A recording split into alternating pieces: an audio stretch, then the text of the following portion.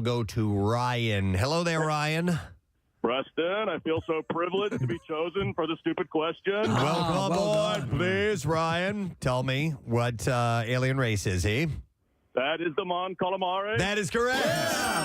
Calamari. Well done, Mr. Weston. Ryan, yes, Mon Calamari, which I was asking Nick, does that mean my squid, essentially, is what it seems like. But we are going to give him a pair of tickets to see two of the nation's top comedians, Eric D'Alessandro and Vic DiBettito.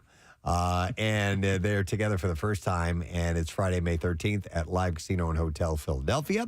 Launch of their much-anticipated Funny How Tour, and the showtime is 10 p.m. Tickets are on sale now via AXS.com. Must be 21 or older. Gambling problem. Call 1-800-GAMBLER. We will start with this. Dr. Dawn Hughes, a New York-based clinical and forensic psychologist, testified in Johnny Depp's defamation trial yesterday, detailing how Amber Heard was repeatedly, quote, subjected to sexual violence by Depp.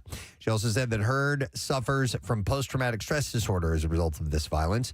She said there are a number of incidents of sexual violence reported in this relationship. Those are documented early on, where when Mr. Depp was drunk or high, he threw her on the bed, ripped off her nightgown, and tried to have sex with her. Now, this gets a little graphic, okay? Yes. When Depp was not able to perform, she said, during these instances, he would become enraged. She said there were times when she forced her to give him oral when he was angry. These weren't loving moments. These were angry moments. And in a haunting addition to her testimony, Hughes said that at one point, Depp screamed, "I will kill you." And then he used a bottle to, Yeah, gotcha. That's what she said. She added that she had hoped that it wasn't the broken one. According to Hughes, Depp, quote, pushed her, shoved her, he slapped her with the front of his hand, the back of his hand, he choked her, slammed her into the wall, he pushed her, and when she fell down, he kicked her in the back. Hughes added that the intimate partner violence by Mr. Depp was the cause of Heard's PTSD condition. So that's what one of the experts is testifying to say. Right. I can't. I don't envy a jury sitting there listening to all this stuff. You have to make a decision. Got to make a decision. Yeah. So that trial does continue, and we will report on more of the details of the testimony when we get the information. Dave Chappelle was attacked by a fan who stormed the comedian's stage and tackled him to the ground in front of a shocked audience at a Netflix show in Los Angeles.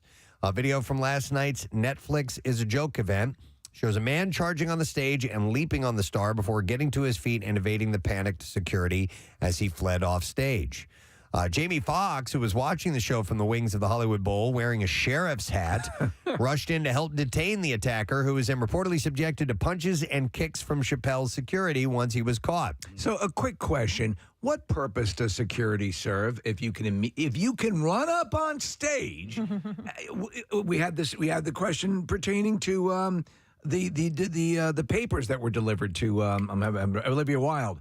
On stage. Well, isn't someone supposed to intercede before someone gains access to the stage? When you go to a comedy show, right? It's not like at a concert where there are security at the front of the stage. Well, I mean, so off this to guy, the side. you can just like when I went to see John Mulaney. I could have just stepped up onto the stage, right, if I wanted to. They don't have security in between me and him. Now, the way to stop that would be to put security people right there. Well, look, it's a little bit more elevated at the Hollywood Bowl. The guy looks like he gained access from side stage, or at least steps from the side stage. Yeah, I don't know. It's crazy. Because you can just, all you got to do is walk up and jump up on stage. Like at a regular club, it would be no problem at all. But this thing, come on. So it says here that conflicting reports indicate that the subject may have been armed with a gun and a knife, but this has not been confirmed by Los Angeles police. Chappelle, who last year sparked outrage in the trans community with controversial comments in a Netflix show, appeared to be uninjured and continued to set, joking, "It was a trans man." That's what he said. And he also added I think he was just joking. He picked up the microphone following the attack and said, "I'm going to kill that N-word." Chris Rock was actually there and performed later on. Oh, my God. And he came on the stage and said, "Was that Will Smith?" Oh, my God. And then Chappelle replied, I thought it was you for a second. So footage later appears to show the suspect being treated by paramedics for a badly injured arm before he was taken to the hospital in an ambulance. After the attacker was detained, Chappelle thanked Fox on stage during the curtain call. He said, "Shout out to Jamie Foxx, by the way. Whenever you're in trouble, Jamie Foxx will show up in a sheriff's hat."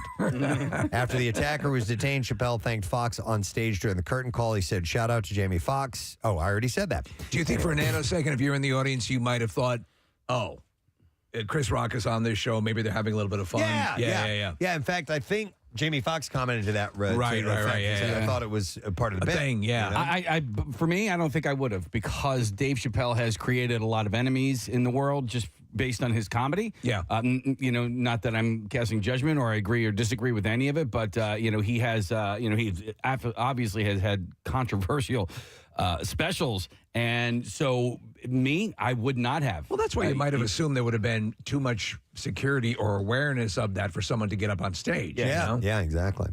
Speaking of Will Smith, he's been unhappy with Jada Pinkett Smith for years, and sources say that she has become impossible to please. I don't like you. According to OK Magazine, in addition to their marriage, the sources say that Jada has become extremely demanding with staff, resulting in her losing several longtime staff members.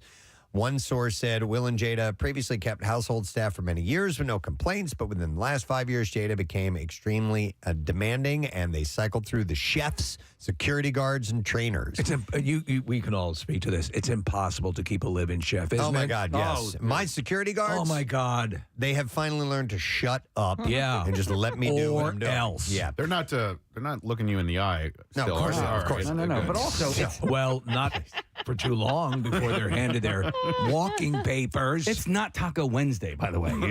An inside source close to the couple claims that Jada has grown an unbearable attitude that has progressively worsened over the years. Her attitude has allegedly upset everyone around her. Ronaldo, I'm taking a shower. Get the loofah sponge. So that is according to a source. Whether it's true or not, I have no idea. But nonetheless, that's one of the reports that's out.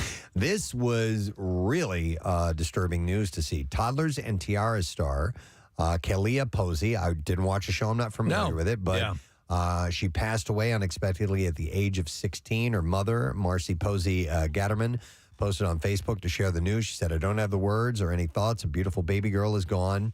Please give us privacy as we mourn the loss of Kalia, my baby forever." And apparently, I read that she had taken her own life in a headline this morning. So the details have not yet been disclosed. She recently celebrated her 16th birthday on April 20th. Horrible. Terrible, terrible news. Speaking of that, I saw two stories yesterday, Preston, that said they were confirming. They were the only two that I saw, that Naomi Judd. I didn't see confirmation, but there's more coming out now about her crippling depression. Right. And that, when the statement was from her sister, or I'm sorry, not her sisters, her daughters, that said they, quote, lost their mom to the disease of mental illness. Right. I mean, that seems like an indirect comment that maybe she took her own life. That's what everyone was thinking. There was an interview she did in 2016 with Good Morning America. It was talking about her memoir called River of Time. She had told Robin Roberts she battled life-threatening depression, something the public may not have seen. She said, "Because they see me in rhinestones with glitter in my hair, that's really who I am. But then I would come home and not leave the house for 3 weeks and not get out of my pajamas. It was really bad." When asked why she was sharing her story, she said it was extreme, severe, treatment-resistant depression, but she wanted to show others battling depression that they can survive. She also revealed that, and I didn't know this, she was molested by an uncle as a child. She said nobody was there for her. She said, "I had to realize that I had to parent myself." While she said that therapy and having her husband and youngest daughter, Ashley, by her side was helping her get better. She did, however, admit that she and her daughter, Winona, who have had a tense relationship, were still a little estranged. Now, that was at that time. And she had given birth to Winona when she was 18, so she was a young mom, The star spoke to People about her memoir and depression, saying nobody can understand it unless you've been there. Think of your very worst day of your whole life. Someone passed away. You lost your job. You found out that you were being betrayed, that your child had a rare disease. You can take all of those at once and put them together, and that's what depression feels like, she said. And when that's happening in your head, there's no way to escape it. There's nowhere to go. So she had said that she had thought about taking her life back in 2012. She said what stopped her was the thought of a family member finding her body. She also said that she was healing with new medications, therapies, and treatments, as well as strong relationships, including a relationship with her daughter. So sad. But I'm still waiting to see, the official word on that, but I wouldn't be surprised at all. All right, lighter, frivolous stuff. We need frivolous, stupid stuff. At this year's Met Gala, Kim Kardashian, of course, wore the Marilyn Monroe dress that she sang "Happy Birthday, Mr. President." Marilyn Monroe. John F. Kennedy. I know it sounded like that when it said it. The dress was flown on a private plane to her house from the Ripley's Believe It or Not Museum in Orlando, Florida. She said the dress was transported by guards, and I had to wear gloves to try it on. I always thought she was extremely curvy. I imagined I might be smaller in some places where she was bigger and bigger in places where she was smaller. So when it didn't fit me, I wanted to cry because it can't be altered at all. Poor thing. So God, I feel so bad for her. Following the Met Gala, though, Kim ditched her strict diet. Remember, she lost 16 pounds fitting in this dress. And she set her sights on the carbs, skipping the star-studded after parties. I'm starving. And she said, you guys, I haven't had carbs or sugar in almost a month. Definitely 3 weeks. Shut up. This pizza, I'm so excited, she said in a video posted to her Instagram stories. I'm starving. She's getting a lot of crap for wearing it, though. Like, they basically said she took a piece of history and could have destroyed it. Oh, really? She's catching a little bit of crap from it? Really? Because there's video of her trying the dress on or trying to get in it, and they said, like, the seams definitely, and some of the fabric was compromised by trying to... I wonder... That stuff becomes very delicate after time. Yeah, of course. I was surprised that this was at the Ripley's Museum, which is more like ball and twine and stuff like that, that it was sitting in this museum. Yeah. To me, that's Smithsonian worthy. Are we going to glance over the fact that the dress got a private plane ride to Kim that's Kardashian? true. I mean, like, unbelievable waste of, energy. And come on, What do you man. mean? The What's dress- wrong with that? They put the dress on a private plane? I'm Okay. kidding. Oh, my God. For From a second, where you to triggered where? me, Kathy. No, but from where to where? Was it Orlando to Los Angeles. Or Okay. wait, where do they have the Met Gala? No, New York. No, New York. Yeah. Hey, Okay. and by the way, I heard yesterday, because we were wondering, what the actual event is. It does raise money. It raised, like For a the record. Mets, right? For the New York Mets.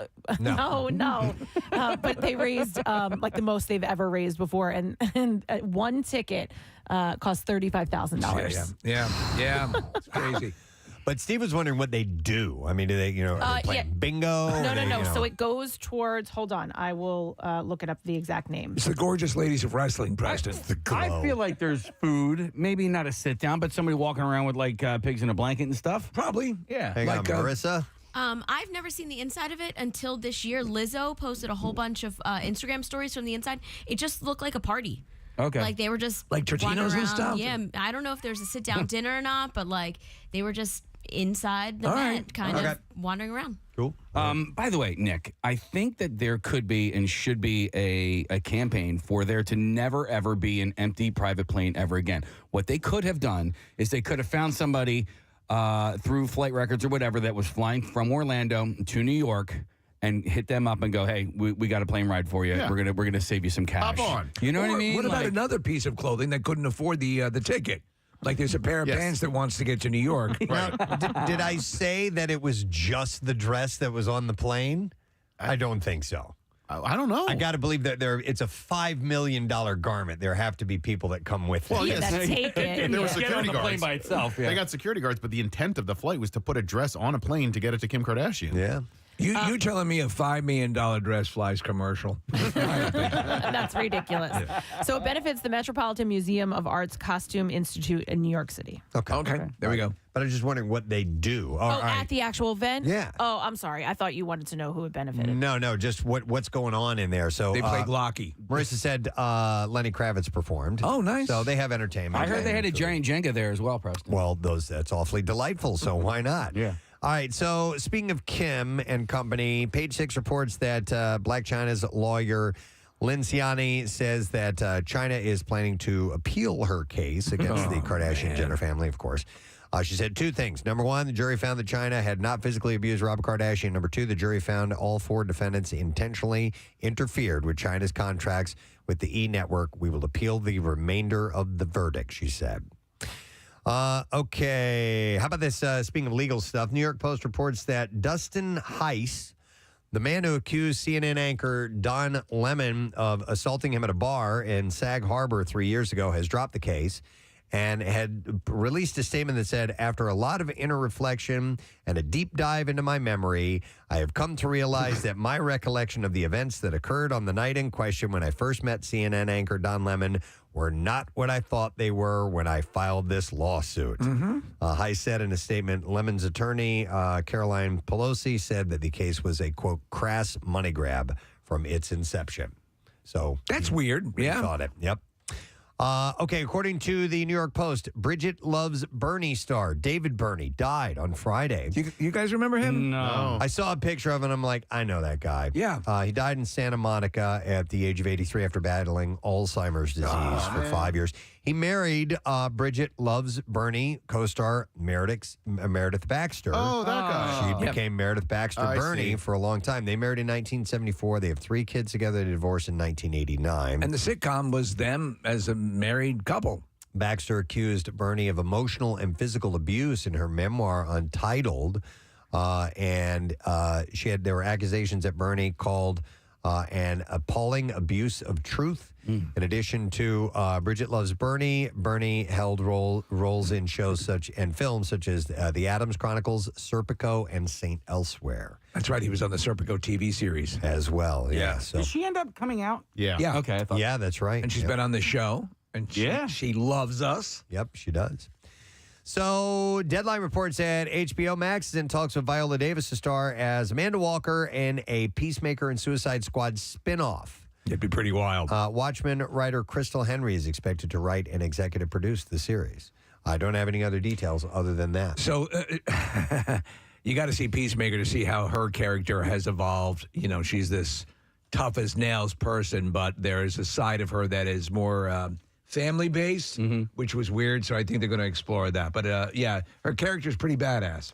TV Line reports that Roku released the first trailer for the Al Yankovic story yesterday. I saw it. Yeah. It's so good. Daniel Radcliffe will play the singer in that film. And as the logline reads, we'll explore every facet of Yankovic's life, from his meteoric rise to fame with early hits like Eat It and Like a Surgeon to his torrid celebrity love affairs and famously depraved lifestyle. So they're taking a more fanciful approach, like it's more Rocket Man than Bohemian Rhapsody, right? So there are flights of fancy that occur in the movie. I guess so. Yeah. I don't really know. Like they're because Weird Al himself was one of the main script writers. Okay, but should be great. Oh yeah, Yep. it looks great.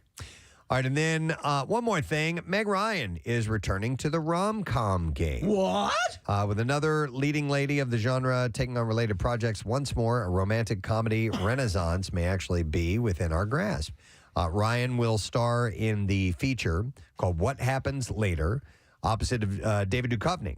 And Interesting. the Sleepless in Seattle star will also direct the film, marking her second time in the director's chair. It's Ryan's first appearance since 2015's Ithaca, in which she made her directorial debut. The official log line for the movie said, "What if late one snowy night you came face to face with someone from your long ago, someone who once held your secrets, because once long ago that person held your heart." Oh my God, that's beautiful. Duchovny and Ryan will play 2 execs who are reunited when they get snowed in at an airport overnight. Okay. So in the 80s, late 80s, she, for me, was the perfect Girl Next Yeah, I Door. liked her. Yeah. Were you a fan, Kathy? I 'Cause liked you're a little her. more critical. Yeah. Top Gun, Armed When and Harry Met Dangerous, Sally When was Harry Met everything, Sally. yeah. Yeah, When Harry Met Sally pretty much did it for me. Yeah. She was excellent in that. All right, and that's before we go to clips, Kathy? Yeah, so real quick, because I did a little reading on the Met Gala, I just want to update All right, yeah, you please. on what If we want any shot at getting invited, we need to know this. on what actually happened. So it's like any event you would think. So there's a cocktail hour. They actually tour the exhibit, so they get to see that. And Lucky. and then it's a formal sit-down dinner where there's a performance. And it actually said that most people leave early, like it ends pretty early because everyone's so uncomfortable in their outfits. They want to get out of there and change and go to the after parties. So it's mainly about showing up, having your picture taken, hang out, have a couple drinks, get out of there. Yeah, and they actually said you're not allowed to use your cell phone, so that's why you don't see very many pictures. And they said the most pictures you'll see from inside the actual event are when people go to the bathroom and take their phone out, and there's tons of like famous selfies from Bathroom inside, pictures, from, yeah. from bathroom selfies from the event. Okay. All right, we're ready for clips to roll. After surviving a brutal assault, a woman teams up with a veteran journalist to confront her past in The Shining Girls. Here, Elizabeth Moss reflects on her career and how this new project fits in with her work. I think the through line that sticks out now, which I never would have been able to identify like 2 projects ago, is an ordinary, everyday person who does not have any necessarily special skills, but there's something about them that makes them unique, and they are faced with extraordinary circumstances or challenges, and because of the person that they are able to overcome them. And I think that to me is really interesting to play. I don't give a New episodes of The Shining Girls airs Fridays on Apple TV+. You know what? I, for the longest time, thought from Mad Men and Handmaid's Tale and everything, she had this sort of persona that I thought, man, she seems like a really like dour, person. And the truth is she's got a good sense of humor and she's kind of up. Yeah, but she's played roles that are sort of down a lot. I agree. Until I saw a couple interviews and some videos of her being playful. She's I was actually like, fun. Okay, yeah, she's cool. All right, next clip. Here we go. Magic Johnson has been active on and off the court, and in the new documentary series, They Call Me Magic, his impact on society is explored. And here, Magic talks about how the diagnosis changed his outlook on life. I'll always be a guy who looks to give back and help communities and help people that happens to play basketball, right? And, HIV happened to me 30 years ago, and it was a death sentence, they said at that time. But, thank God I talked to a woman named Elizabeth Glazier. She helped Cookie and I understand that we had to go public and help people. They Call Me Magic is available on Apple TV Plus now. I think I want to see that. You want to check that out. And there you go. It's your entertainment report this morning. We have a secret text word. Chance for you to win tickets, see the Phils or playing the Mets tomorrow, 6:45, Citizens Bank Park. Text the word secret 39333. And let's see if you end up winning before the show is up this morning. Speaking of winning, we're going to do a special May the 4th Be With You contest with a really cool Star Wars prize that we have your chance to win. So hang in there. We'll get to that a little bit later on. Some guests and stuff like that. We'll be back in a moment. Charlize Theron and Tom Hardy, while making Mad Max Fury Road, is no secret, but... It is. Did it actually help the film? I didn't even know this. According to director George Miller, their less than friendly dynamic played well on screen for their characters. He recently told WSJ Magazine, "I'm not saying that they were seething right through, but the trajectory of the characters can't help but seep into their work. When they first meet each other, they're trying to kill each other. As the two characters come together out of necessity and rather reluctantly, they have to find a degree of trust." Have you seen it yet? To some extent, that was the trajectory of their relationship as well. I watched like the first 20 minutes of it, and it wasn't doing anything for me, so I bailed on it. I mean, it's one extended, race, basically, chase that goes on throughout the whole movie. I think, if anything, if I were Tom Hardy, I'd probably be upset that it's called Mad Max, yet her character, Furiosa, is the main focus of the movie. Yeah. Charlize explained, from what I hear, he's not like that in every movie or on every movie. I hear he's had such good experiences. Maybe just some of the movies. The movie is what it is because we struggled so much with each other. Why is this movie called Mad Max when you're in it much more than I am? And those characters had to struggle so much with each other. If we were chum-chum... If we were chum-chum, things would be num-num. Let's go see Gum Gum this weekend. She said... If where was it? Oh yeah, Chum Chum. If we were Chum Chum, Wasn't that the monkey on Speed Racer? that was Chim Chim Oh, and Spritle. If we were Chum Chum, maybe the movie Chum Chum would have been 10 times worse. I don't know.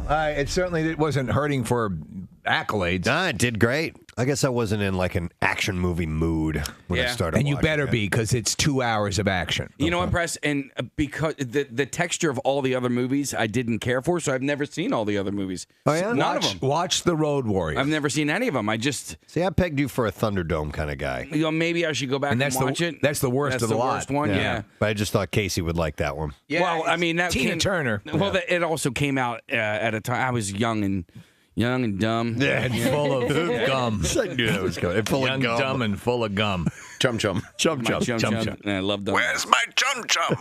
My favorite bubble gum. It'll figure prominently into the New World Order. Everyone, kids in the car, we're going to visit Gum Gum.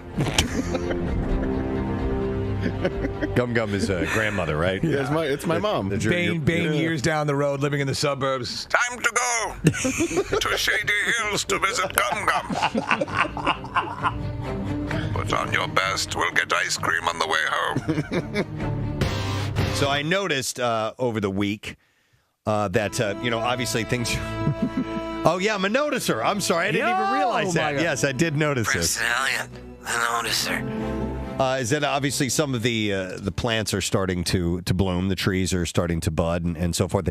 And my migraine headaches that I get, I think, are sinus based. And Are they exacerbated by not this? only me, but several other people on the same days were complaining about headaches and sinus pressure and stuff like that. So I think that whole thing is starting. But and I posted this on Twitter and Instagram that and I didn't call them this, but the what we call the semen trees. Yes, you probably called them something beginning with C. J, actually. Okay, all right, yeah. So, but anyhow, Not jazz. not jazz. Oh, right. But yeah. Yeah. Oh, we can't say that word? No. Okay. I mean, we probably could. All right. If you say it in a sexual, it's all over my face way. Right, exactly, which I didn't. But anyhow, Wow, that took a turn. so the trees are blooming. Of course, you can smell them. They smell like Yes, they do. that Fresh fluid. lovemaking. Well, I mean, it's spring, and springtime flowers bloom. They do. With an air of mystery. Yes. So anyhow, it got me thinking about these trees. They're the Bradford pear trees, or what they are. Is that so? Do they actually yield edible pears? No, they don't. Okay. They're just called Bradford pear. I think they have a shape. The way they grow. That's what I think that Got a it lot of comes from. spunk to them, you know.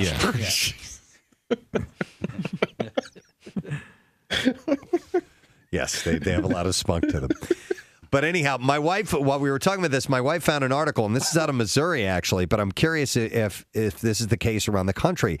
But according to this particular group of people, that they are becoming, the Bradford pears, destructive to our ecosystem. Oh, no. So they perpetuate well? According to this particular person with the Missouri Department of Conservation, he said when the seed develops in a new tree, it's not the same as the parent. It's the old wild type, and unfortunately, that wild type is a very thorny, aggressive, invasive plant. Okay. Aside from their smell, the non-native tree poses a risk to the environment, impacting ecosystems. So the tree shoots the seed all over the place? Yes, it blows its wad all over the place. Sometimes on plants that aren't even, it just met. Yeah. But God, the smell is strong. Oh my gosh, I was just at the Metroplex yesterday in Plymouth meeting, and they're all over the parking lot, and it just the entire parking lot smells like that. Brought you back to college. Wow. Yeah, I'm so hungry. I would say this. After being around our variation of it, we've all have anyone who's engaged in love making has been close to that odor. It's when you have it amplified many thousands of times, it's not that pleasant. It's like gallons. Yes. It's Peter North. That's what I wrote in my Twitter post. I'm like, it's like Peter North blew through town. It's too much. Gives me a headache. Does it give you a headache? Either way, it gives me a headache. Right. The real thing or the one that occurs in nature. got to get the procedure I had. But they're blooming. We have a couple of them in my yard, and you walk in the backyard, and it's like, boom, you were hit by that smell. It's there right in should the be face. right over your face. It's just like explodes in your face. Yeah. The truth is, there should be another plant, another tree that could envelop that tree. Yes. That. Do you know what I'm saying? Like a rubber tree. Like a rubber tree or a vagina tree. A vagina tree. Oh, is what okay. he's saying. You know? Like a pussy willow or something like that. Like a pussy willow wrapped around. Yeah. Or pear tree. Or the Bartlett. What is it? What is the pear tree again? It's the Bradford pear tree. Bradford pear tree. Bartlett pear. Bradford pear tree goes inside the pussy willow. I like that. And then suppresses the smell. Well, now, they mind can do you, that. the pussy willow has its own issues. Yes, of course. Its own odor. Yeah. I'm sure botanists could do that. They do it with fruit trees, right? Don't they combine fruit trees? Yes. You call it, what is it? Splicing. Splicing, yes. Yeah, they probably could do that. But they're up all over the place, and they're in full bloom, and they are absolutely stinking up the area. Question about the pussy willow. Is that the same thing as a weeping willow? No. No. Weeping even willows close. Not even close. are beautiful. Actually, there was a weeping willow. When they are huge, They're really big. they are perfect at state parks to crawl into and have sex with your girlfriend. Nobody Is that can right? see you. Someone Yeah, told you don't know what a No, well, you know what a that's- pussy willow looks like, right? Yeah, they're fuzzy, right? Yes, they are. Yeah. They're little fuzzy nubs. Yeah. Honestly, that's what they are. But a By the weeping way, willow she's is dancing at Risque this weekend. fuzzy nubs. Yeah, she's partnering with pussy willow.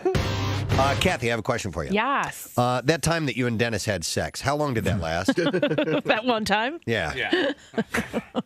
What? Seriously? No, there's a study about how the length of time, as far as the average sexual encounter. I'm already chuckling. And by the, I'm already chuckling. And by this, I mean the actual act, not the foreplay, not the fooling around. From courting to convincing to getting it done.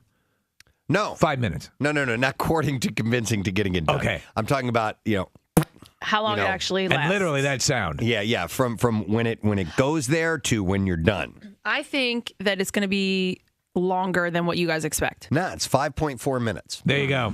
I'm a king. Of the actual act taking place, which seems about right. Honestly, you start it to feels chafe, a lot longer. And it's annoying after a while. What do you think the shortest you've ever gone is? Oh, my God. First 20 time. seconds? First time. Yeah, first time. Yep. That's it? Yeah, April. And then comes the crying and the apology. Yeah. Well, I mean, was it less than a minute? I think the word sorry came out of my mouth. I couldn't even finish the word sorry. And I'm curious for women, how long is too long? You know what I mean? Or do women really care? I was a receptacle all night long. Right. What, right? But there is pleasure to be had. I think after she's done, what's the Right. point? I was Hurry an up. opening for 3 hours straight. When everyone has gotten their cookies. But some ladies get more than one cookie. I like one cookie. Now get the F off me. That's you? Yeah. She doesn't even need the cookie. I'm curious. Yeah. No, all right. Marissa, do you eat a lot of cookies? Like stone, nothing. We're getting nothing out of her, which means yes. What about butt cookies? One regular and one butt cookie. Kathy, do you At the same time. Do you make your own cookies by any chance, Kathy? What? Do you if you draw Stop it! I'm talking about. I just motioned to her with my finger moving so quickly. Stupid. I didn't even get it. It went right over your head. Yeah. Make Where's my own my cookies. Where's that little Iron Man toy that vibrates? Hollywood creates the image of physical perfection. And it seems to be people like to go see that. I know. You know? Yeah. Would you? And that's just part of the deal. Listen, I don't want to go to the movies and see someone who looks like me. I want to see somebody who looks like what I'd like to be. Help me lose 50 pounds in 5 weeks. In 5 weeks? Starting Monday, not now. All right, wait a second. I'll tell you this. What if someone, and you talk to Dr. Mike, if someone could come forward and something you could do. Yeah. It would be not eat. I mean, Well, 50 pounds you would in go. 5 Here's what you do. Go. You'd have to go on something akin to like what Gerard Butler did for the 300. You know. Yeah. So 2 almonds for breakfast, a bowl of steam for lunch. A bowl of steam. It sounds yummy. Right. 7 weeks from today, we'll be down the shore. At Keenan's, right? 7 weeks is All right. 7 weeks from today. You could do. Can you give me an extra 2 weeks? No. So I can have 3 almonds for breakfast You instead could of do. 2? You could do an Oprah Kirstie Alley reveal. Case you can do it. You just have to be committed, and you cannot slip up, not even once. And Come on. that's the thing. No one I can love do this that. guy. Yeah. But I see him start these things, and then he sits down with 2 slices of pizza and Wow. and French dressing or whatever. Ranch. Ranch dressing No, and I dips don't. it. I don't. By the way, 2 slices of pizza, that's like 500 calories. That's not that bad for lunch. For lunch, you need to go down to 200 calories, dude. You can't do pizza for No. lunch. If you're gonna be serious about it, Hold you up. can't do pizza Okay, for let me lunch. ask you a You question. can't do pizza at all. Yeah, you can't do pizza at all. you Casey, can't- do you need to lose 50 pounds? That seems excessive. No, 50 pounds is good. Really? Yeah. Yeah, 50 pounds will put me in a good spot. I think that would put you in, agree like, with Kat. anorexic state. No, but Kathy, No. you look at Casey and you're not like. I don't think of you as like crazy overweight. I think you have weight you want to lose, and it's probably healthier. But I don't think- see you as crazy overweight. But if somebody could commit to it for the next Days 7 later, weeks. because it doesn't pertain to this guy's birthday. But I got this Is this one of Preston's heroes? letter. It's just a really nice thing. His name is Anson, and he wrote it. No, we're the heroes in this story. all right. But he writes, what it do, roast beef? I posted a picture on Twitter last year, February 2021, when I was in the hospital and was waiting to find out about losing my leg from stepping on a screw and being diabetic and overnight infection. It was a tough one. I made it through, and after long recovery, I made it out and kept my foot. But you hit my Twitter post with a retweet, and I had so many random private messages, over 100, from people in Philly wishing me well and a quick recovery. They didn't even know me, but they showed me love and best wishes. I appreciated it more than words can say, and it helped lift my spirits when I was in there for 2 weeks. And then I seen y'all hit me with a mention on Twitter over the holidays, checking up on me, but it has been busy keeping the lights on and working out here in the sticks of Pendleton, Northeast Oregon. That's where he lives. Oh, wow. He said, but today is my birthday. On April 21st, I turned 40. And during times like this, you start looking back on life. And I wanted to thank your show and WMMR for everything y'all have done for me since I discovered the show, since I think 2006. I listen to music on the streaming app quite a bit. Jam podcast for driving late nights. I enjoy your interesting perspectives and discussions. And I can't thank you enough for making me laugh so many times during the day.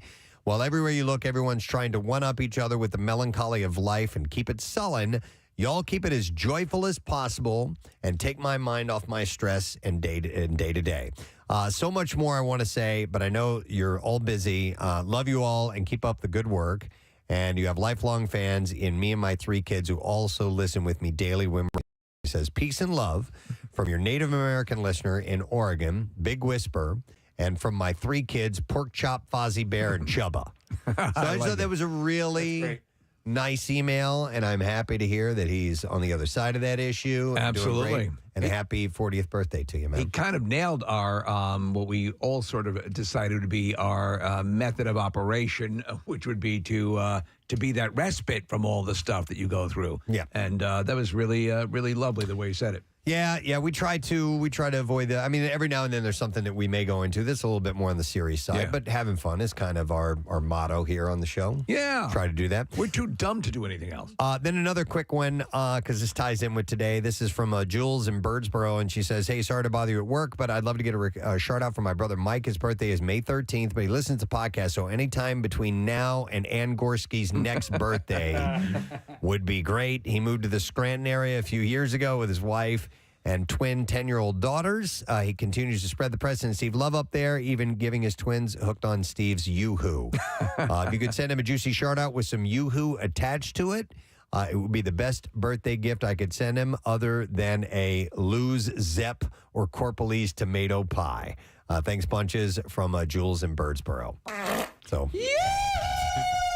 And there you go. I told you, people still drive by my house and do that. Do they? They'll drive by and yell Yoo-hoo? If I'm outside, I get it at least once a week. And I I know it's one guy in a pickup truck, but then it was another car, so I don't know if it's the same guy in a different car or somebody else. I got an interesting greeting the other day. My son and I were walking our dogs in our neighborhood, Right. And there was a couple that were out in front of this house. They didn't live there because I've seen the couple that live in this house, but I said hi to him, and the guy just goes, "Holy yes, it's Kenny Knight." And I'm looking at Carter, and he's smiling, and I was just like, "Oh my God, it was so funny." So they are we at the point where they sort of appreciate what you do, your kids, or are they okay? Yeah, they do. Yeah, absolutely. I mean, not that they don't have to They're not embarrassed by it, or I just wonder how it goes through the different stages because to have someone who has a sort of a public figure as a father. I could see that. Yeah, it might be kind of weird. Yeah. It's funny though, Steve, because all of our kids have grown up with this as their reality, right? So like every one of our children, that's the life that they know. Right. I guess that's true, yes. It's what Kathy does for a living, and Casey and Preston and I do. That's why my cats are blasé about it. Yeah. But it's our jobs, and so when we talk about it in those terms, I think that they just think of it as the job. You know, it's what we do and where we go to work for a living. Yep. Hey, I saw this article. I thought this was kind of interesting. Speaking of parents and teaching your kids stuff, a gentleman by the name of Doug Weaver's mom did exactly that, taught him something. She had what she called her multi-year Husbands in Training program. Mm-hmm. So Doug, who's now grown and married, recounts the details of his mom's curriculum in a TikTok video where he shares exactly what he learned from this course. Now, let me show you what you're going to do on the honeymoon night. Oh, my God. God, no. Well, there's a little bit of that. So the training covered everything from chivalry to etiquette to consent and even pornography, specifically ethics in the porn industry. This is his mom. Get that camera up in there. The latter was something that most teens might find hard to discuss with anyone, let alone their mom, but it's an important conversation nonetheless, and one that in the Weaver household came with quizzes as well. Man. So Doug has already, not so jokingly, threatened to resurface one of them from the depths of his laptop, but he hasn't done that yet. But while respecting and honoring women was at the forefront of the lessons, Doug's mom also covered other topics like listening, how to handle a situation where your partner is wrong, and how to approach them in public with a grievance versus in private. And in his video, Doug sums up the lessons as being, quote, all of the things that really just make you a decent human being. So he's happy with the results. Yeah. And how long did this process take, or was it through his all the formative years? He didn't say. It just said. Or was it one intense weekend? It just said years-long training. Oh, okay. That's smart. That's pretty cool. I never thought to, Did you get it? Did you get a we talked about this. But I didn't get the birds and bees chat from my dad. I didn't. I had an older brother. But my mom would occasionally tell me things that made a lot of sense. My father was more like a global sort of life situation, and my mom was the one who would be more likely to instruct me about the ways you act with people and courteousness and things of that nature. Yeah, that sounds about right. Yeah. With me and probably sounds about right in my, although I do have talks with my kids from time to time. I just don't think my advice is very good. Do you want me to talk to him? I don't think I word it properly. Casey gives great advice. Yeah. Casey gives good fatherly advice. He tells me some of the conversations he has with his kids. Really? I'm really impressed. Makes me feel like a lousy father. That is so shocking. I don't. Because I don't communicate it very well. I have another friend of mine, a buddy of mine, Will, who is like perfect at that type of thing. Now, is And I'm that just not good at because it. they're doing what their parents did, or is it like Case or No. My parents didn't talk to me about like. Kids, tonight we're going to talk about the sup dog. Well, yeah, I know. I would rather talk about doggy say, Dad. Doggy say. Yeah. No. So Kath, I didn't have a lot of those conversations with my parents. I never had a birds and the bees chat, and anything along those lines. And so I want to.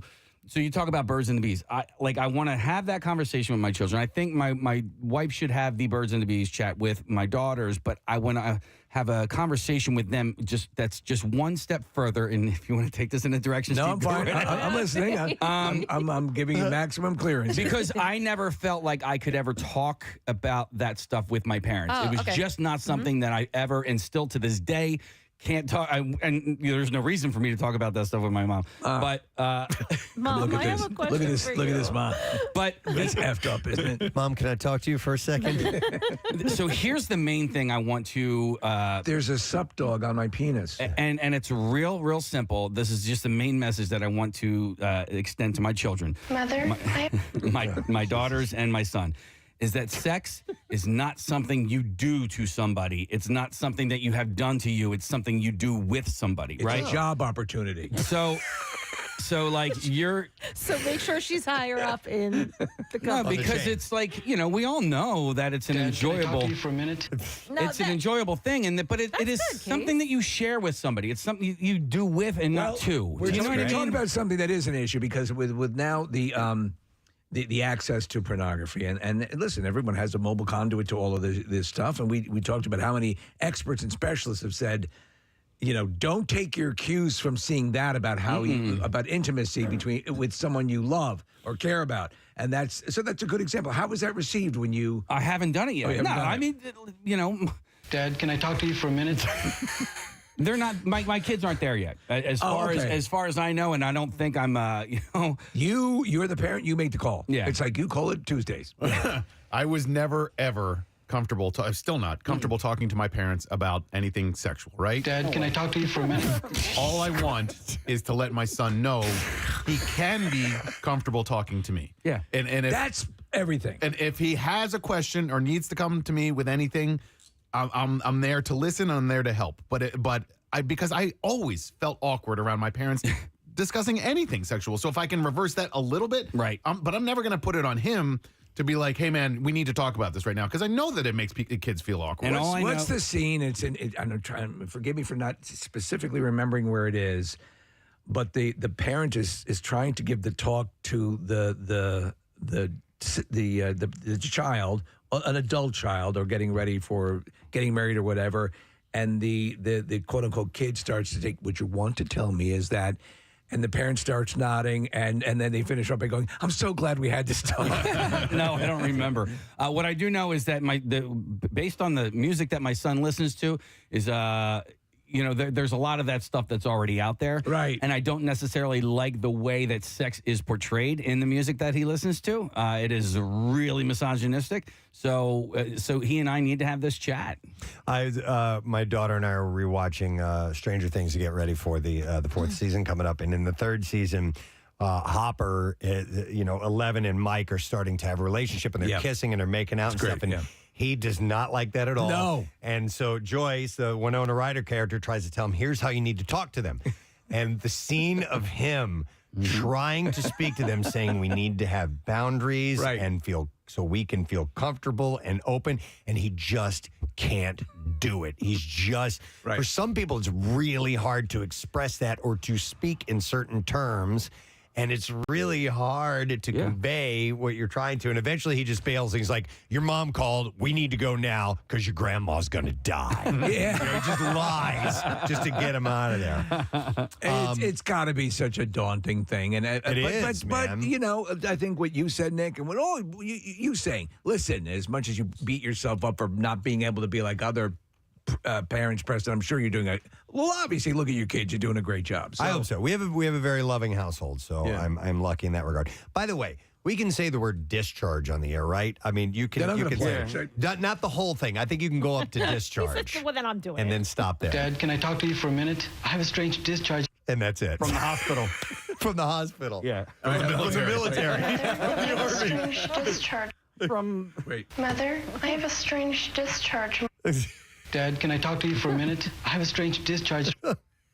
Mother, I have a strange discharge. From the Air Force. I have to be quick on the button, but wait. Dad, can I talk to you for a minute? I have a strange discharge from the That was good. That's so gross. It's from like the late 1960s or early 70s. Mother, And I have a strange discharge. it is a... Sweetie, can you wait till our party's over? Right. It's a video about how, to talk to your kids about stuff. I know Bill about loves these, the repetition of the clips too. Yeah, we yeah. play it over and over and Sweetheart, over. can you wait till the Smiths leave? these sensitive subjects. Speaking of that, so anyhow, going back to this guy whose mom created a husband in training course for him. Apparently, some of the things aren't very obvious or as obvious as you might think, because once Doug made it to high school, Doug's father realized that a lot of the things that his sons were learning from their mom were things that he was never taught growing up. So he decided that he also wanted to take the Husbands in Training course. And as Doug said, they learned to be better men for their mom. And looking back on it, what did Doug really think about his multi-year program? It's got some mixed reviews. While Doug feels that there are parts of his Husbands in Training that, quote, should never see the light of day, like the detailed porn quiz, he revealed that other parts will be revived for his own Husbands in Training course that he hopes to complete with his son. I think things like chivalry are certainly well worth visiting, and, all those things that are sort of held sway over the way you treat people in general. Yeah. And in a positive way. Yeah. Be a good person. Yeah, be a good person, and also, respecting the relationship that you have with your significant other. Be able to identify your various discharges. Yes, if you don't know. Mother, I have a strange discharge. From the Marine Corps. Definitely getting in trouble today. No, we're not. You are. We're not. Yeah, you will. Well, you were laughing. I have the one-on-one today, so I know this is all Kathy. I'll hear it. Oh, all right, good. Oh, boy. He wants us to stop talking. Oh, apparently was sorry. the case, so I did not know that. I need you to stop talking. All right, I'm going to go to Tim. Hey, Tim, good morning. Good morning, it. Good morning, Tim. What's up, buddy? So this might be slightly off topic, apparently, but this happened Saturday, and just kind of in the doing the right thing and talking to your children. I took my son on his first train ride. We were going down to see my wife play softball in Northeast Philly, and we got on the train. We got off at 8th and Market, which turned into a long, pause because we got some lunch, and a guy was picking up a car to tow it away because it was parked illegally. So I was going through the life lessons of there's rules that you have to follow and everything, and here's what he's doing now. And my son's like, but why? He's in that stage still a little bit. And the guy who's picking up the car, he looked over and giggled a little bit, like wow, I've really never had this process narrated to me before. And I looked at him. I would have forgotten all about this, but he looked at me and he goes, that kid right there has no idea how good of a father he has. Oh, my God, that's takes awesome. The time. Yeah, I mean, it was the most mind-blowing thing for me. At that point, I was like, holy cow, I need to up my game because normally I'm not like this, too much. So it was a great experience, So I'm not a parent, Tim, but I have parents. And so I would say this is that I see so many people who beat themselves up for for being less than what they, again, you Preston, looking around your environment and looking at other dads and criticizing yourself. I think as long as you're trying your best, you see your heart's in it. There's love. You're trying to make good people. I think that it all works because I think your natural inclination is to beat yourself up and hold yourself up to a higher standard. But here, Tim, you had a moment where somebody who is a total stranger gave you a compliment like that. That's obviously something you're going to carry with you forever. Yeah, thanks, Steve. I appreciate that. Yeah. All right, thanks for the call, man. We appreciate it. By the way, here's a text that says, so my 6-year-old just asked, what's a discharge? Oh, boy. And then they wrote, awesome. Well, That's when they let you out of the military. You have an honorable discharge. Yeah. Honorable, right? Which exactly. is when you create a Dad, child. can I talk to you for a minute? I have a strange discharge. There was there's a movie called Captain Fantastic with Viggo Mortensen. Yes. And at the end of the movie, his son is 18 and he's going away to college, and they had been this really tight family unit. He gives him, I'm getting a little choked up. I'm thinking about it. He gives him this concise life advice that is just spot on. Yeah. And I'm just like, what? And I just wish I could come up with things like that. There are other great... Hire a screenwriter. Well, yeah. Just, and then you'll get it because you're not perfect. Grab your children and go, listen, guys, I want to tell you something. And then turn the TV on and go, listen to this. Right, this is what exactly. I want to tell you. This is my comment usually. My refrain is, from my kids when they ask a question is, man, I don't know. Turn the movie on in the other room and move your mouth to it. Yeah. My cousin's son asked her the other day, what exactly is whore? And she was like, and she like called her husband. She's like, a little help here. Yeah. And she's like, I didn't want to say, I didn't want to say she, like, so she was going like, well, it's a person that, and she's like, I'm stumbling all over my words. And she kind of got it out a little bit. And he goes, Aunt Cecilia. Steve, so he goes, what? He goes, I thought it was like a movie. And she was like, what did you say?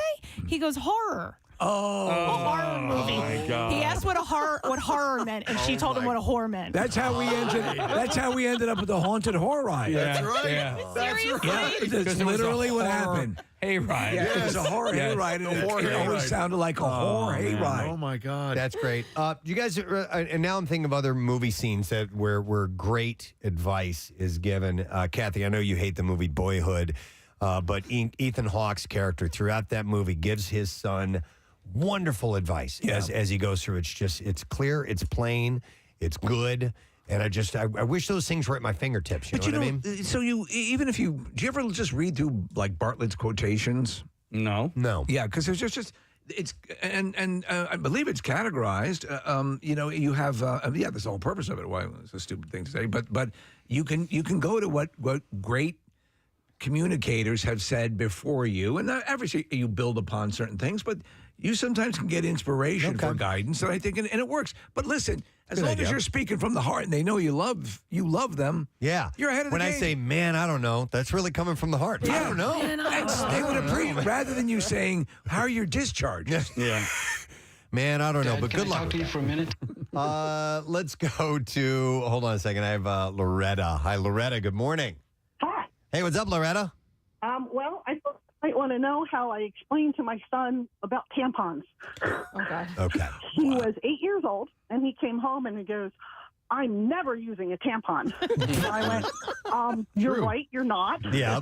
I think you might mean condom, and yeah, you will. And then he wanted to know what a tampon was. So I gave him a very basic explanation, and I said, I'll tell you the rest when you're later. Do you know a good description? Older, I'll tell you the rest when you're older. And he said, no, I want to know now. I want to know now. So I said, okay, I'll tell you, but you're not going to like it. I want to know. So I explained everything, shedding of the lining, the whole thing. And he just looked at me and went, you're right, I don't want to know. Yeah. Nice. Just say they're pool noodles for mice. Thank Loretta. Oh, my God. I do use when you're Thanks, older, Loretta. and like he seems to accept it. When there's things that are not age appropriate, I'll say you'll learn that later. We'll teach. We'll tell you that later. And right now at his age, he's accepting it. So if I may just jump in quickly, Nick, I believe so. Kathy, to that point, if I pressed on a thing as a kid, I remember my parents telling me in a way, both my dad and my mom. Here's the deal, and if I could process it, I got it, and if I didn't, it was like okay, like I at least they made an effort in a way. So it was up to me then. Can I process it? I guess I can. Well, okay, but I mean, maybe we'll revisit this later. You know, I know there are some kids, but they'll press and press, like her son. Like, they'll press and press and press, and then you're like, well, what do I do? I gotta tell him, and then it's like, you know what? Yeah, you were right, Mom. I should have waited. Celia's a whore. What's terrible is that we do have an Aunt Celia, so you're using that in the story. She's definitely not a whore.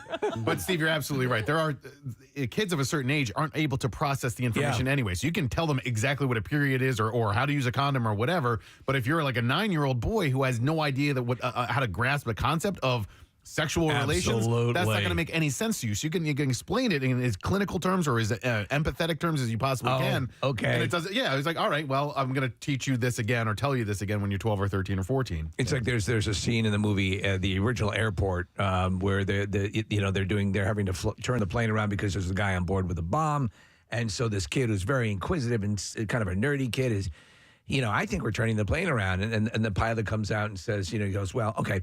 And he lays out all the data, and the kid's looking at him, and he goes, oh, okay. Right? Yeah.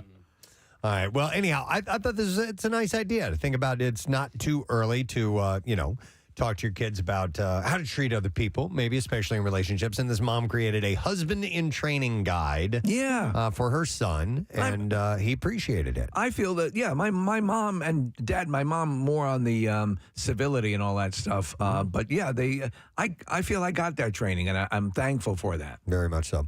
All right. Well, anyhow, thought it was interesting to share. We need to take a break because we got to stay on time for things like Concert Cash, which is coming up at 8 a.m., not too far away. We're going live on Fox Good Day when we return, and Bizarre File more coming up. We'll be right back. 7 weeks. What are they committing to you? Well, that's the thing. And this is where we're at, Preston. It's all about preparation. The reason I have that pizza for lunch is because it's there. All right. Wait, I have a Do you suggestion. realize they have salad down Listen to there, too? Kathy. Casey, I use a reward system. I try to eat sensibly in the day, and in the evening, I save it for the end of the day. I have my reward, my little sweet treat, whatever it is, whatever your guilty pleasure is, you can have that, but only if you've been good for the day. I shut it off after dinner. I actually the weekend I relax. Yeah, I do too. So during the week, I have my weekend. I'm pretty austere, and on the weekend, that's when I have a little bit of latitude. Can I make a suggestion without being insulting? Try pizza without ranch dressing. Listen, you a-holes. When was the last time you saw me with ranch dressing? Okay, can I jump? And by the way, I don't always eat pizza with ranch dressing. I didn't invent it. It is something that I tried like within the last year. All right? Okay. Drop the friggin' ranch dressing. Drop it. I will say this. I have seen you eat pizza at last 6 or 7 times without dressing. Did you say 6 or 7 times? I have not seen him have dressing on his pizza in quite a while.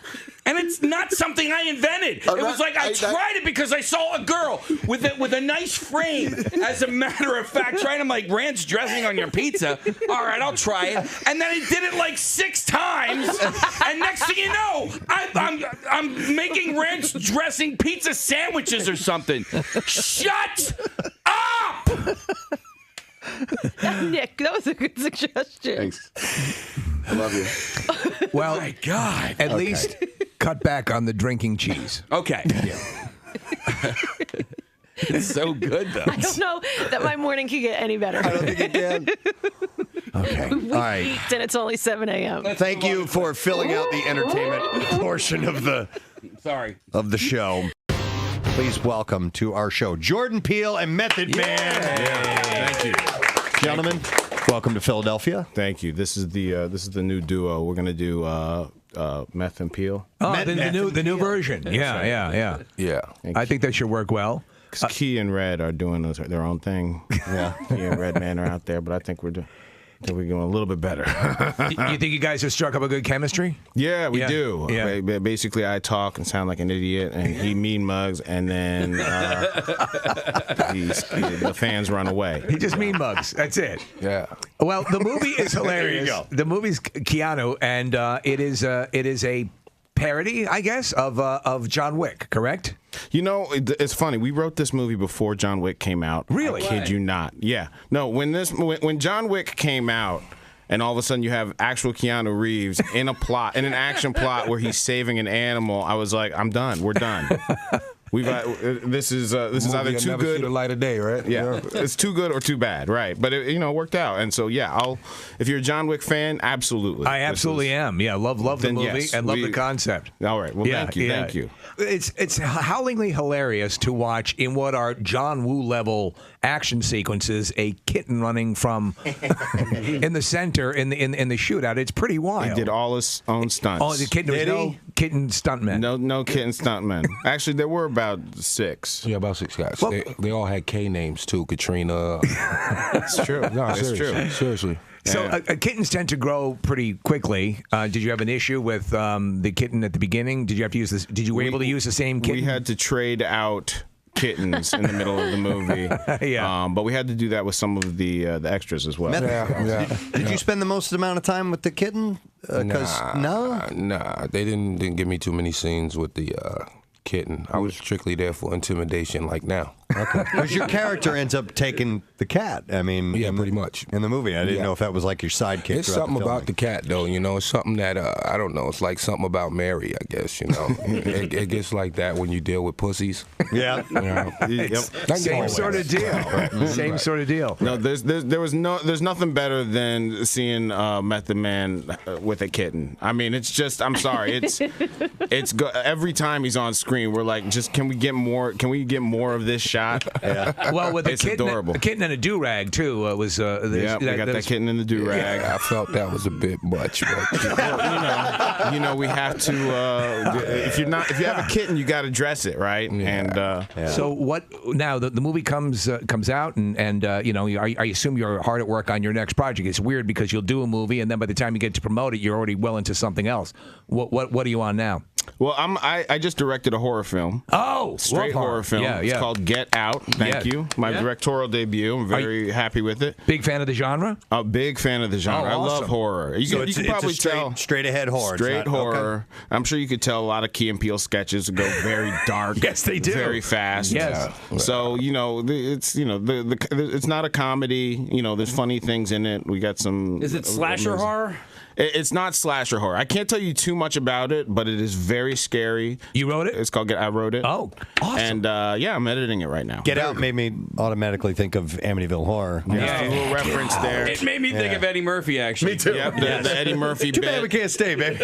Well, you know, it is a movie that is a horror movie that's geared to the black horror audience. Okay. Who just doesn't want any, Get out. Pick up the phone, man.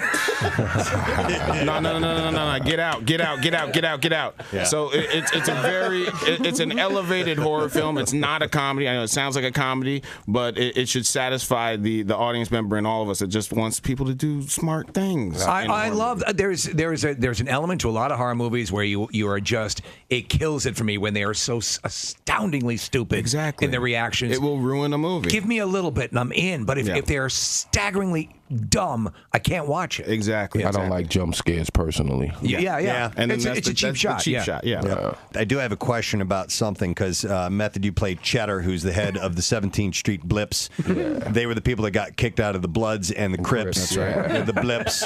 My question is, were they kicked out because they were too bad, or were they kicked out because they were idiots? And I'm going to go with, according to the script, I think because they were incompetents. Because they were incompetent. All right. Pretty much.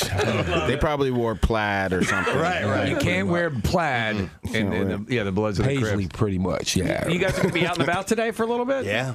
Say it again? God, yeah. You guys are going to be out? Yeah. They got an appearance today. It's going to be at Le Cat Cafe in Brewerytown. You guys will be there from 3:30 to 4. It's an awesome place. My wife and I actually donated some stuff to them. She does a whole bunch of animal rescue. It's going to be a wonderful experience, I'm sure. Method Man, you seem thrilled by it. Yeah, that's why you're laughing. I'm going to put kittens all over him. It's going to be hilarious. I'm definitely cool. Put people on blast. The publicists are scared of me, man. Pretty much. Yeah. They're kind of leery of me. I'm riding in the car by myself. He has everybody in his car. It's sad. It's pretty sad, man. Yeah. That's right. I put y'all on blast. Stand over there all you want. That's the life of And we are sitting in a room. People are sitting down in chairs all around the room, and it's like one black guy. What's up, dude? Holla, we here for you. Black Lives Matter, baby. All right. Brought him in for you. Well, listen, if people want to come down and meet, you guys going to say hi, do pictures, stuff like that? Or? No. No? I'm playing. We're going to put him in post. Method Man's going to get in and Photoshop I'll take his the ass pictures. in there, We're just going to put our arms out. He's going to get in there. Method Man cut out. Some Instagram app. We're going to... You know what I'm saying? I took a shower today. Of course I'm taking pictures. It's a special Actually day. brushed my teeth today. 3:30 to 4 o'clock today, and of course the movie's opening up on April 29th. Looks awesome. Looks Thank hilarious. You guys Appreciate it. You hit it. Thank you very much. Thanks for coming in this morning. Yeah. Appreciate it. Jordan Peele and Method Man. Yeah. The Rock and Roll Hall of Fame on Friday night at Brooklyn, New York's Barclays Center. Finally. In addition to Deep Purple, who were inducted by Lars Ulrich, there was also Chicago, inducted by Rob Thomas. Chicago! Uncle! Steve Miller, inducted Very by the touching. Black Keys. Songer, writer, producer Burt Burns, inducted by Steve Van Zandt. NWA, inducted by Kendrick Lamar. And Cheap Truck. Cheap Truck. Ladies and gentlemen, Shut up. Cheap Truck. It's like $1,000. It's got some body damage. Shut. I want you to want this truck. Your car's all right, your bicycle's all right, but this truck, you should check it out. You said it, man. Casey's looking at me laughing, putting his hands up in the air like, I'm sorry, I'm laughing at you, man. God damn it. Why does it? I why do want do- you to want this truck. Savings have never been better at Fred Beans. It's here. I got to go to Fred Beans. Live in Budokan. He just sold me a truck. I get to see a cheap trick and I bought a great truck. $1,000. Little body damage. Cheap Trick. Christian author and publisher Mac Major warned over the weekend that Christian women are losing their salvation by using dildos, which he called a direct path to Satan. It's a path to Satan. Mac wrote These dildos. on the Eden Decoded Facebook page, too many Christian women are losing their salvation because they pleasure themselves. Dildos and all those other sex toys have been used You know, French ticklers, Benoit balls. for strap-ons. Strap-ons. They've been used for thousands of years in demonic sex rituals. It's one of the You know, things like hot Carls, Disney Gillespie's, Cleveland Steamers, Pittsburgh Platters, Eiffel Towers, you know. It's one of the main ways ancient pagan societies worship their demonic gods, he said. It's a direct path to You know, Satan. chick on chick, MILF porn, stuff like that. Pogs, BBWs. Two girls in a cup. You know, the one where the guy craps in the mason jar and it breaks on his ass. Evil. He said there's nothing normal about it, and shame on any Christian that says so. You know, pee and poop and all that stuff, and smearing and hazmat suits and plushies. And He urged readers not to be ignorant of Satan's devices, and he suggested that the ancient city of Pompeii was destroyed because it was completely engulfed in a culture of pornography, homosexuality, wild orgies, and the worship of the little god with the huge member known as Priapus. Many of you who are reading oh, this, is that where I guess so. priapism comes from? Yeah, which is the erection that never ends. Goes away. Yeah. He said, many of you who are reading this have sex toys in your possession right now. You know, like dildos, C-rings, butt plugs. He noted. Guy's an expert. I mean, I've heard. The great country singer, Loretta Lynn. Oh, wow. 81 years old today. What did she do? Stand by Your Man? Coal Miner's Daughter was her huge hit. Don't come home and drinking with loving on your mind. You Yes. ain't woman enough. Fist City. Yeah, it's the first song to really address fisting. And it you remember That was Preston, in the 1960s, that too, was man. an incredibly tough sell to record. Fist City. He ain't kidding. Yeah, and that was the follow-up to Two Knuckles Deep. They took it a little bit at a time. And she had come from this really conservative background. Yeah. Well, again, you have to finesse it a little bit. So, Two Knuckles Deep and then Fist City. Dude, it was totally Fist City. Yeah. I can't even put my legs together. And then was all the way to the elbow, the last. Yeah. If you don't want to go to Fist City, Then you might try Bumpkin Lane. Lumpkin Lane. Yeah. Both are kind of, So while you're sitting there chewing on your hoagie, I'll be down here tending to business. All right. What is honey? What is honey? What is it? It's when the It's bee piss. What is it? It's bee piss. What is it? the bee pukes up into the comb and then it ferments essentially. It is, it's how It's bee vomit? It's bee Bee puke. vomit. Yeah. Why did bees even go there if they keep throwing up and getting sick? What's that? They're getting sick. Why even go there? With where what now? I want to curse right now.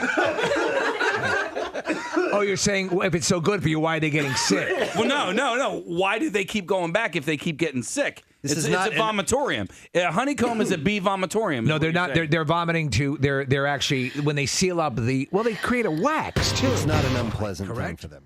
Yeah, then you got to learn to walk on those. I You assume have to use a walker for like 6 months after. Well, I assume they're doing both legs at the same time, right? You can't go around with one leg Yes. 5 inches higher than the other. Exactly. Hey, Yes. if this is legit, I see this as being way more practical than plastic surgery, than facial reconstruction surgery and stuff like that. You can get more. I mean, how about just lower your face? You'll look taller. Right. Oh my God. The problem is proportions, right? So, listen, I think the shortest male member of the show. This is something that perhaps I would fancy if I were between 18 and 23 years of age. At 46, I don't really care how tall I am anymore. But the thing is, everything is usually proportional, right? So your arm, they're not lengthening your arms. Right. They're not lengthening your torso. You won't be They're able to get money out of you're your just gonna have pockets. These long legs, you're going to look like Gumby. You'll look you like a know? T-Rex. Yeah. Yeah. But my thing is 3 inches, does that really make a difference? That's Well, we'd have to ask you, Alex. Yeah. Oh my God. You walked into that one, Alex. You're 5'7", Honestly. I'm taking you to 5'10". Well, Casey, listen, did your height bother you? How tall are you? I'm 5'7" now, but yeah, I mean, for a little while it did. Like when I was 16 years old, I was 5'3". Wait, one of the pictures, the show pictures that we have, Casey's standing next to me and I had heels on, so he stacked books and stood on them. That was a joke, but no, but you still a little bit. You have height consciousness. Probably. I mean, but it really doesn't bug me all that much. Need I remind you guys, and Alex and Mike, we had Mark Wahlberg in here. He's what, 5'7"? Tom Cruise 5'8". Yeah. So there, I mean, the height. Listen, I've always been 6 feet 6'1". I'm shrinking slowly, but I don't know if is it worth it to have your legs broken and have that stuff. But I don't think so. And would you disclose that? Like, let's say you're on a date. Like, do you bring it up? Do you just never tell anyone after you've done this? Alex, like, I think if you're walking along and screaming in agony, you're going to have to mention it. What the hell's wrong with you? How much was it? 75,000. It starts at that. But you raise a good point. If you probably might be prompted to get this if you're 5'4" or whatever. Or so what? So you can be 5'7". Yeah, but all right. So at 5'7", you give me 3 inches. Now 5'10", which is a little bit more respectable. But like, you give me 5 inches, and all of a sudden I'm 6 foot tall. To look like a still. I'll give you the world. Real quickly here. Do we have the graphic for Nick's event?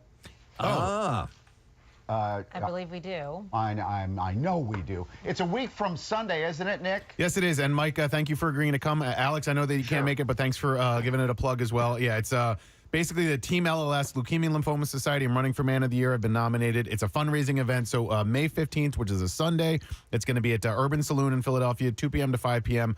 $40 at the door, and it's going to be beef and beer kind of a style thing. But all the information that you need is up on PrestonandSteve.com or on my Instagram or Twitter accounts. But thank you for giving it a plug. And Mike, thank you so much for agreeing to come. It's going to be great to see you. Absolutely. Wonderful. Yeah, it's in Fairmount, right? Fairmount District, yeah. Urban Saloon. That's a great place. 15th, 2 p.m. to 5 p.m.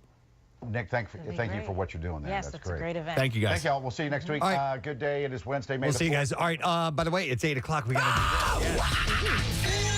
WMMR's Concert Cash. Now, here's your concert cash keyword. All right, the word is look. And you have until 15 minutes after the hour to enter that. So look, L-O-O-K. 3 ways for you to enter it. You can text it to the special contest short code number, which is 45911. Or if you'd like to be entered to the $10,000 grand prize, enter it via the MMR app or at WMMR.com. And then one random entry will win $500 in our company-wide contest. And all MMR winners receive 2 free tickets to the MM Barbecue. Winners will get a call from our company, Beasley. Make sure that you answer your phone. There are contest rules available at WMMR.com. And it is sponsored by AAA Distributor. Again, the word is look, L-O-O-K.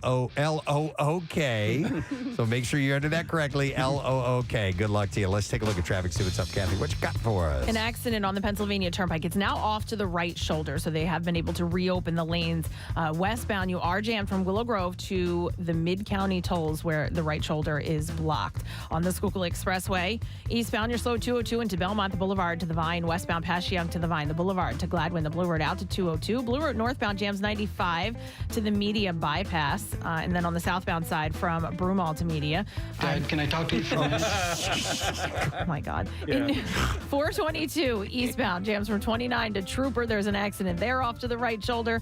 42 freeway northbound slowing from College Drive to 295. 55 northbound jams north of Deptford to the 42 freeway. And then across the Ben Franklin Bridge, westbound, we're jammed from the toll plaza to 8th and Vine. And actually now there's an accident on the Vine Expressway. You are stopped eastbound from the Schuylkill to 8th Street where the left lane is blocked. This traffic report brought to you by Wawa. Wawa hoagies are made with delicious ingredients on a freshly baked roll. Now you can add fresh mozzarella to any hoagie. Gotta have a Wawa. And that's your traffic on 93.3 WMMR. Let's do the Beef Fire.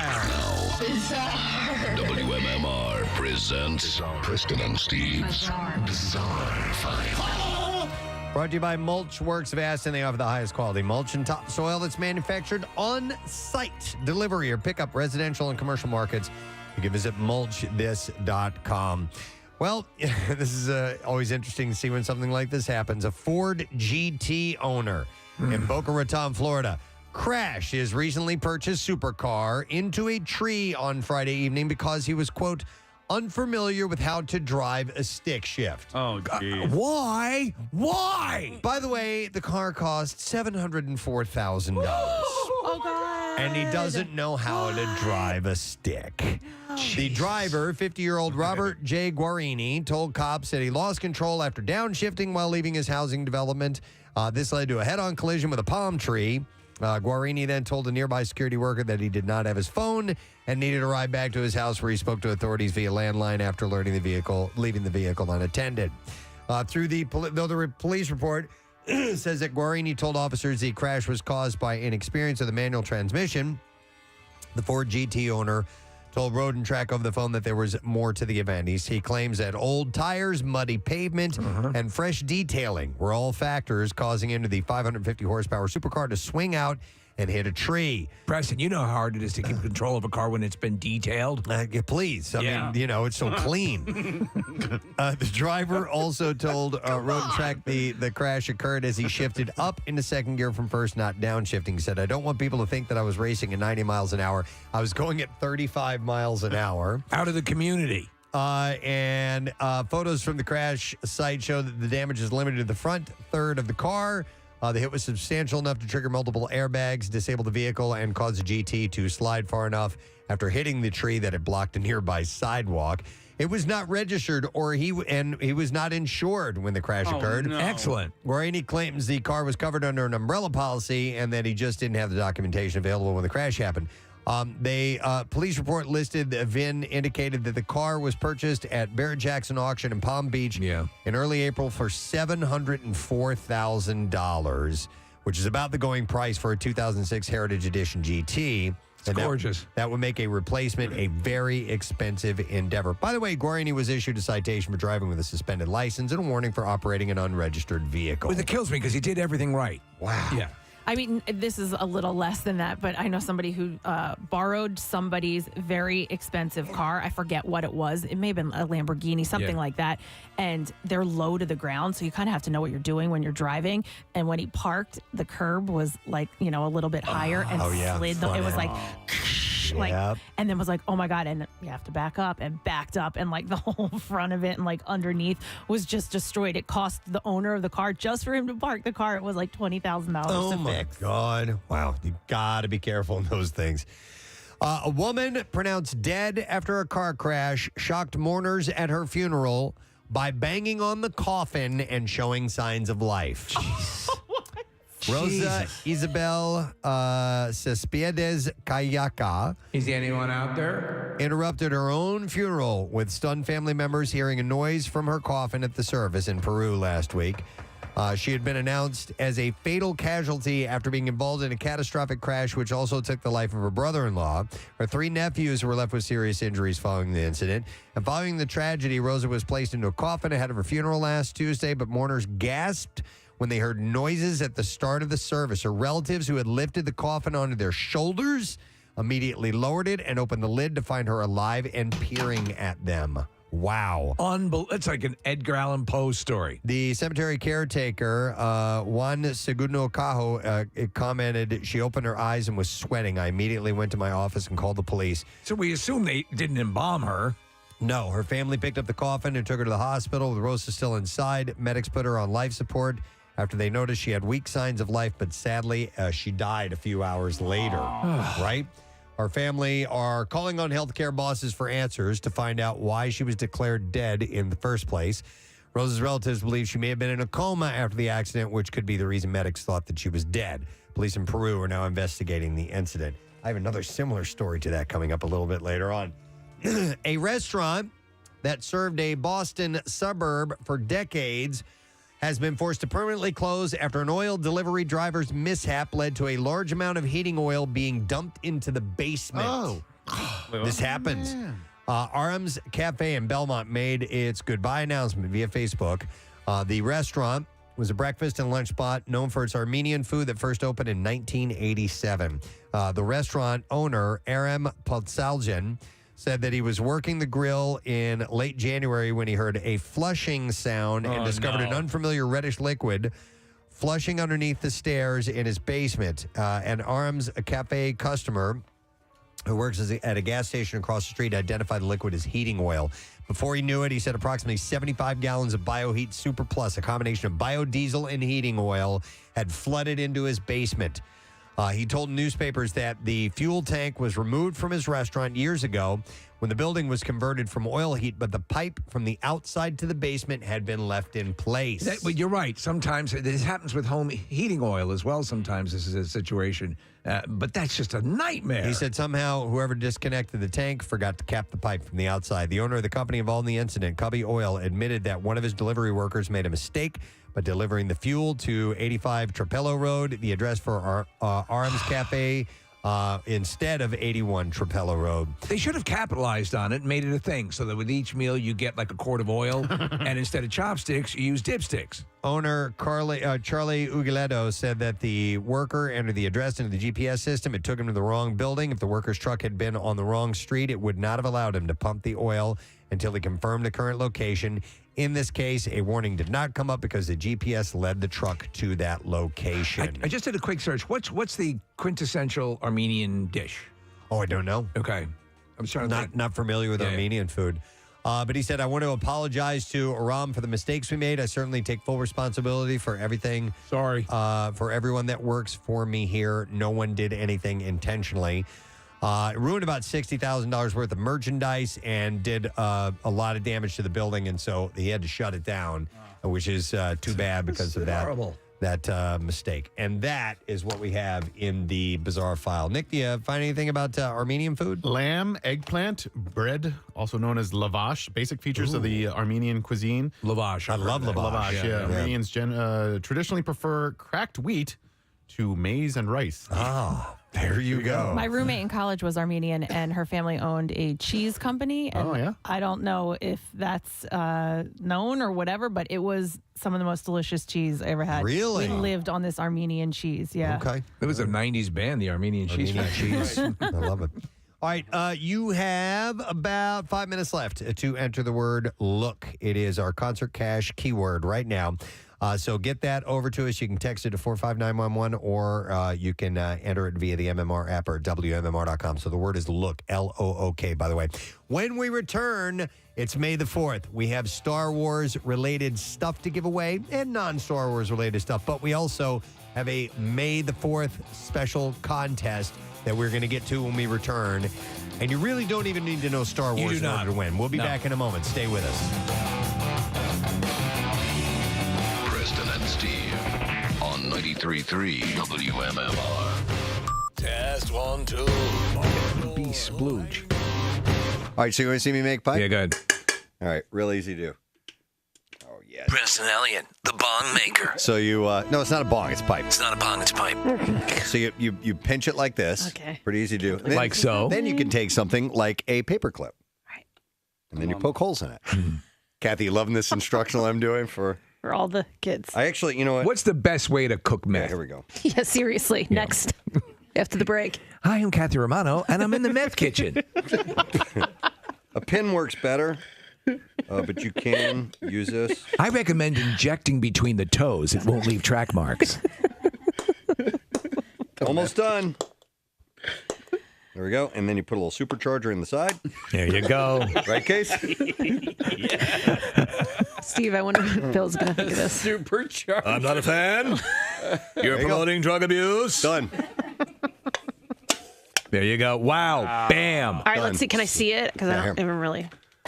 Oh, good catch. Nice catch. Why you spill my coffee? The real Kathy comes out occasionally.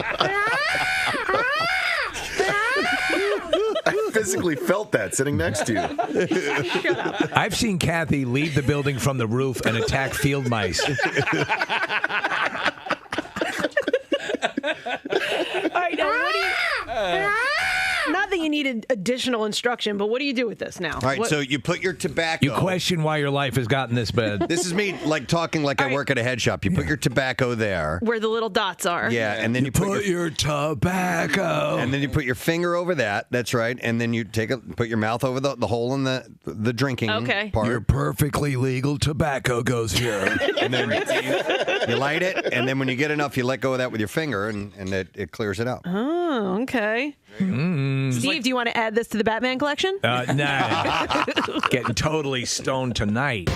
You know the farm behind the Plymouth Meeting Mall? What? No. The farm behind the Plymouth There's Meeting a Mall? farm behind the Plymouth Meeting Mall? The farm behind Plymouth Meeting Mall. This year's crop is death.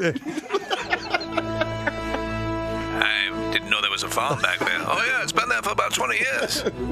No one's ever come back from it, though. The farm behind Plymouth Meeting Mall. The crop is in, and it's blood. Anyway, they have local honey, Nick, so I can grab you some. It's called Maple Acres Farm. Don't grab me any, even I've been talking about it. How about a couple of acres? I can't even get 4 words out of my mouth. I'm not getting you honey. I'm trying to think of where there's space for a farm behind the Plymouth Meeting Mall. Farm behind the Plymouth Meeting Mall. This year's crop is death. Kathy goes there. She won't even think about picking you up, honey, though. What kind of bitch she is. It's on Narcissa Road. Is that what you said? What's that? Did you say that's the kind of bitch she is? And he wants me to get him honey. Well, I just want local honey. Oh, yeah, we go there all the time. Do you? Yeah, it's a cute little farm. Okay. Do you go picking your own stuff? Yeah, you can cut your own flowers there. You can, Really? Yeah. Mm-hmm. They have, Where the hell is a apple farm? orchard or anything like that? Or We get The apple orchard in the farm behind the Plymouth Meeting Mall. The sequel to last year's blockbuster hit, The Farm Behind Plymouth Meeting Mall. This year's apples are blood red. Oh, there it is. Okay, we're looking at an aerial it's shot. not behind it. It's on the other side of the northeast extension. Well, okay. but if you were standing you'd have over to be a there- moron to think it's right. Well, the way we're looking at it, it's next to it. If you were standing in front of the mall, it would then be behind it. Yeah. The sequel to last year's The Farm Behind Plymouth Meeting Mall, The Orchard. The farm is not exactly behind Plymouth Meeting Mall and is next to it.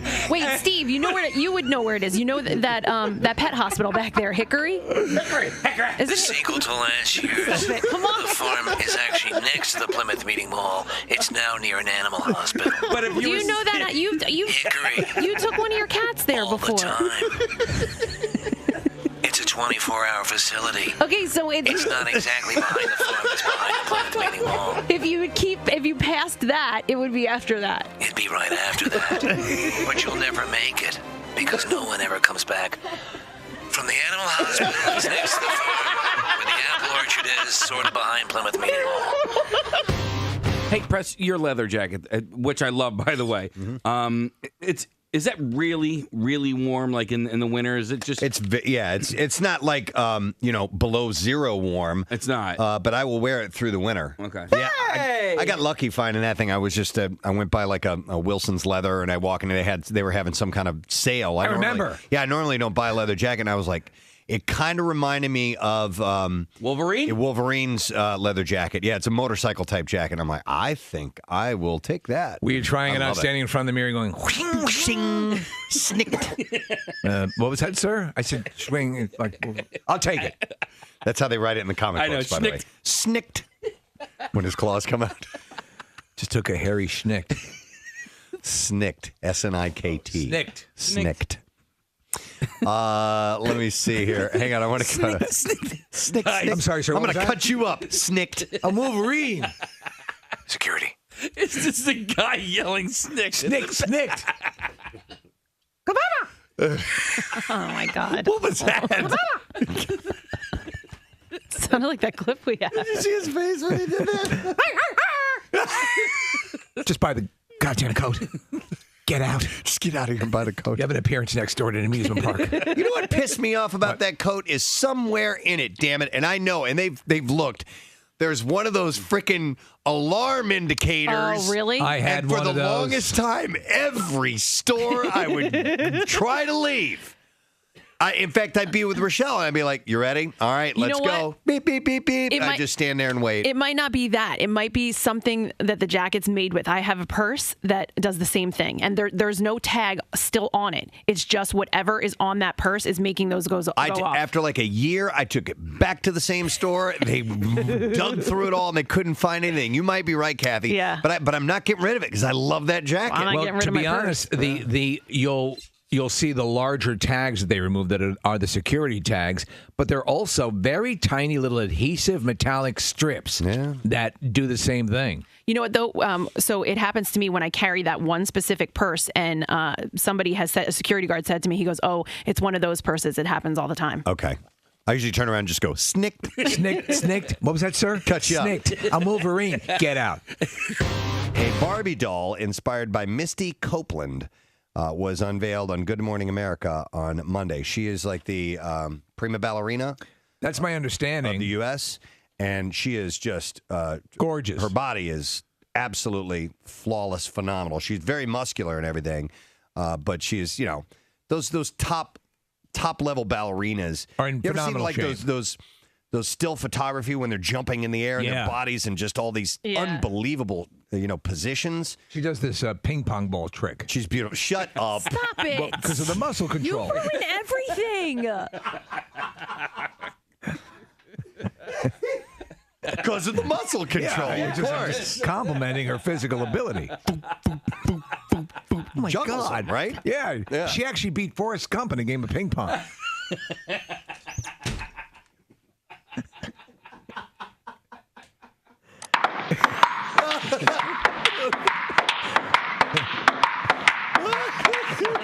I give up. I quit. That's all I have to say about that. Oh, but Kathy, look at this picture of her. Look at I this. know. This is her Yeah. frozen in air. How do they do that? What? Imagining ping pong. Really? That's what you're imagining? Well, that's It is a beautiful picture, and that's what you're imagining. God, I hate every one of you.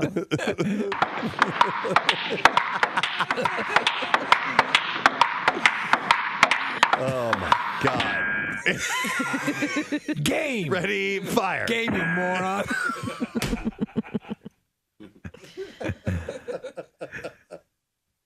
Special my ass. So anyhow, dude.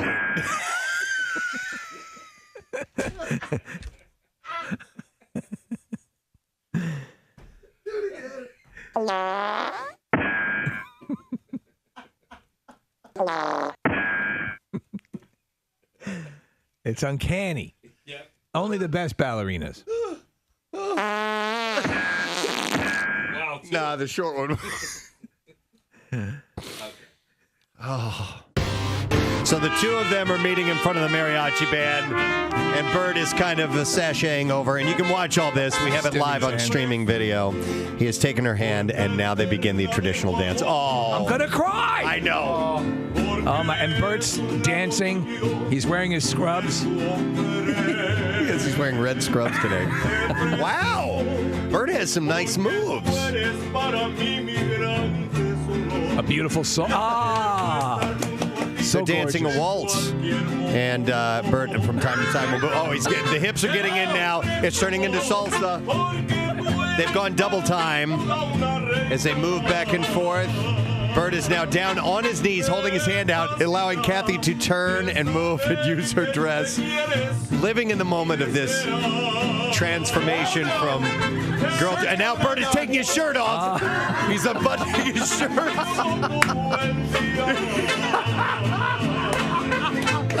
Oh, ladies and gentlemen, there it is.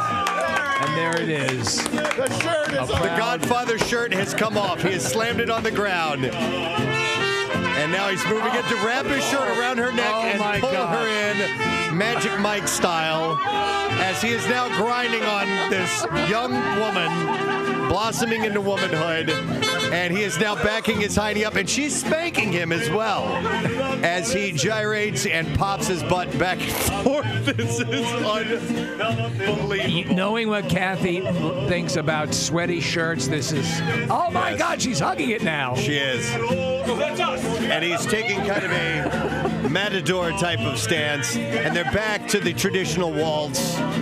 Oh, this is wonderful. I'd like to share my God. Yeah! Oh. Come in. Nick, he's allowing you to step in. Sharing a dance now. Nick is taking awkwardly Kathy's hand.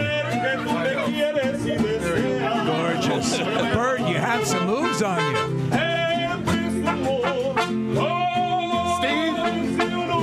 Steve is stepping in for a dance. Take a moment here. Oh, this is really precious. Very precious. Are we all going to... And Steve is doing a few dance moves. Here comes Casey. He's moving in. He's across the room. Oh, boy. And Bert has now tossed Kathy. Casey is doing the 8th grade lean-in slow dance. With his head planted squarely on her chest. Steve, I'm going in. All right, Preston going over.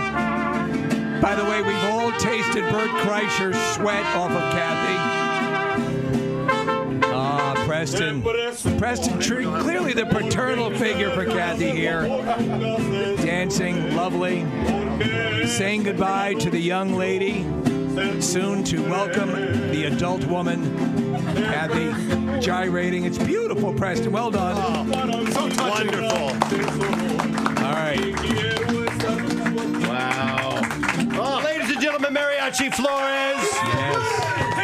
Look at that. That is beautiful dancing right there. Look at that. Kathy's... This could be a music video for Julio. What's the guy's name?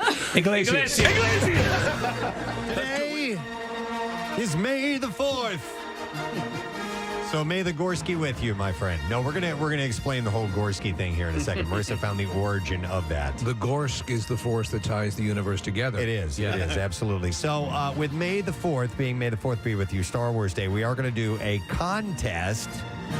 And it's simple. We pretty much everyone, I think, does some sort of a bastardized Yoda impression. You can do the voice to some extent. And we have taken famous movie lines and we are going to Yodify them this morning. If you can name the movie that the line comes from, so you don't even need to know Star Wars in order to win.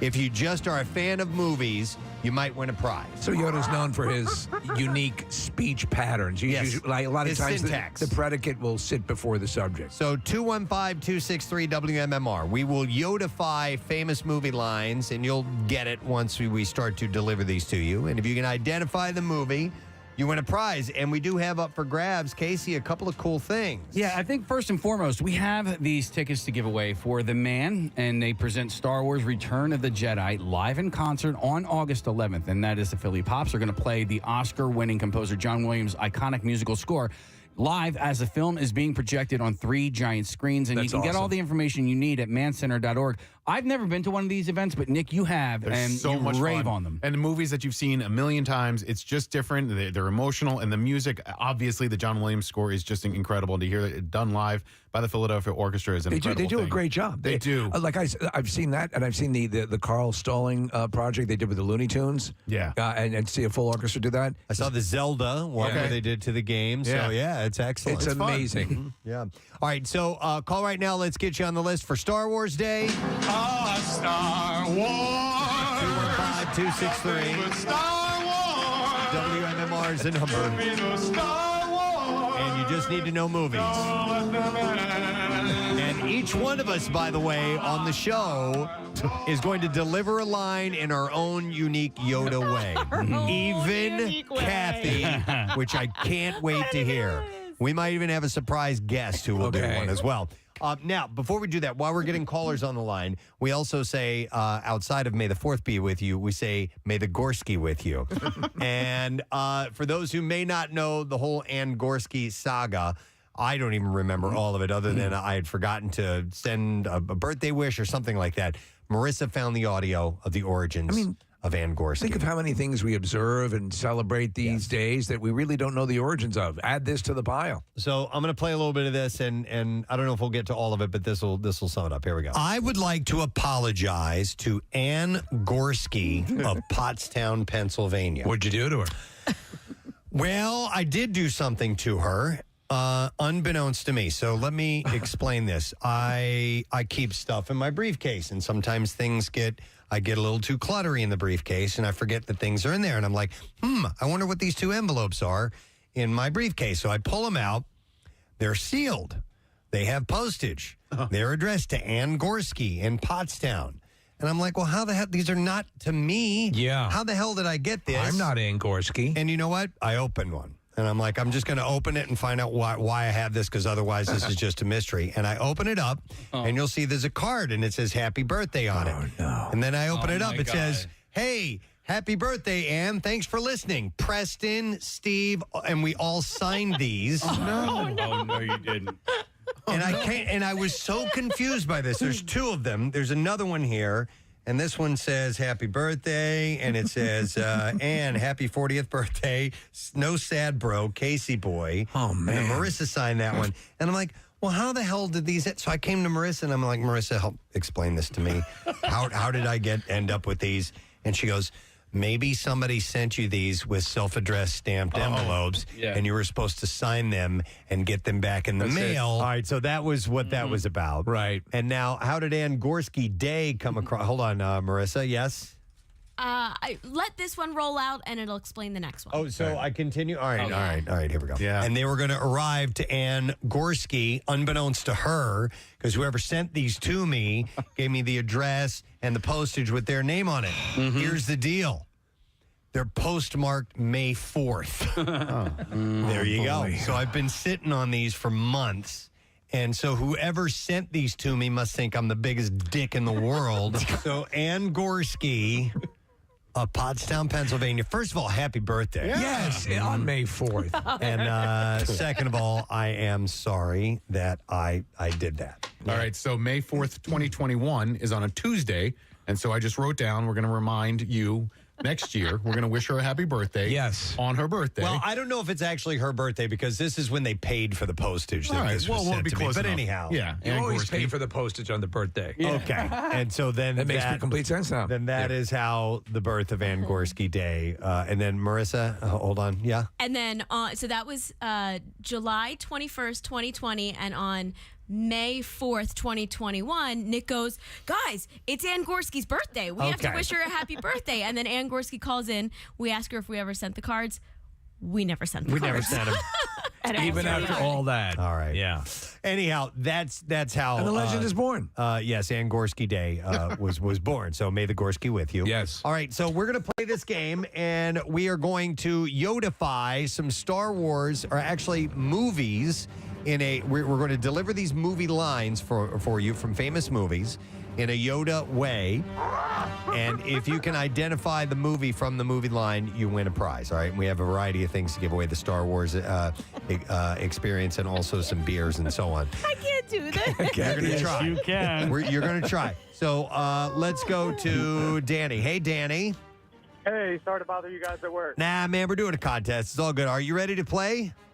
Oh, yeah. All right. I'll deliver the first one. I'll kind of break the ice here, and I'm going to give you a famous movie line delivered in the style of Yoda. You ready to try this out, Danny? Let's do it. All right. An offer he can't refuse, I'm going to make. I have no idea. An offer he can't refuse, I'm going to make. You sound like a Muppet. Well, that's Frank Oz was the voice. He's the voice of Grover and Miss Piggy and all that. He was Yoda. So you got it. Oh, man, I have no idea. Oh, Danny. Sorry, man. I'll give you that one. All right. Should I do another? Yeah. All right, let me go to Drew. Hi, Drew. Hey, good morning. All right, Drew. I'm going to give you the same line. You ready? Yeah, let's do it. An offer he can't refuse, I'm going to make. Empire Strikes Back. Okay. These are not Star Wars They are movies. not Star Wars movies. It's a famous movie line that we have Yoda-fied. What? Did you get another? Sorry, No. We'll do one more, and then we're going to move on. Another chance you'll like it. Nick, are you there? Yes, sir. All right, Nick, do you need me to do that again? Just for the sake of, so I can get a laugh, yes. Okay, fair enough for you. An offer he can't refuse, I'm going to make. Is it The Godfather? It is The Godfather. That is correct. Hang on a second, Nick. We are going to give you some Bezos, man. Yes, Nick, you have got yourself a case of Loverboy. You might recall Loverboy from Bravo's hit reality series Summer House. And Loverboy is a high-quality, low-calorie, zero-sugar, sparkling hard tea, and you can enjoy Loverboy at Stowe's Bar, located at 236 Market Street in Philly. All right, let's try another one. We will go to Tyler. Hey, Tyler. Yeah. Oh, wait, I got you. Yeah. You went right to the yeah. All right, Tyler, we're going to have Casey deliver this one. We'll go around the room. Here we go. All right, Tyler, you ready? Yeah. All right, good. Perfect. All right. Okay. Ooh. Sorry. Okay. A feeling I've got in Kansas anymore, we're not. That would be The Wizard of Oz.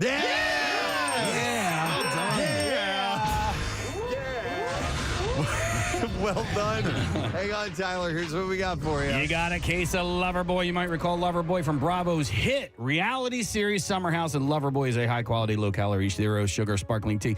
And you can enjoy Loverboy at Keswick Tavern, located at 294 North Keswick Avenue in Glenside. All right, so our guy doesn't have to stay on hold for so long. I'm going to go to our surprise guest. I wanted to break the ice real quick here. We have someone who, one of his main talents is impersonating Yoda. He's known for it. According to him. He is our, does he have the movie lines, by the way? Yes, he does. Okay. He is our former sales manager, local sales manager, and a good friend that we've known for years and haven't talked to him in a while. Mr. Jim Andrews is joining us. Hey, Jim. Good morning. That is uncanny. It's like Frank Oz. It's like being in the movie. Hey, Yoda, can you put Antez on?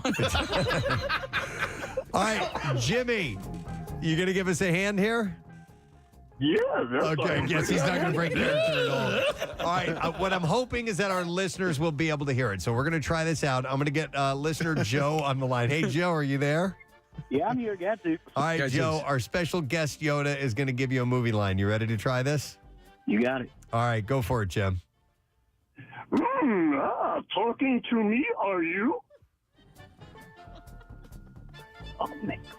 I know, definitely De Niro. Talking to me, are you? Is it Taxi? One more word. I'm going to give it to you, but Okay. You're correct. Yeah, but Well, give us the second word. Taxi something. Driver. Yeah! There it is. Well done, Joe. Hang on. All right. Wait, I got to find my winner sheet here. What do we have for him? Joe, we got a pair of tickets as The Man presents Star Wars Return of the Jedi live in concert on August 11th. The Philly Pops will be playing Oscar-winning composer John Williams' iconic musical score live as the film is projected on 3 giant screens. And there's more information at mancenter.org. Excellent. Jim, thank you so much, buddy. Welcome, you are. We'll talk to you later, man. We had to get him on because that's one of his favorite things is the Yoda voice. I'd love to see Yoda with the mohawk and the gun in the mirror. Oh my God! All right, so we're gonna eventually work our way around to Kathy doing this, mind you. That's gonna be the moment. But we're gonna go to Mike next. Hey, Mike, how you doing, buddy? I'm good. Good morning. Good morning. May the Gorsky with you. All right, Mike. This is Steve. You gonna handle this? Yes, absolutely. All right, Mike. Here we go. A bigger bolt we are going to need. That'll be Jaws. That is correct. Nice work. I think it was hands down the best Yoda so far, even better than Ancestors. You got it, Mike. Here's what we have for you, sir. Mike, for you, we have a case of Loverboy from the hit reality series Summer House on Bravo. And you can enjoy Loverboy at Keswick Tavern, located 294 North Keswick Avenue in Glenside. All right, we're going to get another caller. It's Ron that we will go to. Hey, Ron, how you doing, buddy? You guys rock. Oh, thank you, buddy. All right, so we're doing Yoda movie lines. A hooker I am not. And you get to have the esteemed pleasure of Kathy Romano Ron, I'm so sorry. doing a Yoda. We've never heard this. She's never tried I've this. never tried it. I don't know know. Yoda talk, to be honest with you. I think I got Yoda mixed up with the other one that just makes noises. All right, well, the ones that just make Chewbacca. Yeah. All right, you ready to try this, Kath? Oh, man. Not really. All right, Ron. All right, Ron. Do your best. Here we go. Okay. All right. Okay, hold on.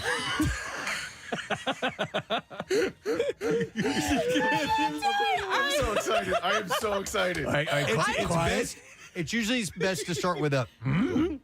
It kind of gets you in the mode. But I can't do that thing you guys are doing in the back of your throat. Can you do this? Do Sling Blade. Okay. Yeah.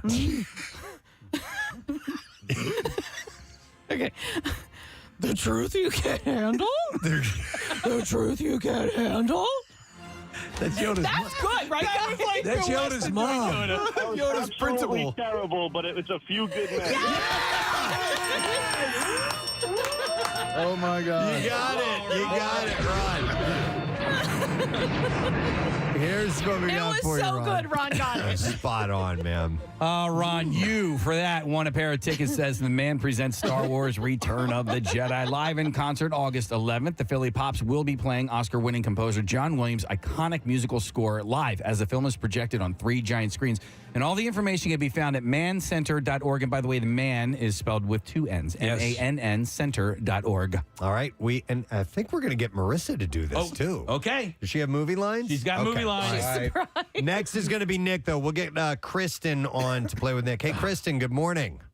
Good morning. May the Gorsky with you. May the Gorsky with you as well. All right, Kristen, Nick is going to handle this one. You ready to try? This is the longest one I think we have. Or We one should have of- given one of that the one to longest Kathy. ones. We have. No, please. You're Yeah, right. the shortest one. You want to try this one, Kath? No, All right. you go. All right. You ready, Kristen? I'm ready. All right. A box of chocolates life was like. What you're gonna get, you never know. Very good, Nick. Nick. That was adorable, and it's Forrest Gump. Yeah, there we go. Absolutely correct. Hang on a second, Kristen, since you got that right. We, of course, have a prize for you. What's it going to be, Casey? Pair of tickets as The Man presents Star Wars Return of the Jedi live in concert on August 11th. And all the information for these tickets and the show can be found at mancenter.org. All right. Nick, that was really good. It was like the serious one. That was, the end of a Jedi. Be introspective. Yeah. All right, we will go to... Did a good job. We will go to Jimbo next. Jimbo! Hey, Grandma. Hey, Grandma. A word is not orange. All right. Jimbo, you get to play with Marissa, who, like Kathy, has probably never in her life attempted a Yoda impression. Not once. Well, Preston, when we were bringing up the possibility that they would do it last night on our conference call, you immediately, I can't do that. I can't do that. Yep. All right, so Marissa, like I said, it's good to start off with a Okay. Yeah, and you should probably pick the longest one left. Thank God Nick got that last one. All right. Here we go. Kathy, any tips? Just go for it. I'm really concentrated. I've been thinking about it. Hello, you had me at. Oh, you didn't even try. That was okay. That was her normal voice. No, she was doing Yoda in high school. Yeah. Oh, okay.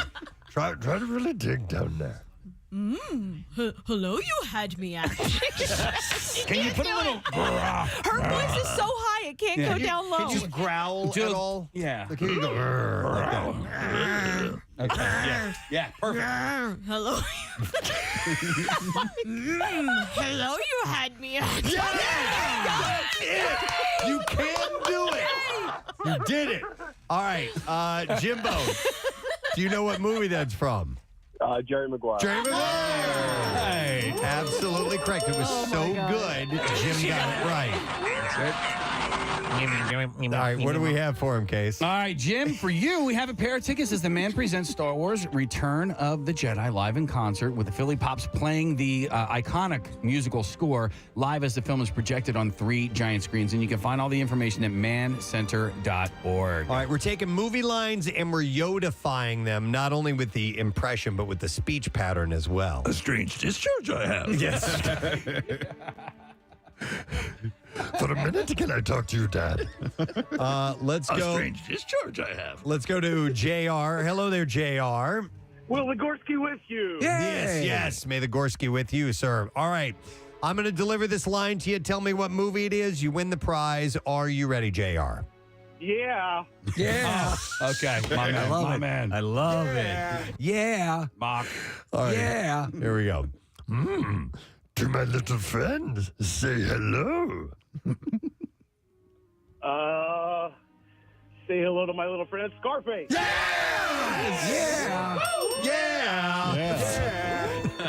JR. Here's what we have for you, JR. All right, we're giving lots of these away. So happy to do this. You have a pair of tickets as the man presents Star Wars Return of the Jedi live in concert.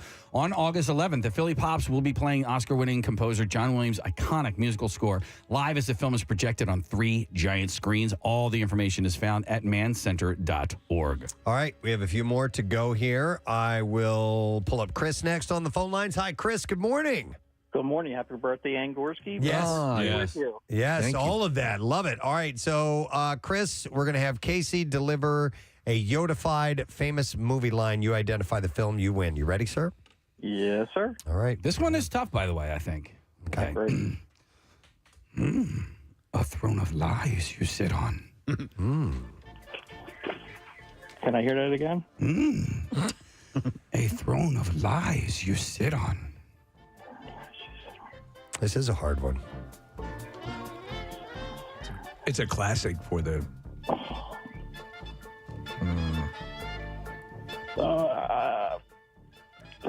We will tell you this. It's a comedy, to give you a hint.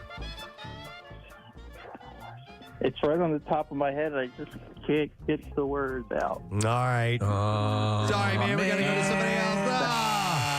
All right, we will try out Scott next. Hey, Scott.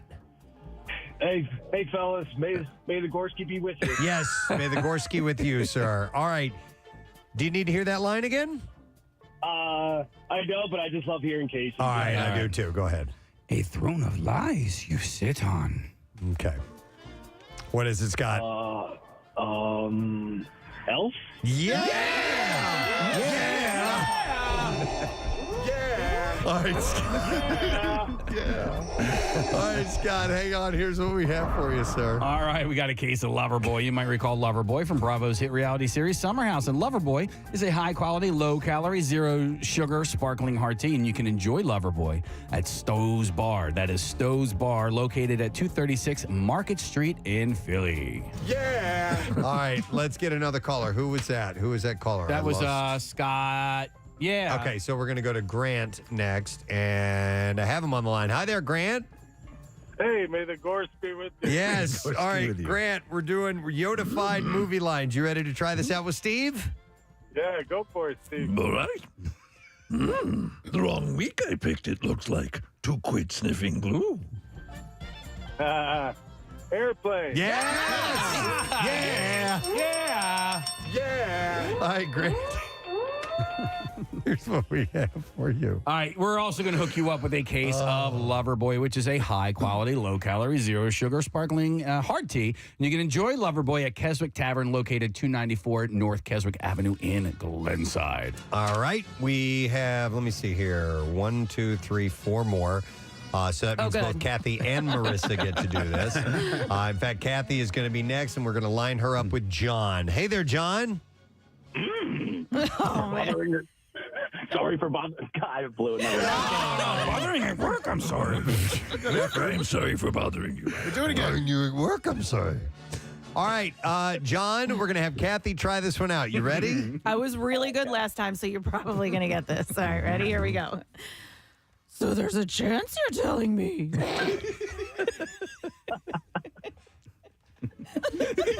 Kathy, that was excellent. You're making me do this. Give it to him one more time. Give a little grunt before you do it again. Wait a minute, wait, you went. So there's a chance you're telling me. Wait, now I sound like a 13-year-old boy. Sorry, Mr. Jones. Is Debbie home? That's all right, Kathy. I got it. All right. What is it, John? Dumb and Dumber. Yeah. All right, John.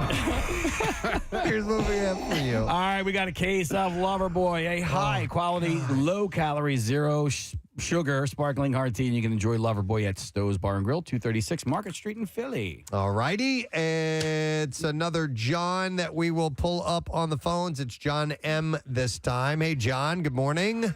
Good morning. May the Gorse be with you always. Yes. Oh, thank you. And always with you and with your spirit. And with your spirit. All right, John. We lift up our Gorskys in peace. We are going to go to Nick for this line to be delivered to you. You ready?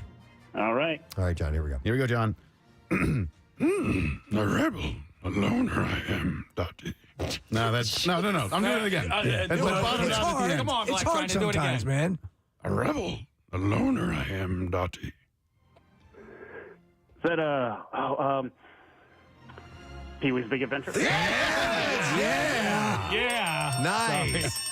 Yeah. All right, John, you just won a prize, and it is this. It is a pair of tickets as The Man presents Star Wars Return of the Jedi live in concert. That is going to be on August 11th. And Philly Pops are going to be playing the iconic musical score as the film is projected on 3 giant screens. And all the information is found at mancenter.org. All right, we will move on to, we have 2 more left. We'll go to Chris. Hey, Chris. That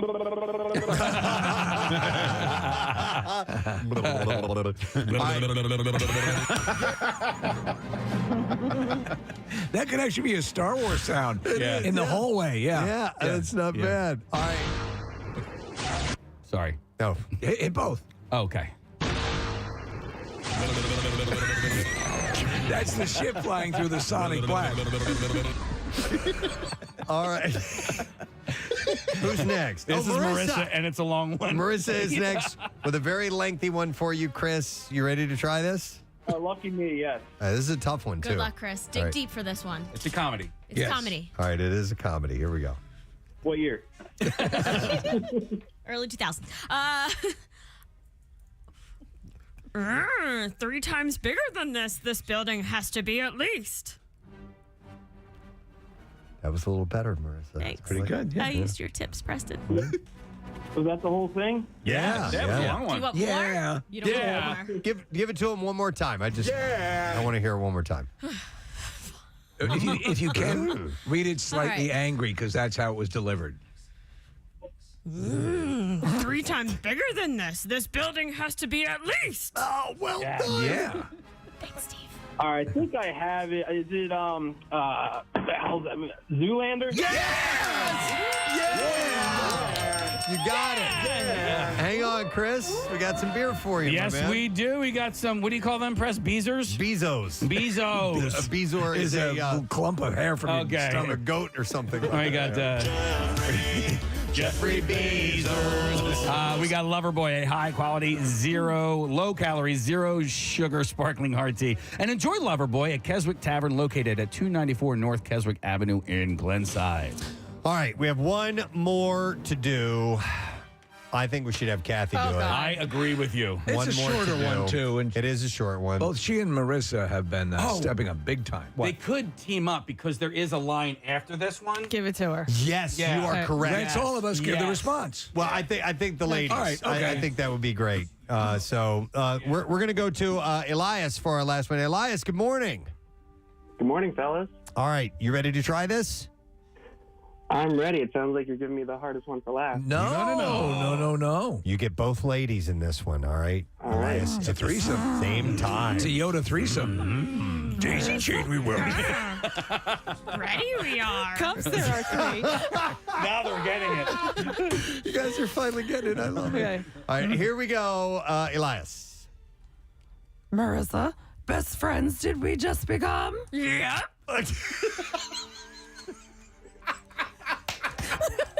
That wasn't bad. That was awesome. Excellent. It was so good. That was excellent. Elias. I got it. That's Step Brothers. Yeah.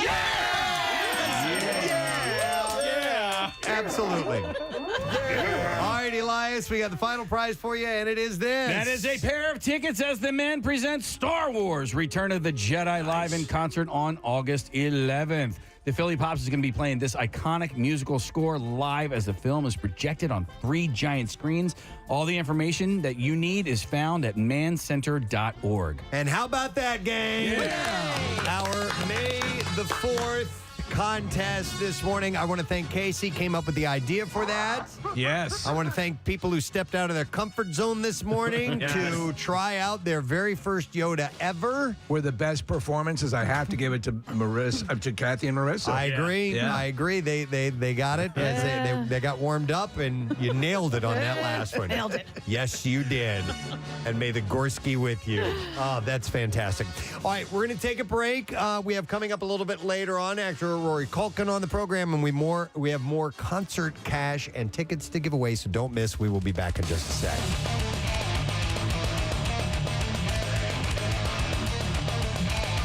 Preston and Steve on 93.3 WMMR. The MMRBQ is almost here, featuring Disturbed, the Pretty Reckless. It's impossible not to. It's huge. I know. Apparently, I did better than you, Nick. Okay. That was awesome. Bert, Guys, you got some moves. Yeah, dude. 1,700 steps in that one. On your Fitbit? On my Fitbit, I'm up there. Yeah. State song is Pennsylvania. What's our state? What's our state list? The state list. Our song should be the Pennsylvania polka. Well, maybe it is. I want to hear I want to hear it. Marissa, do you mind looking up Pennsylvania state song, see if you can find the audio? The title is Pennsylvania. I mean, I know what the Philadelphia city song is. Mighty you are, keystone states near and far. The lightning bug lights our way. Pennsylvania. O'er the mountains and o'er the sea. We have the mountains, but we don't have the sea. They put that in. We're only an hour away from it. But we're only an hour's away. 45 minutes if you drive 45 fast. minutes, yes, unless you get on the Garden State Parkway. Then you're going out an hour, but it's not our state. I'm wasting time. It's like I'm going to. I can't say that. Are you sure that's the song? I think it's close. If not, it's in the ballpark. Ballparks, we have them. Come Yes. here and see. Mm-hmm. Baseball for her, baseball for me. Concert venues, we got a few of those. Our women like to wear pantyhose. Pennsylvania, o'er the land and o'er the sea. We have the land, but we don't have the sea. Oh, man. That's a good song. It's a work in progress. I had heard yesterday that Chester was like the 5th largest city in the state of Chester, Pennsylvania. the 5th largest city in Pennsylvania. Look at it from afar. Well, wait a minute. So you go Philadelphia, Pittsburgh, Harrisburg. Take a drive through Chester, but drive real fast. Make sure you don't run out of gas. Your car will be stripped and you'll be set on fire. Listen to the sound of the burning tires. Good Lord. Pennsylvania, o'er the land and o'er the sea. We've got the land and we don't have the sea. Really, Pennsylvania. it writes itself. It really does. You know. Speaking of Jackson, you know what he's been doing a lot? He's been playing bread a lot lately. I kid you not. He's had an obsession with bread lately. Yeah, if you wanted to get laid in the early in the 70s. What's that, Casey? If a picture paints 1,000 words. Do you mean the band or No, just bread. just bread? That's what I thought. Sorry, I showed up for bread. It's a concert. God, I love bread. I do. You know what? I really want to try. I want to deep fry. I want to bread hamburgers and meatballs and deep fry them. Here we go. That's like bread. Wait, what? Deep fry cheeseburger. So Oh you my- just Casey. They've done it. I know. That's why I want to do it. I'm not saying I invented it. Oh, okay. I'm sorry. Sometimes you have these inventions. You're sorry?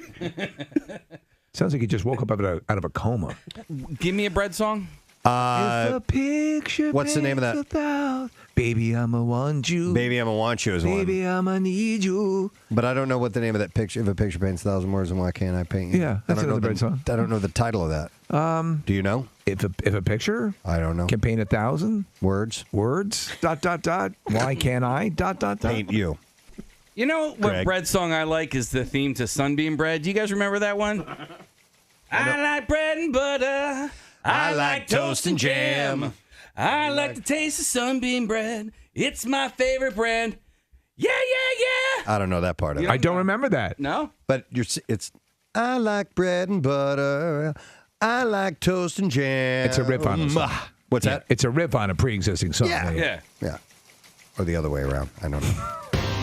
I'll tell you what was a revelation as far as the instant messaging, the ability of the upgraded program to anticipate where you're going in a sentence and its ability to learn the way you converse is pretty amazing. Have you ever now my son did this one time, and it's kind of funny. Go on the text as if you're going to send one to somebody, and then you start with, so the is the first available one, and you just start adding you just add whatever is next, and you get this insanely long sentence.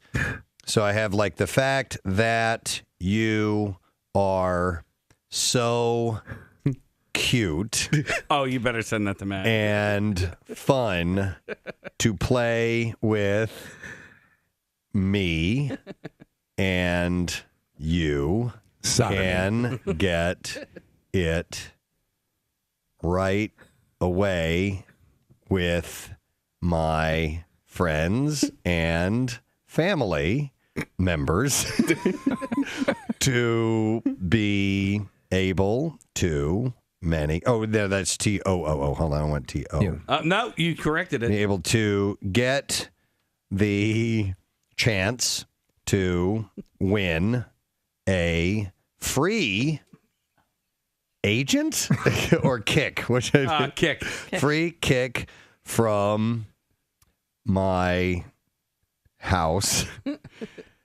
and the rest of the year before the end of the day. Okay, Should I just end it there? End it there and send it. Let me read it to you. What will he send back? Send it to Matt. Yes. The fact that you were so cute and fun to play with me, and you can get it right away with my friends and family members to be able to get the chance to win a free kick from my house and the rest of the year before the end of the day. Yeah. All right, I'm Send it to sending Matt. I'm sending it to Matt because that's the text that I had open. wanna do one. Because he had already sent one back to me and said I said, hey, call the hotline. We want to hear your Vernon impression. He said I can try and get him on the line. How about that? And then I said, the fact that you were so cute and fun to play with. I got to see what his response is. Because he and I send BS stuff back and forth anyway. So, but you can go through and have these bizarre, lengthy sentences from just whatever the iPhone will offer up to you. People are doing it to us now on our text board. What's that? People are doing it to us now on our text board. Okay, so here we go. I am not a fan, and I don't have to go out to be the same time as Will be in a while. And then I was a good one for you to know that the government, too. Matt has called in. Oh, good. Matt O'Donnell. Hey, Matt. Hey, guys. How you doing, buddy? Great. How are you? Good. Hey, did you get that message I just sent you? I got two, and I don't know if the second one was for me. It was. I was using, you know how to, on your text messaging, sometimes random words that it anticipates you will use come up, and I just did a string of those all together, and that's what I ended up with, so I sent that to you. So I wrote the fact that you were so cute and fun to play with me. Now, that part I meant. Yeah, that's true. Anyone knows But the rest of it was gibberish. Kath, you had a shout out you wanted to do. Oh, yeah. Well, no, I just wanted to say hi, but whatever. I want to say hi to Chicken Bob at Citizens. Chicken Bob. Chicken Bob. Chick and Bob at Citizens Bank Park. I thought you said Chicken Bob. The world doesn't understand me. Two separate guys. Two guys, Chick and Bob. They worked at Citizens Bank Park in the suite that we were in last night. Chicken Bob. I went to the Phillies. I went to the Phillies game and met them, and I told them they could have their own radio show. Yeah. Chicken Bob. Chicken Bob. Chicken Bob. I thought it was like one of the lesser characters from Roots. I thought it was Chicken like George, that was Chicken Bob, George. just Chicken Zach and Chicken Lulin. I thought it was like the pistachio girl. Yeah. You know, like Chicken Bob, pistachio girl. You want nuggets? You tell him Chicken Bob. He's the guy. This is why I wanted to say hi to them, because I knew you'd do this. Chicken Bob. No, they. Chicken Bob! Nick, they ran the suite that we were in last night. Oh, sweet, huh? So, yeah, it was. Oh, privilege. And Not everyone can talk to Chicken Bob. That's exactly what everyone said when I tweeted out the picture from the suite. Not everybody goes to the Phillies games and sits in a suite. Privileged. Chick and Bob. Chick and Bob. Next Yeah. time say Bob Privilege. Not everyone can know two people. Ladies and gentlemen, from 6 ABC, Mr. David Murphy is here. That's the last bit of applause I'm going to get today. I was in like something called Holy Moses with Dudley Moore. Dude, wait a minute. That's one of Steve and I's favorite movies. No way. I swear to God. Absolutely. Do you remember the scene on the bus in the beginning? Yes. Yeah. And there's a kid with big hair who stands up with a tree and says, I'm planting this tree. That was me. All right. In honor of my mother and father. Dude, I totally remember that. Jesus Christ. And wait, his name was Edgar. I don't remember that. You remember more about this than Because me. Dudley Moore goes, no way, Edgar. I remember that movie back and forth. That was you. I cannot believe that. Preston, that's... It very much has Richard Pryor was in it. John Ritter. It has a Mel Brooks type of feel Very to much it. so. James Coco. David. And the guy who directed it was the guy who did those little short movies on Saturday Night Live with the Play-Doh guy. Mr. something. Bill. Yeah, Mr. Bill. I'm pretty sure that's where that guy's claim to fame was. Steve and I referenced the scene with Dom DeLuise and Dudley Moore. They're both wandering the desert, and they bump into each other, and they have this awkward. They haven't seen each other in a long time. So how you doing? Nothing's been going on. We love that movie. Or the scene with Richard Pryor where he goes, the man was phenomenal. Yeah. Right? He split the Red Sea in half. This is like, it's an out-of-body experience for me because that was how many years ago? And you were the first two people who have ever said anything I have it. about I have this a copy of it. Either a DVD or Blu-ray. And see if you can dig up that scene. It's Holy Moses, Dudley Moore, and Lorraine Newman. Yes, Lorraine Newman from Saturday Night Live. She was the female lead in that. I have to say, I was not particularly good in that scene. You were pretty damn good. I remember that scene. What else? I interviewed for a lot of different stuff, but loving couples. Oh my God! Oh no! Wait, where is he? We found it. That's you? Look at the hair. Yeah, that's me. Oh my God! Marissa has the audio. Here we go. All right, you ready? I'm Arthur Burns from Miami Beach, Florida, and I've come to plant this fig tree in honor of my grandmother and grandfather. Now there is a fine young man. Arthur, not Edgar. Arthur. Arthur, I was close. Nice. So in the Oh credits, my you'll see God. guy with tree. Guy with It'll tree. say me. Wow, David, I'm blown away. Yeah, I'm blown away that Can you I guys get your know autograph? that. Junior. Junior. What are you saying? God, you know what I I'm hate? saying Junior. You know, Right. do you know what I can't stand about Sean Connery in His some eat movies? talking. Is when he eats. Yeah, it was on last night. Did you see it? No. So he's sitting over a Hunt for Red October. Yeah. Sitting at the table. I'll give out chances 1 in 3. By the way, this is good tapas. These hot pockets are very good. Russian hot pockets. Yeah. Hot pockets. Yeah. Hot pockets. When you want big meal without big deal, what you do? Hot pockets. Yes, good. I burn the roof of my mouth. That's why I say Junior. Hurts to say Junior. Do you have a flap of skin? Yeah, it's hanging down like a flesh carpet.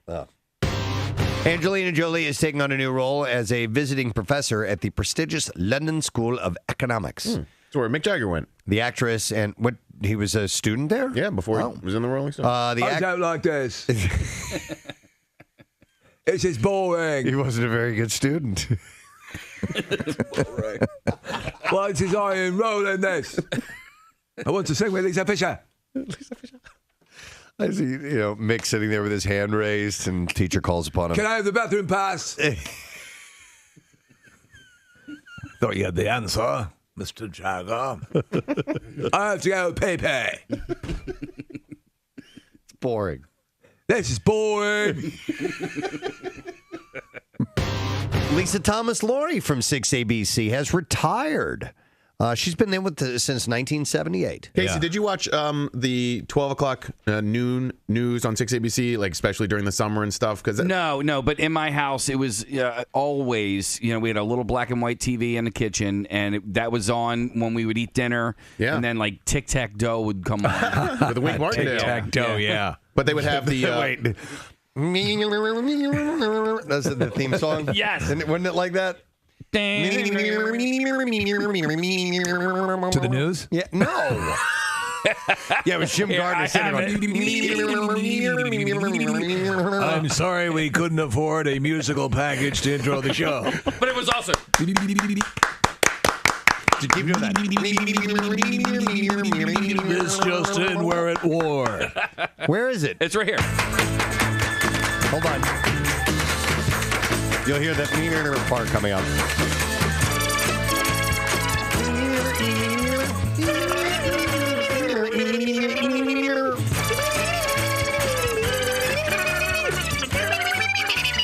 You know what they use? Good luck in retirement, Lisa What was Thomas Laurie. supposed to be a nice tribute to Lisa Thomas Laurie.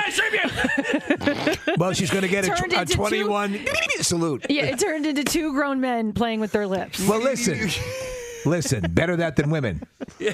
I want to talk about Lisa Thomas Laurie and her retirement, but I also want to see the stupidest sound that you can make with your mouth. Oh, my God.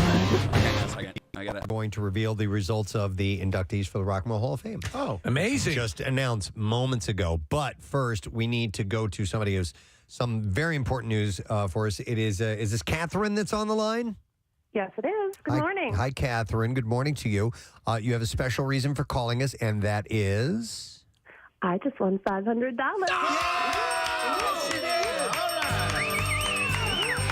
I love it, Catherine. And where are you from, by the way, Catherine? I actually am in Baltimore.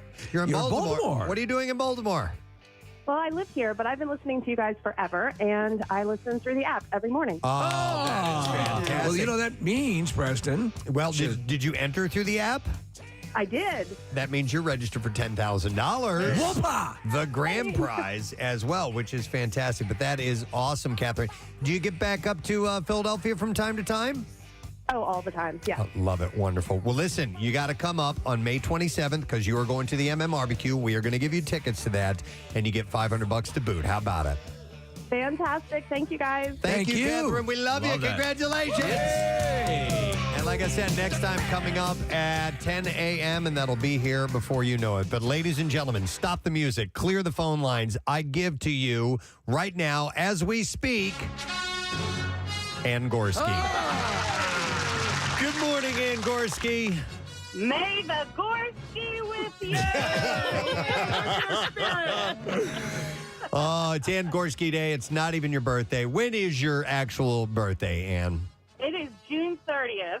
June 30th. Well, not that far away. That is not that far away. No. No, it's not, but we can celebrate all year. Yes, if should you feel the need, you can celebrate Ann Gorsky all year That's long. why those the cards were postmarked in May to make sure she got them in time, correct? That must have been it. There we go. That was my sister, Denise. Yep. And she sent them to me to have the show signed to send to you, and instead it sat in my briefcase for months and months. And I never got those cards. I know. I know. Well, someday we'll make good on that. What are you doing on this most auspicious of days, Ann Gorsky Day? Oh, gosh. Going through licensing at work. There you go. And where do you live? So What, it's a busy day. what neighborhood do you live in? Whereabouts do you reside? I live in Lower Pottsgrove. Okay, we actually, I checked the calendar, and if you want to email me, I can send you some information. But we actually have an event on the night of Thursday, June 30th, of your birthday, so maybe we could celebrate with you. Oh, that'd be cool. All right, thanks. Yeah, send me an email. I will, thanks. All right, just don't send it to me because I'll misplace it for months. I You'll will get it not. in August. I will not. Yeah. Lesson learned. All right. Lesson learned. Excellent. Listen, I was just wondering, can I do a little butt plug for my birthdays? It's your day. Yeah. Do whatever you want, Ann Gorsky. Go ahead. All right. So I work for an agency called LifePath. We support people with intellectual disabilities, and we have a fundraiser that we are back in person this year. It's June 4th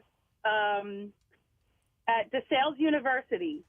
So if anybody wants to donate to our agency, that would be awesome. It's lifepath.org.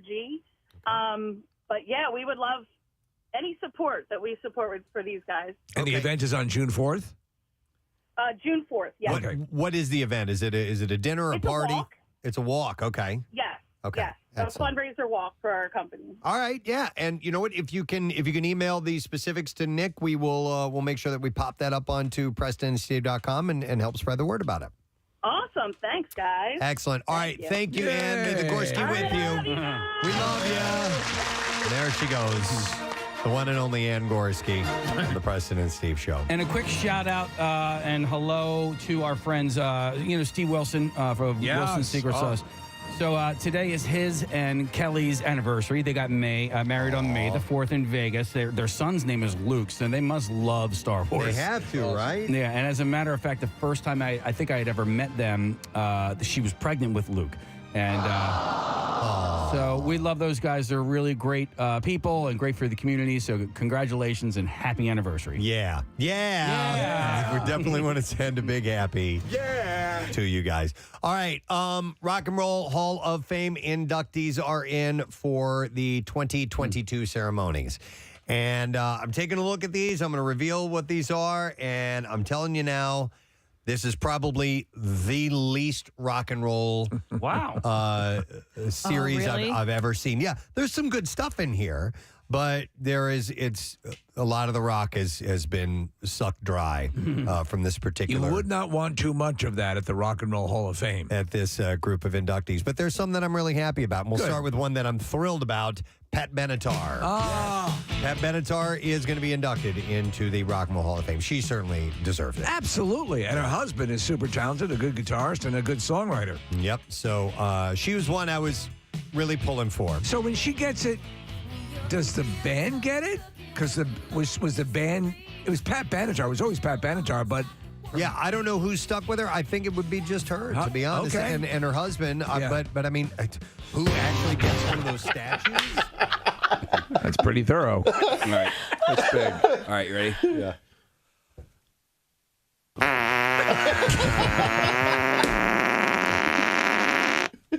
It's pretty good, right? You faked it. Yeah. You got Kathy. I hadn't seen his face. It's so stupid. I'm not laughing. All right, I'll do it again. For someone who's giving this an F, you seem to be enjoying it. I hope there was a camera on you at that. Pretty good. There's so many stories we could talk about. All right, can we all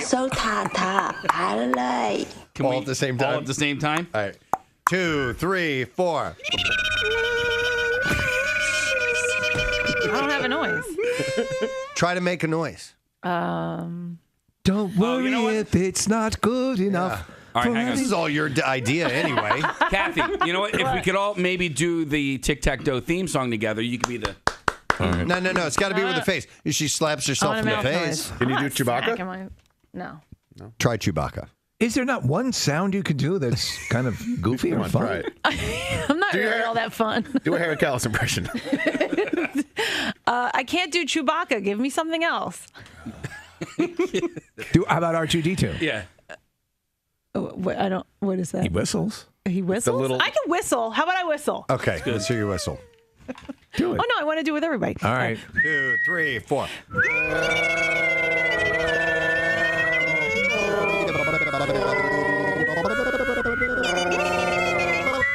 That's Beautiful. It. Thank you very much. That'll be for Lisa sale Thomas on Laurie, we love you. the Rock Shop. Hey, I want to go back to this thing that Mike Jarek brought up when we were on Fox. It was a list. It's from thrillist.com.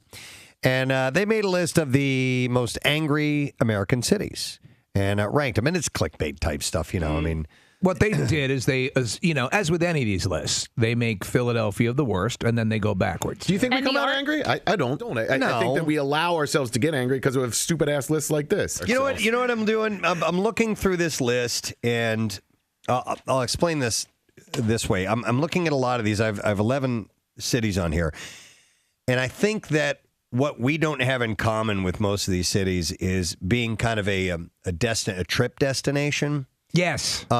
Philadelphia is not one that a lot of people think of. We should go to Philadelphia. We've got the Delaware River and the Schuylkill. You know, I mean, and the Delaware River. The city that loves you back. It was the campaign. That loves you all over your back. Yes. And wiped it off. That would work. The city that loves you all over your back. Here's a towel. Yeah, and here's a warm, wet towel. And you guys just ruined it. What? Just stay right here. We'll go get a towel. Find another city that gets you a warm, wet towel. Get your towel from another goddamn city. Right. We just love you all over your back. Now get out. Yeah, I'm tired of you guys talking bad about the city. I'm out. Ah, really? See ya. No, I think Philly's great. And actually, didn't Philly get voted like one of the top destinations to travel to in the world last year? Yes, you know what? It did. There was another list that said Philadelphia's great. Really? Philadelphia's great. I made a boom boom in my PJs. I think we should come up with a T-shirt, right? It's a smiley face. Right. And the word Philadelphia is the smile, right? So then people associate the word Philadelphia with happiness. What do you think? I like it. I usually hate your ideas. You like this one? Yeah, I kind of like it. I think we could do a T-shirt like that. I like the ccity that loves you all over your back. Well, that too. That'll be written on the back. You know what the deal is? The mental image that the outsider gets is, I kid you not, like, you know, rundown buildings and Thanks, Rocky. abandoned cars and stuff. You know what? Yeah, Steve, that's a big part of it. Throwing fruit to you in the Italian district, you right? know, that's a big part of it. I mean, a lot sleeping on a piss-stained mattress, hey, drinking 6 eggs for breakfast, having smacking meat around, toothless Mickey running down the stairs. But Preston, you love touching meat, right? Probably started with Rocky. Right? Yeah. Yes, it was my entree into self-pleasure. I didn't even realize that. No. I don't know. Wait, what do you want me to do with this meat? No, Rock, I meant to hit it. Oh, sorry, I was pleasuring myself. All right, I'm going back on the button. I don't like the angry town because it's a lot like this. Preston, and Steve and everybody, if you've ever been in a fight with your spouse and like you haven't quite lost your crap yet, and that person then tells you to relax, and you're like, I'm not. Don't tell me to relax because I haven't even lost my stuff yet. You know what I mean? Like, sort of. You don't know? Like, you know exactly what I'm talking about. What I think is that it's time for therapy. You calling me angry? I'm not angry. Now I'm angry. You made me angry. Is there something you want to tell us? I just think of it as kind of sad. Yeah. You know? Maybe Well, sad that's what and I was angry. saying. Like, depressed kind of, for some reason, Yeah. equals angry to me in my book. I don't know why. All right, and then number 1 is Philadelphia. Yeah. Angriest city in America. But it's another list. Whatever, man. F off. Yeah. But I saw a few things. I know we did a junk drawer yesterday, but Really? I don't know if I should notice these things. Yeah. Notice them. Okay, I will notice these. Preston Elliott, the noticer. I mean, it's really the same thing. Shut up. Kathy Romano needs to shut her pie hole. I was just playing the Bill character. Then I retract that. That was spot on, Kathy Romano. You're not speaking the right way, though. Oh, that's right. Look. You threw me off. It's kind of the same thing, Preston. There you go. Just More call like it something different. Kudos, Kathy Romano. Dude, Bill saw Kathy in the kitchen yesterday, and I was down the hall, and he just greted her with the voice. I know. He has no idea. He has no idea. He did it to me. Now listen, he doesn't speak like that all the time. No. But I was so Mondays and Wednesdays we have a meeting, okay? And a lot of times I'm the first person in the conference room for the meeting because I eat my lunch in there. So I'll go downstairs, I'll get my lunch, I go to the conference room about 5 minutes early, and I'll sit down and eat. So I'm eating, and Bill was the first one to come in besides me. And how does he come in? Well, he throws his stuff on the table first of all, like this. Yeah. He goes, Preston Elliott. And I go, hey, Bill, how you doing? Because I don't want to let him know when he's doing it because I want him to keep doing it. You know what I mean? Well, that's the thing. He gets mad at us I did it to him last week, and he's like, "What? Can't you just say hi normal?" But it's so hard to because you know that's how he's going to greet you, so it's hard to not. I love Bill, it. Kathy, hello? he is. I'm trying to meter his reaction to the fact that now the privilege is a runaway. It is. The listeners do it. We were do out it. at Keenan's. We had an entire that's room awesome. doing it. People with fake Bill Weston faces on. It was great. I saw him last night at the Rodney Bird Leukemia and Lymphoma Society charity, and he was like, "I heard you were making fun of me this morning," because he didn't hear it, but we were sort of making fun of the way he laughs at meetings sometimes. Yes. when Yeah. he slams his hands down, and he wasn't aware that he does that. But it's not like he can even help it now that he is aware of it. Well, the good thing is he has a very sick sense of humor, so he's right in line with what we're doing. There's the other his delivery reaction too, which is I appreciate that you are giving up a free day on your weekend to come out and promote a charity event. Yep. That's the other. And that's Bill sincere. delivery. It's all and that's sincere. It is Yeah. sincere, Yeah. yes. It's just the many voices of Bill Weston. He's Wild Bill. Just he's the butt of jokes on 2 floors, by the way. Because Bill is also the PD for WMGK. And that's down on the third floor. I was talking to Jen about it last night. No. Jen Posner, But he's a great boss. your symmetry with John DeBella is often very engaging. It's awesome. Well, no, but you know what? It's a lot of the same stuff. Yeah. I'm sure. While you're classic rock, MMR is technically more active rock. I wonder who he's listening to now. He's just switched over He's to the just Bella. sent a resume over to OGL. Now the Bella's to be done. Is it done? What time is it? double It's weekend. 9:13. It's Kate Upton's birthday. She's 24 years old today. I just saw a picture. I follow Whitney Cummings on Instagram, and she's besties with Kate Upton. Who's Whitney Cummings from? The comedian. Okay. And she snapped a candid picture with Kate Upton. It looks pretty good without makeup. Is she still dating the Yes. Verlander on the Tigers? Yeah. Still dating him. They had a sex tape. They did well. It was stills that were pirated off her phone. I saw video. Did you see a video? Yeah, Send yeah. that video. Okay. Yeah, I want to see that video. Sitting on a sex video with Kate Upton. Yeah. I don't even know who you are anymore, man. Remember the days when you used to send us porn regularly? Yes. Get out. What did we do? I don't know. I'm sorry. I love you guys. All right. Preston, we said yes to him years ago, but we can still rescind it. Yes, we can. All right, we'll give him a week or so to make All good. right, you are on thin ice, mister. All right, so Why'd you get fired? This isn't a done deal yet. There it is. oh my God, is that it? Yeah, I sent it to you guys. There you go. That can't be it. No. How do we know? That's just a my Heine good shot. Lord, this is really graphic. Okay, take Kathy. It's not that graphic. on a Friday. It's not that graphic, though. Yeah, I mean, they're at least a foot away from the I know. from the actual action there, Kathy. It can be more graphic than that. All right, take it off. Take it off. Thank you. Casey's mad. It's making Kathy horny. I'm looking for visual cues. There are none. So I can make sure that it's her. It's actually her. I'd All right. like to see something bounce. You need to see you need to see a face, or they need to be holding the newspaper. I'd like to see something bounce. Kathy, this is really graphic. Just close your eyes. You know what? I have to point out now, Casey and Marissa just did this commercial for the Mirror Dry. Yes. Procedure. Aesthetics, yeah. And dry pits. Yes, and I can attest. On Saturday night, we went to a wedding reception. Casey said to me ahead of time, before dinner was even served, he goes, Press, I'm gonna get sweaty tonight. I'm gonna dance my ass off. I'm gonna be a silly fool, and I'm gonna have a good time. He just decided ahead of time he was gonna have a good time. I took a picture of him in the height of dancing, throwing his arms up in the air. This is like right before we left, too. Yeah. Dry pits. And that's why I normally don't like to dance at weddings because, first of all, I don't like being dressed up in a suit.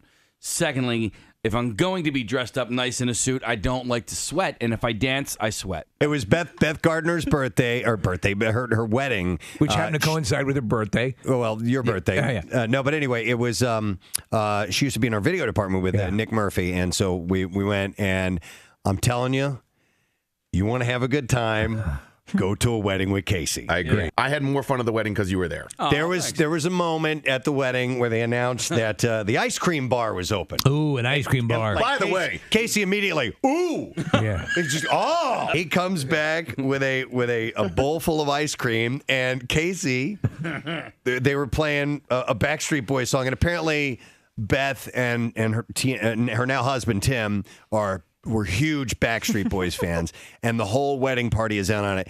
Casey does not set down his ice cream bowl, which has M&Ms and brownies and all kinds of stuff in it. Casey takes that ice cream bowl out onto the dance floor. That's right. And he is dancing, and he is eating his ice cream in that Casey way. There's a woman who's just part of the I videoed this group there who just comes up and starts. You were working your wiles on her. Yeah, and she came over. She just kind of was like magnetic. Casey was magnetic. She just worked her way over out of nowhere and started dancing with him.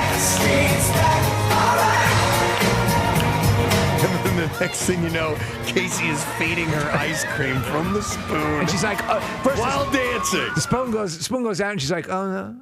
Okay. Yeah. Wow, I put a peanut M&M on there as well. I don't just give away peanut M&Ms all willy-nilly, by the way. That woman had some nice moves. She did. Yeah. Oh, and by the way, some guy walked up a minute later, and he goes, that was my mom. It was so hot when we first got there, and the cocktail reception was outside. Yeah. I went inside, and I just hung out in there where it was air conditioned. And slowly but surely, people started getting the idea, you're pretty smart here. Not only was I in the air conditioning, but all the hors d'oeuvres had to go past me first in order to go outside. So I got first You were dibs. targeting them like a sniper. Yeah. It was a good party. We really, really enjoyed it. So thank you, Beth and Tim, and congratulations.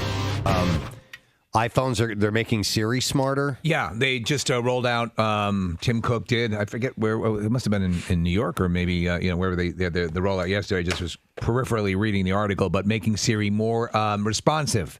But for general information and searches, Google understands you far better. I agree. You turn me on to the Google app, and like I said, I mainly use it for addresses. I need the street address for Rita's Water Ice on in Havertown or wherever.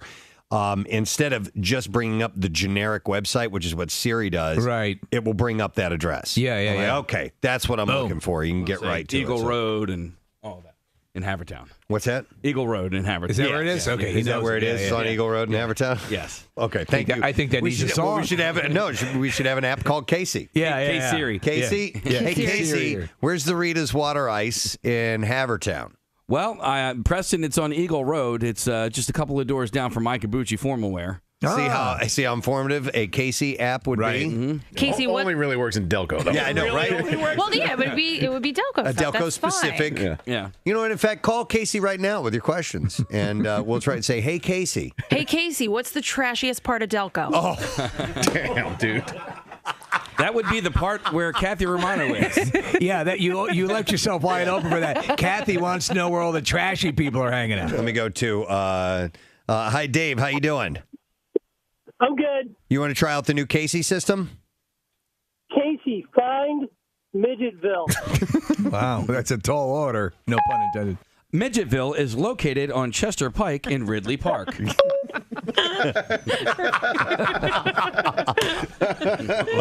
love the effect. Hang on a second. Let me go to John. Hey, John. Hi. Hey. Hey, Casey, what's the word? I'm sorry, that is not a Delco question. What is? And today We're supposed to do traffic. Oh, Casey, I thought we were done with traffic. No, we have one more. You almost got waved off. Wow. Just throwing it in quietly. In case you guys wanna- Kathy's bedroom voice. It was actually kind of about it. sexy, wasn't it? That was. Ew. I'm gonna take you upstairs. And she's back. And yes, exactly. Take you upstairs and not do anything to you. Ew. I'm gonna take you upstairs and leave you fully clothed and go to sleep. Not before I clean up a little bit. I'm gonna lay down before you walk into the room. I'm gonna lay down a sort of a tarp to run. Go walk to the bed so you don't leave footprints in the carpet. And then gently Febreze your pillow. Yeah. All night long. I'm going to take you upstairs to do nothing. Take you upstairs and totally do nothing to you. Except chide you for not being clean enough.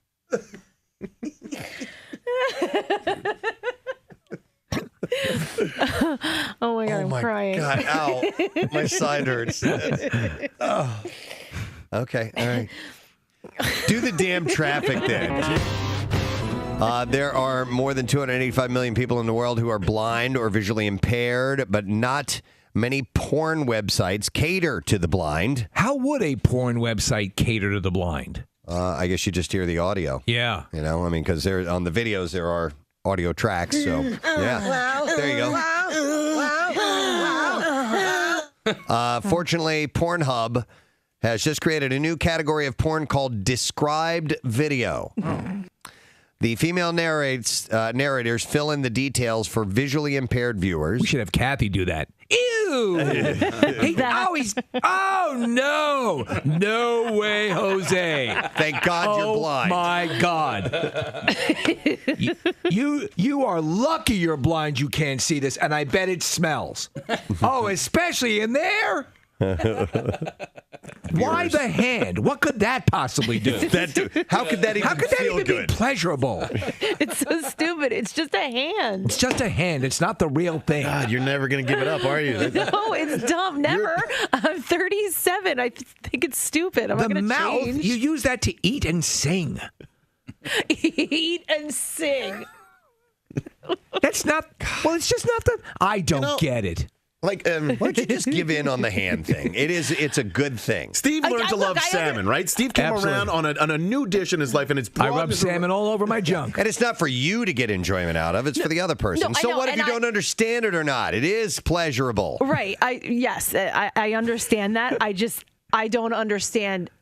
I don't understand how. It's just a hand. You don't need to. You don't need I to. get it. prefer you left this conversation. Oh, yeah, that's right. Bill doesn't like these. Oh, he doesn't like just that suggest anything that's graphic or can be perceived as graphic. It's just a hand. Yeah, what's sexy By the about a way, hand? I think they had some stuff running up on the screens here, and I think it was British. Have you noticed, Preston, that British porn is on the rise and has a better looking acting family or stable? I don't know. I've just noticed. A friend has noticed. Yeah. A friend who surfs porn noticed this. So anyhow, the female narrators fill Steve's in. friend who serves porn noticed this. Female narrators fill in the details for visually impaired viewers, describing the setting, the actors, what positions they are in, and even their outfits. Wow. Oh, yeah, the outfits are so important. But then again, also not all blind people are really comedy. All right, so the fan votes, the final standings in the Rock Hall 2020. I never thought Eric Lindros would be calling my phone. That is a song that should be in the Hall of Fame. Really? The fan vote, number one, went to Duran Duran. Yeah. Part of the reason that they got inducted. Number 2 was Eminem. Number 3, Pat Benatar. Number 4, Eurythmics. Number 5, Dolly Parton. 6 was Judas Priest. Then Carly Simon was 7, followed by Lionel Richie, number 8. And just outside of this, number 9 was Devo. That's a band I would like to see in the Rock and Roll They're Hall of talented Fame. guys. Then you have Kate Bush. Great. Rage Against the Machine. Yeah. Dionne Warwick was number 12. Now, Dionne Warwick would fall in that. Really? Rock? Yeah. But she's amazing. Yeah. R&B and adult contemporary. Her stuff with Burt Fantastic. Bacharach, legendary. Yeah. Mm-hmm. There was a fan vote a few years ago. I'm sorry, Preston. Were you still? Just a couple more. Tribe Called Quest, then New York Dolls, Beck, the MC5, and Fela Kuti. Wow, Beck is on there. Yeah. So Dave Matthews Band won the fan vote a few years ago, and they haven't been nominated since. And I know that so much of this is subjective, and there's no rhyme or reason. But it's interesting that Duran Duran won it this year, and now they're in. I think Soundgarden was nominated for the fan vote a couple of years ago as well, and they weren't nominated. So I never quite understand why the fan vote even exists if they're not going to then at least nominate them to get them into the Rock and Roll Hall of Fame. Yeah, to me, that's really confusing. It's weird. Also, look, this is exactly the exact dynamic that they love. Yep. And I think, listen, I've become less pissed and just more happy to see artists that I really want in there. And I completely understand where Dolly Parton was coming from, saying, I don't know, I'm really not rock, but if the scope of the people that are currently in it are so from such diverse musical styles, then yes, Dolly Parton deserves to be in it. Yeah. I wonder if there are other.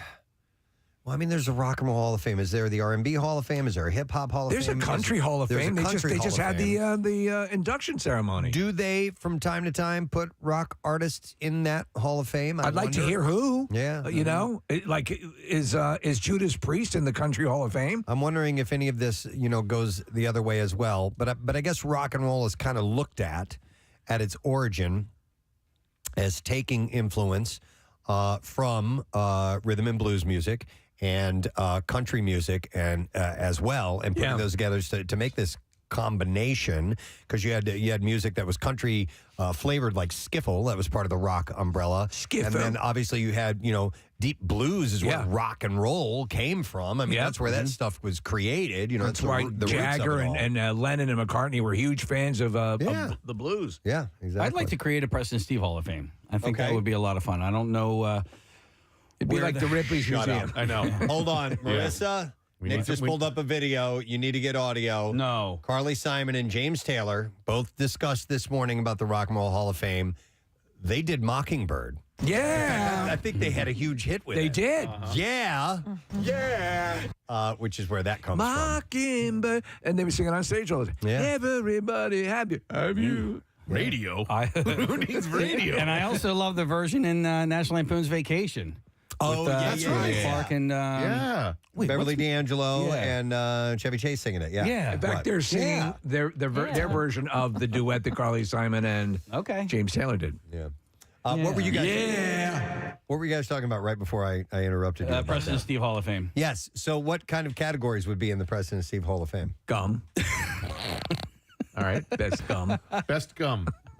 There's the Ann Gorsky Award. Yeah. Would be, Was 80s, the 80s, the decade, was that the golden era of gum? It's got to be. It was a golden age, I'll say that. I mean, it was. They were by far the best commercials and jingles. I know another category, most threatening robot. Boston Dynamics dog. I remember some of the Wait, now I'm thinking about gum jingles. Right, I mean, so kiss a little longer. Yeah, Big Red. You remember Hubba Bubba? Hubba Bubba had one. Hubba Bubba Bubble Gum. Juicy Fruit. We were singing that the other day.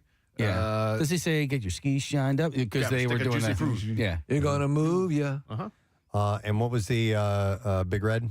Kiss a little longer. Hold tight a little longer. Hey, which one had the twins? Doublemint twins. Oh, Doublemint twins. Yeah. Double your refreshment. Right. Double your fun. Right. Name a good jingle since then. Right? Doesn't exist. For gum? For gum. In particular? In the gum category, if we're nominating gum, I nominate 80s era gum. It has to have been 20 years since your first gum album. In order to be qualified as a nominee. Chewing at Red Rocks. Yeah. Doublemint was the best one. I think we used that when we did a contest on jingles.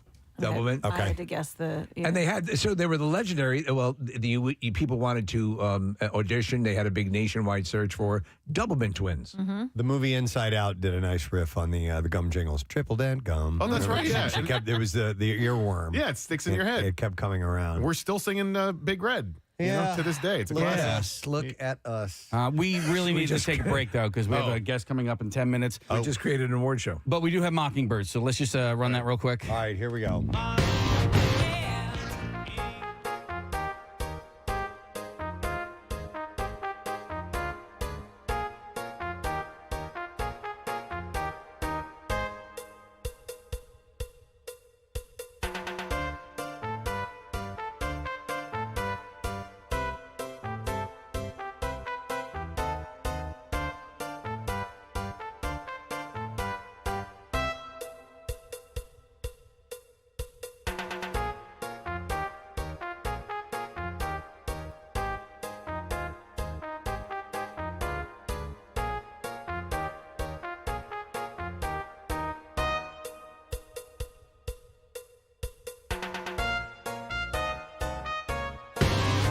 Simon in that song right there. She's going to be in the Rock and Roll Hall of Fame, so good for her. All right, we need to take a break. Casey's right about that. We'll come back in just a moment. When we return, we will have Rory Culkin, who is from Under the Banner of Heaven on Hulu, and yes, Contra Cash as well, and the Bizarre File. We'll be right back. Yeah. He's got pizza and then he bang. Gets slightly more exciting after the description of what they're wearing. She's got acne all over her body and a fly keeps landing on her naked boob. She's got one slightly gray tooth. It appears as if she has some sort of moderate drug addiction. She's clearly doing this film to earn money to buy meth. Then a black guy comes to the door. The black guy you've seen in all of these. You know him. And he's got a pizza. This is the amateur porn. She's got a slightly gray tooth. Clearly some sort of moderate drug addiction involved. And I'm guessing daddy issues. Poo tooth. A pronounced poo tooth. Like Jewel, but with a poo tooth. Let me ask you this, Marissa. The narrator, is she saying she's using graphic words? Yes, so I just put up another video, and it was a lovely couple, and they were having breakfast. We have a clip here, Preston. We were pretty much there like to go. And you, 6 to there was a midnight. lot of love in the family. I don't know. I think of like a Danielle Steele novel where it's like, oh, he takes out her breast and it's very pretty. No, it's like he whips out her tea and starts. Okay. And it's, so, yeah. So I He's think a it'll tea work. drinker. Okay. All right. Nice. Very nice. Earl Grey. Hang on a second. Let me. Earl Grey. Earl Grey. Privilege. Not everyone can afford Earl of Grey. I still like the idea of them being very honest with the appearance of people in the porn films, and because if you get your lower budget stuff, they're not going to be real hot. A man walks into the room with a slight hunchback. He's got a poo tooth. It's clear no one would make love to him until he unzips his pants. Then his large, sort of misshapen penis draws attention. You can clearly tell by the woman's face that there's some sort of odor associated with his private parts. But she'll continue anyway because she needs the $50 to buy Coke.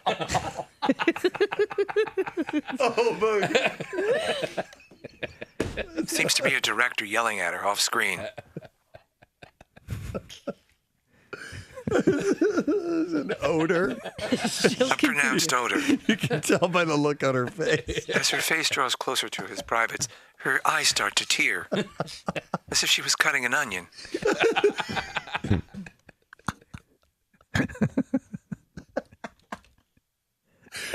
Marissa found some more that we can play. She edited it, so I think she's edited up. God bless her. This is the graphic stuff. Yeah, here we go. He gets on his knees to properly worship her and now pulls up her sheet to handle a sweet ass. Sweet ass. Not everyone has a sweet ass. I'm not going to play anymore. That's it? Well, he's trying to show. He was just getting off. Still on his knees and kissing her, There is a transition, and now she's on the table. A transition. They switch positions. It's a jump cut. They switch positions. Hang on. While he's on his knees and eating like it was the best breakfast ever. How was that, Kath? The best breakfast ever. Like sugar smacks or frosted mini wheats. It's at this point the smell hits her. Her knees buckle. She seems to cough a little bit. But in her mind, you can tell her yearning for cocaine drives her. Childhood memories begin to well up. Okay, let me see here. I saw this. Let's see. It's a report from the Customer Satisfaction Index. I read nothing but. It's America's favorite fast food restaurants. Okay. Yep. We get this all the time, and I'm perpetually amazed and interested in this stuff. So, is there a new champion? Is there a new lead, or is it a holdover from last year? It's Chick-fil-A. Chick-fil-A is America's favorite fast food I love restaurant. Chick-fil-A. I do too. It's become kind of cool to love Chick-fil-A too. Like for a while there was, you know, how Chipotle's like the cool place for fast Mexican. Yeah, Chick-fil-A has sort of become a cool place for fast food. Chipotle's been overtaken by Moe's. Really? I wonder if it's going to change then. Yeah, I don't know. It could shift back, you know, if they get far enough away from. It's the best when you're at Chipotle and you're about to order, and then they bring the. I just okay. I'm choking on my own spit. This nicotine gum is the worst. I'm sorry, guys. Quick, somebody play that sound that he hates. Sorry about that. But when you're about to order, and then they bring out like the fresh rice and the fresh barbacoa, and sorry, guys.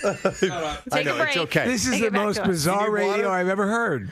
You need some water? I'm done. Okay. All right. Today, a major area broadcaster died on nicotine gum while attempting to describe how fun it is to eat at Moe's. I was talking about Chipotle. Chipotle. While attempting to describe the joy of eating at Chipotle, a local broadcaster choked to death on nicotine gum. Same old story. All right. So the anyway, initial report was Moe's, but they corrected Right, the correction. correction earlier. I said Moe's. It was Chipotle. The initial story of the choking on the nicotine gum spit still accurate. Press, did you look behind me? See this box that Marissa just dumped out of all of in her control room? Did you see that? Did you know we had that many sex toys? all in there? fetish and sex. Yeah. Yeah, I took a picture of some of that stuff not long ago. I don't know if I saw that particular box, but we have a whole cabinet full of dildos and Dog such. mask. We have dog masks? You've known about that. Yeah, we put Joe in that one year. That's how old that is. You know, this is a world, and we talked about this before, that this makes. I see no sexual connection to any of this equipment whatsoever, at least in my mind. But to other people, this is ringing the sexual dinner bell. I'm sorry. What's that, Kathy? Yeah, you can wear this if you want. It still, hey, it still smells like cat. You gonna put it on? Come on, Steve. No, Kat, just put it on. Your face. What did you think I was meaning? Did we expense What is that? it?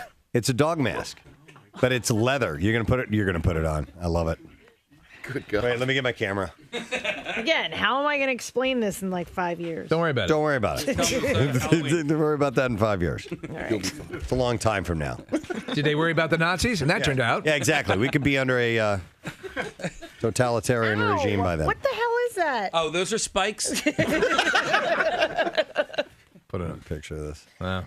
Why are the eyes covered? That's a useless dog. This is How do they fetch? pretty snug on my giant head. Ow, it's pulling my hair. Turn your head sideways. You don't have it on right. There you go. That's it. You're supposed to have your top off. There are buttons over the eye patches. You can take the eyes You want me to do it? I think I'm looking through the mouth, maybe. You are.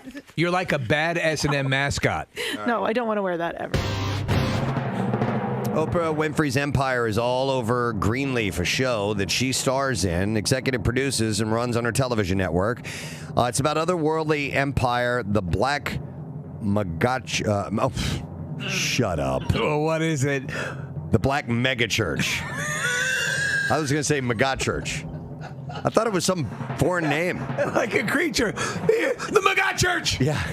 It's capitalized. I'm like...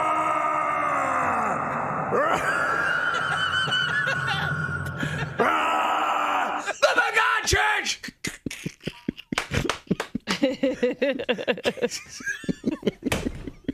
Casey's beet red.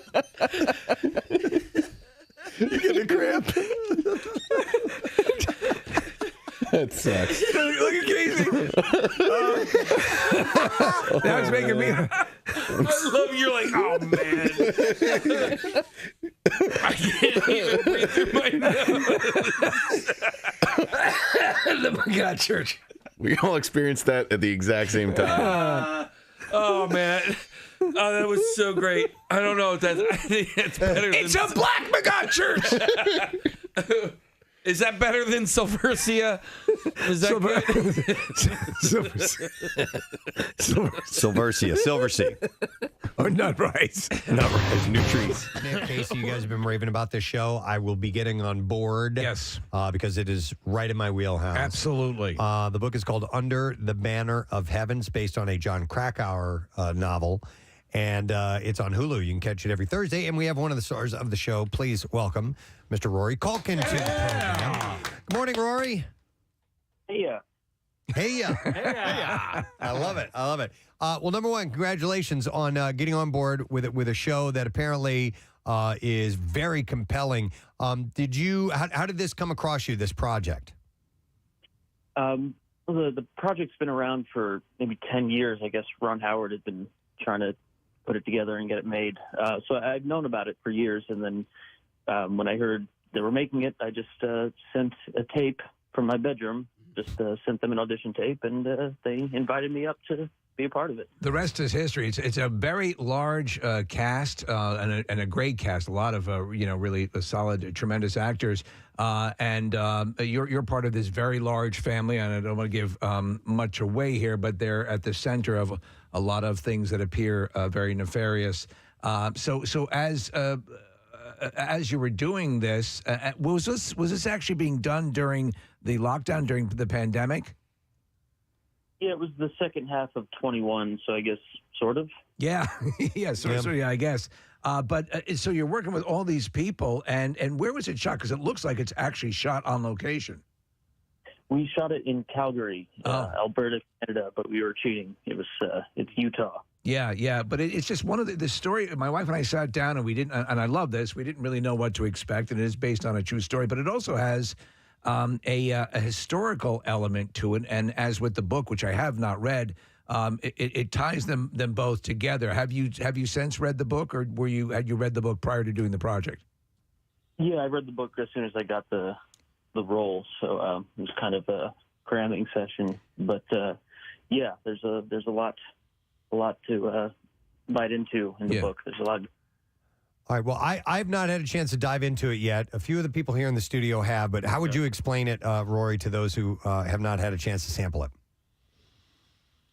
Yeah, it's a true crime story about this brutal murder in a Mormon community in the 1980s, and it kind of just shook the foundation of the Mormon world at the time.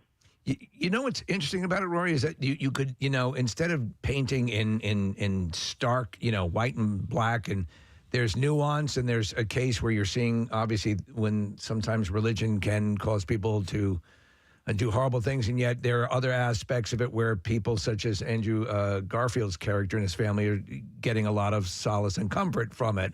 And I thought that was a really even-handed approach to the material. Was that something that you picked up on as well?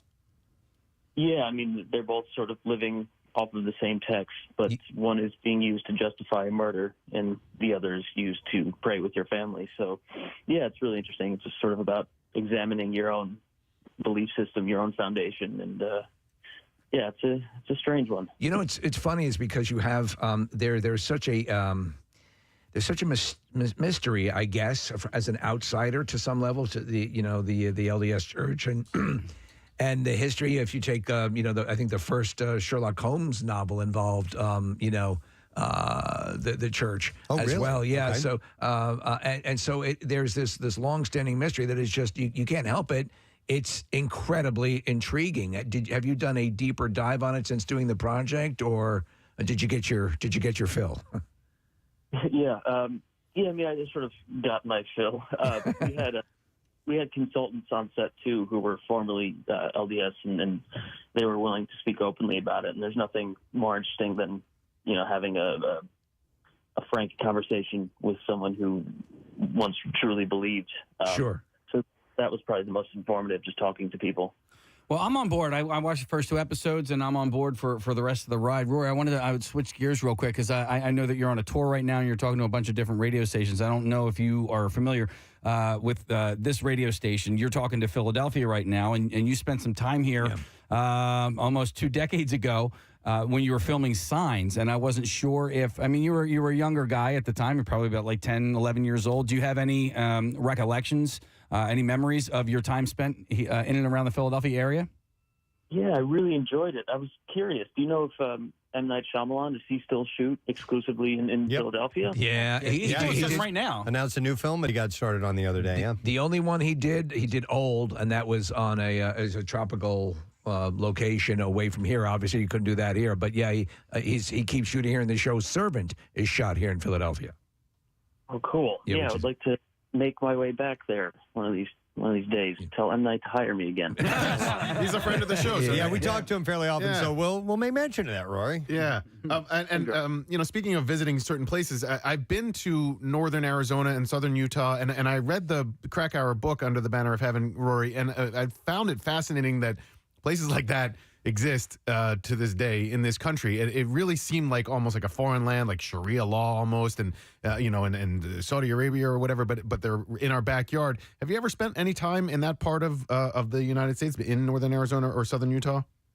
Right, totally. Yeah, I shot a movie in Utah called Electric Children, and it involved Mormonism, and a lot of the extras were actually LDS, and some of the nicest people I've ever met. It's really interesting. That's why it's so sort of jarring that such a brutal murder took place amongst these people, because they really are just some of the most pleasant people in the world. And that's what the series definitely handles, that sort of dichotomy, which I find riveting. Now, I have to ask you this. In doing research on you, I had to see if this is true or not. Has it become a family tradition with you and your brothers and their families to watch Predator on Christmas? Yeah, Predator's a big one. Yeah, that's for some reason, I don't know why that really hit on Christmas, the Predator. I don't know. I would love to. You can't even. It doesn't even. You don't really remember how it happened. It's just now it's a thing. Predator on Christmas, correct? Yeah, just you ugly son of a bitch. I don't know. It's great. So you guys will deliver the lines while the movie's playing? I love it. Yeah, fantastic. Yes, I love it. Absolutely. I love it. That sounds like something we would do. Yep. No doubt. I would agree. All right. Well, listen. So Thursday nights are when you can catch this on Hulu. How long is the arc on? And I don't know if this will be a one season complete or is it open for continuation? No, it's a miniseries. It's a one-off, and it's 7 episodes. But they really do just get better and better. Excellent. Well, yeah, it started strong, Rory. So we're very much on board with all this. It's riveting television. Thank you so much. Excellent. Good luck with everything. Rory Culkin, guys. Under the Banner of Heaven. So every Thursday night you can catch that on Hulu. So, yeah, I think I'll get on board. I like, and you think about it, oh, man, it's one season and 7 episodes. Dude, I assume it's an hour-long episode, right? Yes. Yeah. That's 7 hours. Yeah. That's like 3 movies. That's people have to think about. Like I forget who I was talking to, and I said, Zack Snyder's Justice League, it's about 4 hours, 4-hour plus movie. Do you ever watch a series that's 5 or 6 episodes? Yeah. That's why I need to go back and watch that again. All right, I can't do this yet. We have about a minute and a half. Before we get to the concert cash. But while we have this second, I can mention a couple of things. We do have our live broadcast at Keenan's Irish Pub. Yes. Eggs with Peg, and it is brought to you by Coors Light. I have a feeling we're going to hear that a lot that morning as we will have a huge live audience. But we have the countdown to Keenan's that's taking place. And we have a shot for you to win Cut the Line passes, a VIP table with a bucket of Coors Light and then a case of Coors Light for your beach house. And you can enter online, okay? So just go to the Keenan's event page at WMMR.com and upload a photo that you might have laying around from one of your favorite moments from one of your previous Keenan's events. So if it's just you and your friends hanging out or if it's me on the bar pouring beer over your head for the baptism of beer or the wheel of haircuts or whatever that you were there for a part of, and post it, and we'll pick a winner. All photo entries will be displayed in the gallery, and we'll pick a winner on May 20th, and we also have chances to win on air. So we'll do that on Fridays, starting. We gave one away this past week, and we'll do another one this week and so on, and leading up to the eventual event, which is going to be on May 27th. By the way, I think I said the MMRBQ earlier was May 27th. Wrong date. May 27th is when Keenan's is. Well, they're a week apart. Yep, they're a week apart, so I can't believe it. We have so many things going on, and they're coming together quickly, and that's a good thing. It's a busy thing, but it's a good thing. Feels good. All right, Casey, you just switched those things. I need you to switch them back. I need the element to play in order for you to win $500 in MMRBQ tickets. MMR's Concert Cash. Now, here's your Concert Cash keyword. All righty. The word is concert, CONCERT. And you have until 15 minutes after the hour to enter it. There are 3 ways for you to do that. Text it to the special contest short code 45911, or to also be entered for the $10,000 grand prize. You want to enter it via the MMR app or at WMMR.com. One random entry wins $500 in our company-wide contest. And all MMR winners will receive 2 free tickets to the MMRBQ. Winners will get a call from our company, Beasley. Make sure that you answer your phone because you want to win, right? So contest rules are available at WMMR.com. Sponsored by AAA Distributor. The word for you to enter, again, concert. Good luck. WMMR presents Preston and Steve's Bizarre File. Brought to you this morning by Primo Hoagies. National Hoagie Day is Thursday, tomorrow. Don't settle for an average hoagie. Make it a Primo. Enjoy $6.99 Primo size Italian, turkey and cheese turkey and cheese or ham and cheese all day. It's not just a hoagie. It's a Primo. Starting with a follow-up story. Nevada authorities have used the clothes on the decomposing body discovered in the receding waters of Nevada's Lake Mead to date the remains to the 1970s, when it is believed that the victim was murdered. So that was a transitional time in Vegas. Yeah, so they found it in, it was in a barrel. Yeah. We had mentioned this yesterday. Las Vegas police said Tuesday that the body found in a muck-coated barrel on Sunday is believed to be a man who died from a gunshot wound. Detectives believe the victim was killed sometime in the mid-1970s to early 80s. Lieutenant Ray Spencer said, based on clothing and footwear the victim was found with, Spencer said that the garments were the type found at Kmart in the mid to late 1970s. Forensic experts were still attempting to identify the body on Tuesday.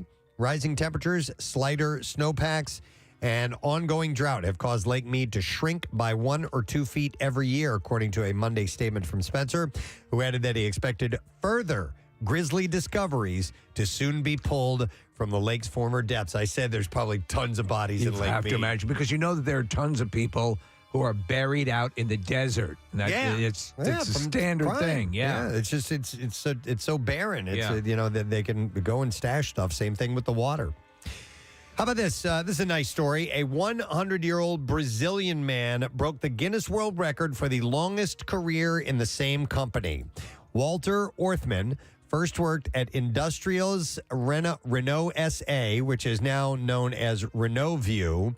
He started as a shipping assistant when he was only 15 years old. He was then promoted to a salesperson and then made his way to sales manager, which is still his current role. He's 100 years old. 100 years old, sales manager at the same company. And in the capacity of sales manager, how long was he? That I don't know. Yeah. Walter believes that the best part about having a job is that it gives you a sense of purpose, commitment, and routine. Yeah. The record was verified in January, and he started working on January 17th, 1938. Oh, my God. He turned 100 years old on April 19th. Next year, they're going to give me a raise. Orthman was hired.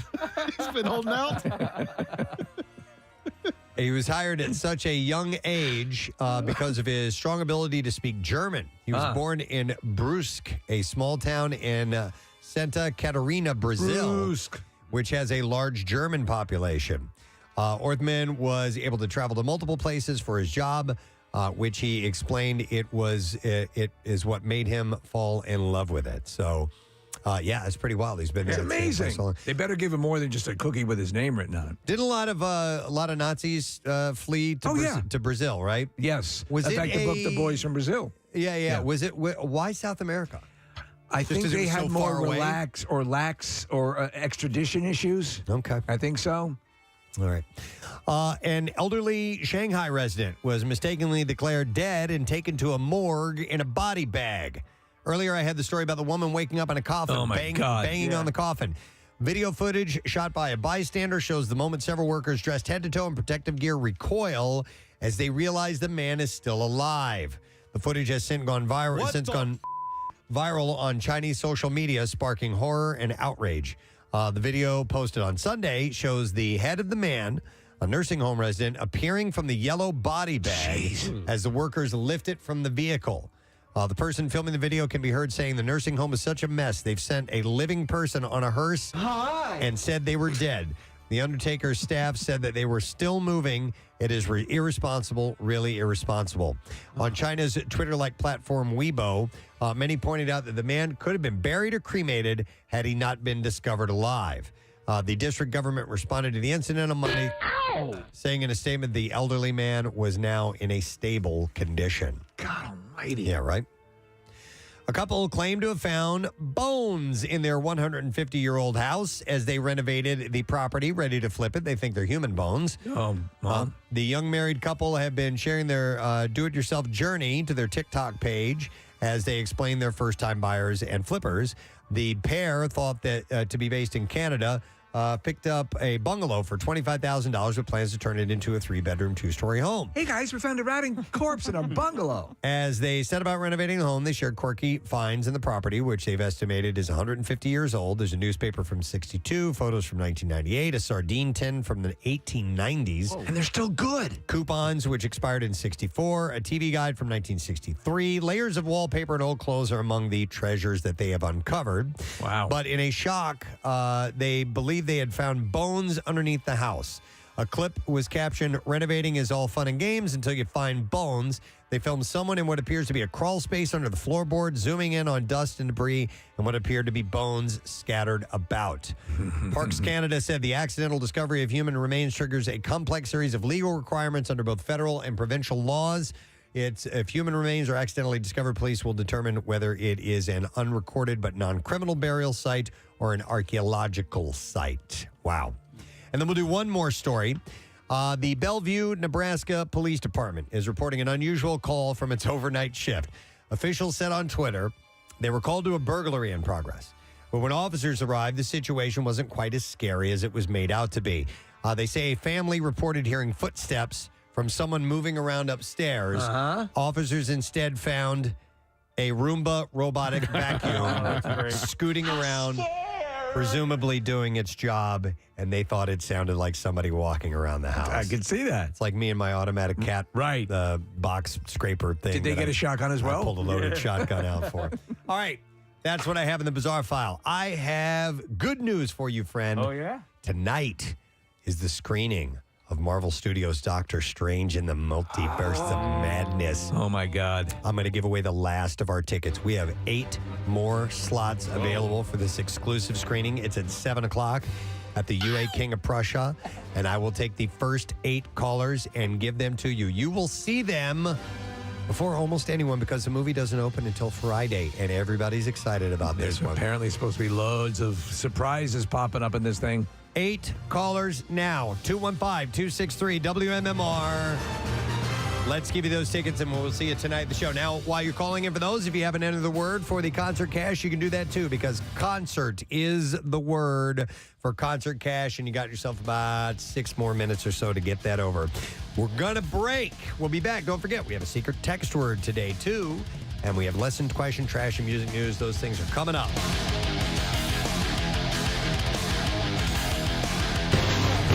That actually hurts, yeah.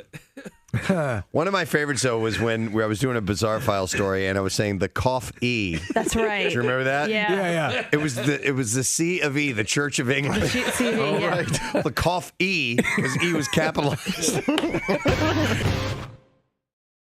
The on-set tension between Charlize Theron and Tom Hardy while making Mad Max Fury Road is no secret, but it is. Did it actually help the film?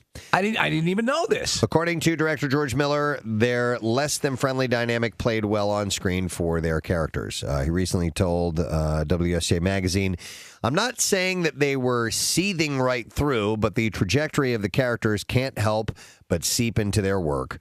When they first meet each other, they're trying to kill each other.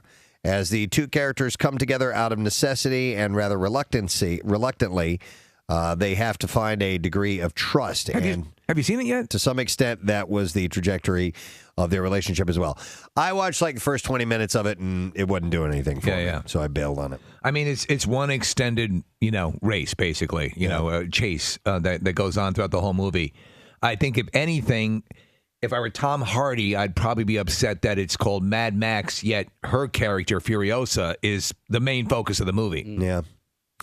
Charlize explained, "From what I hear, he's not like that in every movie or on every movie. I hear he's had such good experiences. Maybe just some of the movies. The movie is what it is because we struggled so much with each other. Why is this movie called Mad Max when you're in it much more than I am? And those characters had to struggle so much with each other. If we were chum-chum..." If we were chum-chum, things would be num-num. Let's go see Gum Gum this weekend.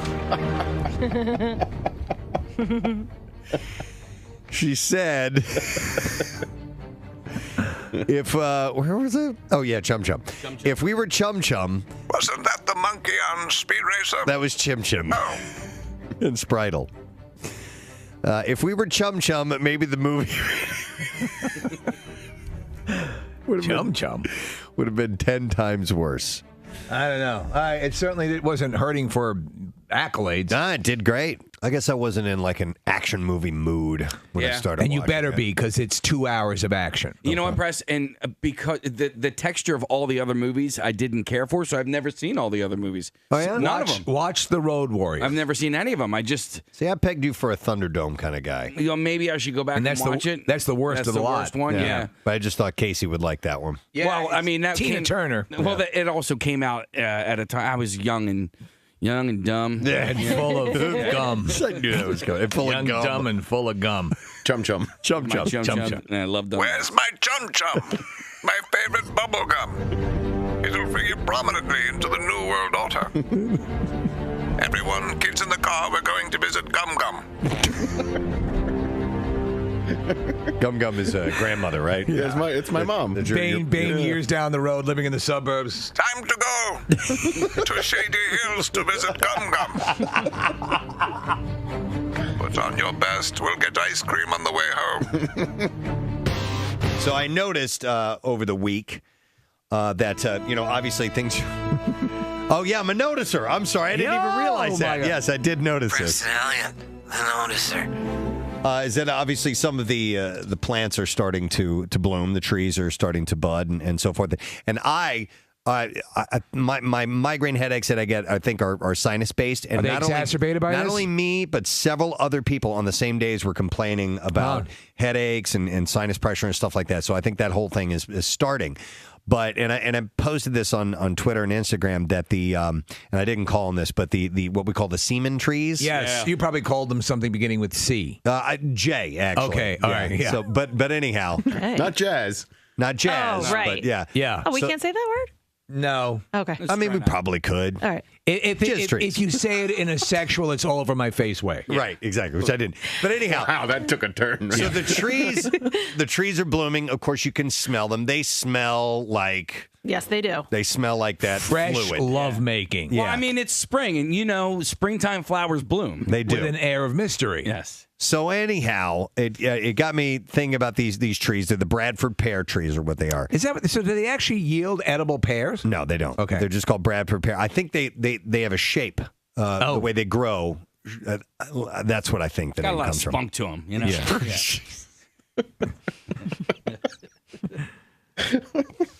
Yes, they have a lot of spunk to them.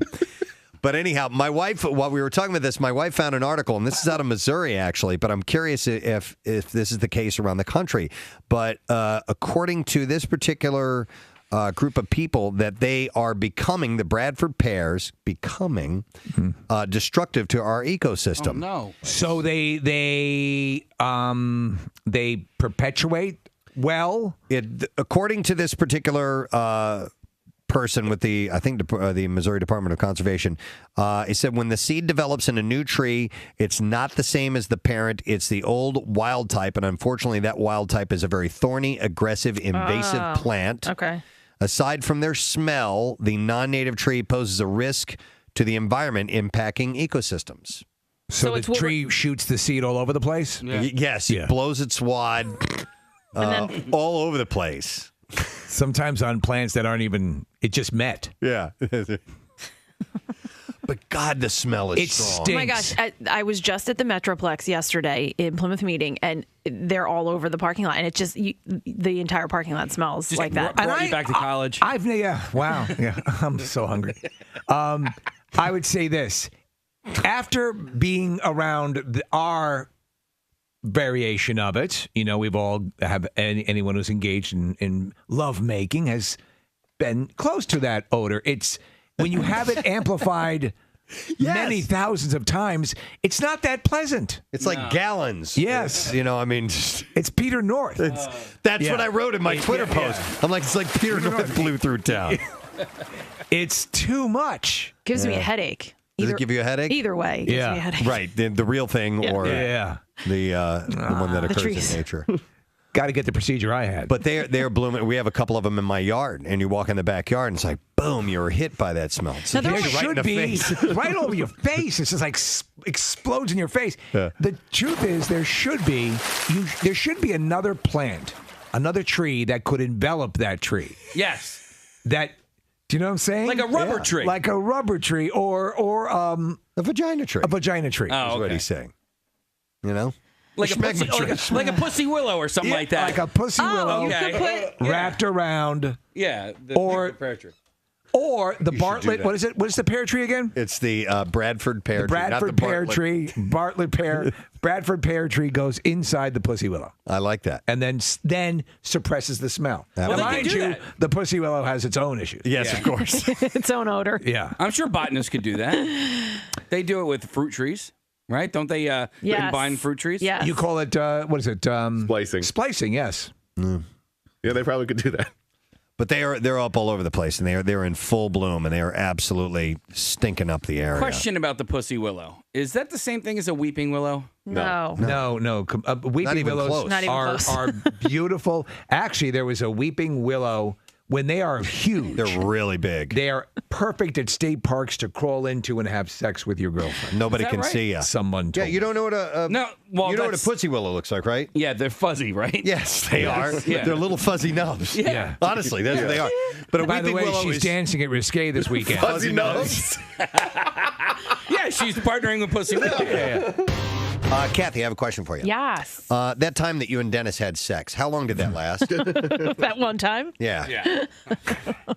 What? Seriously? No, there's a study about how the length of time as far as the average sexual encounter. I'm already chuckling. And by I'm already chuckling. And by this, I mean the actual act, not the foreplay, not the fooling around. From courting to convincing to getting it done. No. 5 minutes. No, not courting to convincing to getting it done. Okay. I'm talking about, how long it actually lasts. And literally that sound. Yeah. From when it goes there to when you're done. I think that it's going to be longer than what you guys expect. Nah, it's 5.4 minutes. There you go. I'm a king. Of the actual act taking place, which seems about right. Honestly, you start to It feels chafe, a lot longer. And it's annoying after a while. What do you think the shortest you've ever gone is? Oh, my God. First 20 time. seconds? First time. Yeah, first time. Yep. That's it? Yeah, April. And then comes the crying and the apologizing. Yeah. Well, I mean, was it less than a minute? I think the word sorry came out of my mouth. I couldn't even finish the word sorry. And I'm curious for women, how long is too long? You know what I mean? Or do women really care? I was a receptacle all night long.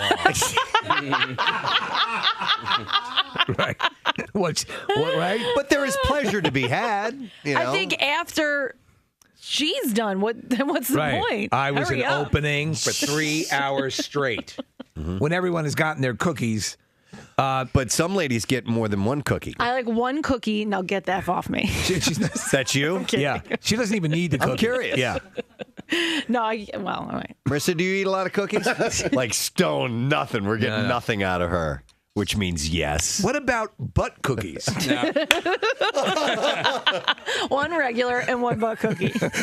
Kathy, do you At the same time. Do you make your own cookies by any chance, Kathy? What? Do you if you draw? Stop it! I'm talking about. I just motioned to her with my finger moving so quickly. Stupid. I didn't even get it. It went right over your head. Yeah. Make Where's your my own own cookies. Where's that little Iron Man toy that vibrates? Hollywood creates the image of physical perfection. And it seems to be people like to go see that. I know. You know? Yeah.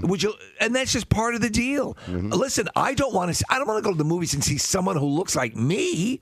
I want to see somebody who looks like what I'd like to be. Help me lose 50 pounds in 5 weeks. In 5 weeks? Starting Monday.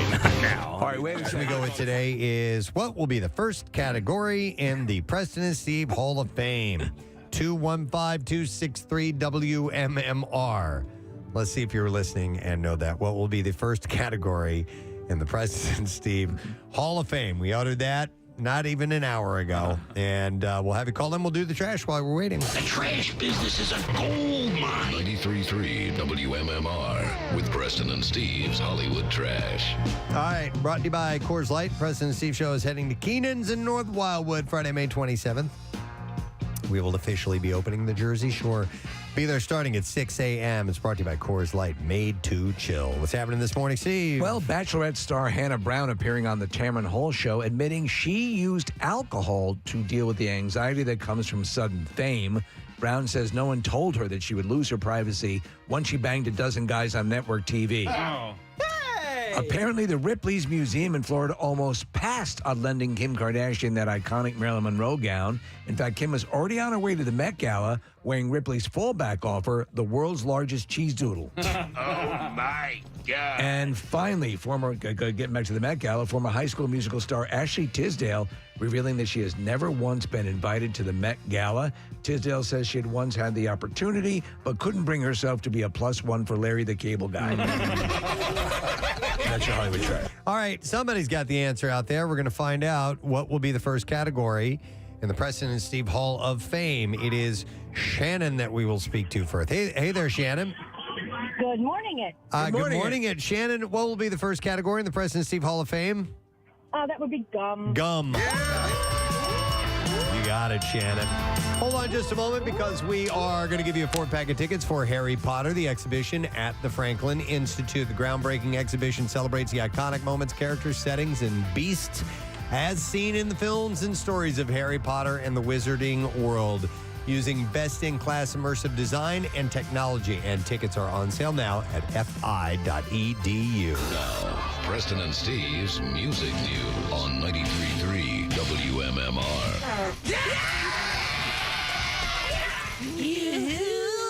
Brought to you this morning by Sunbelt Rental. When you're ready to tackle that large job or weekend project, turn to Sunbelt Rentals for all of your equipment needs.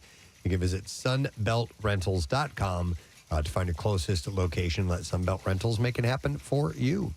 Let's begin with this. We had a lengthy discussion about the Rock and Roll Hall of Fame inductees. They made the announcements today. Yes. And the performer category is filled out by Pat Benatar, Duran Duran, Eminem, Eurythmics, Dolly Parton, Lionel Richie, and Carly Simon. And when you hear them all read off like that, it doesn't sound very rock and roll. We broke it down. We played music. We talked about it. We're happy for all the winners. I find myself, as I said earlier, less angry about it because there's some really good ones going in. Well, it's not worth getting that upset over. I mean, getting worked up about it. But I mean, the one that really stands out to me as far as really having a rock base to it is Pat Benatar. Yes. The rest of them is a little question marky, I mean, but listen, they're all going in. I'm sure it's going to be a great show. Those performances are always fantastic. So it is coming up.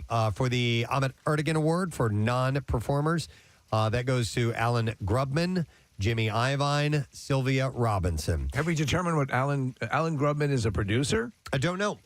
Nick, if you could look that up, please, that'd be great. The musical He's a dancer. Excellence Awards are going to. No, she was a dancer. Jinx, oh my God! Stop. He's a lawyer. He's a lawyer, Steve. He's a lawyer? Yeah, I thought he was pre-med. Nope, he's an entertainment lawyer. Huh. Yep. He got his JD from the Brooklyn Law School. Here we go.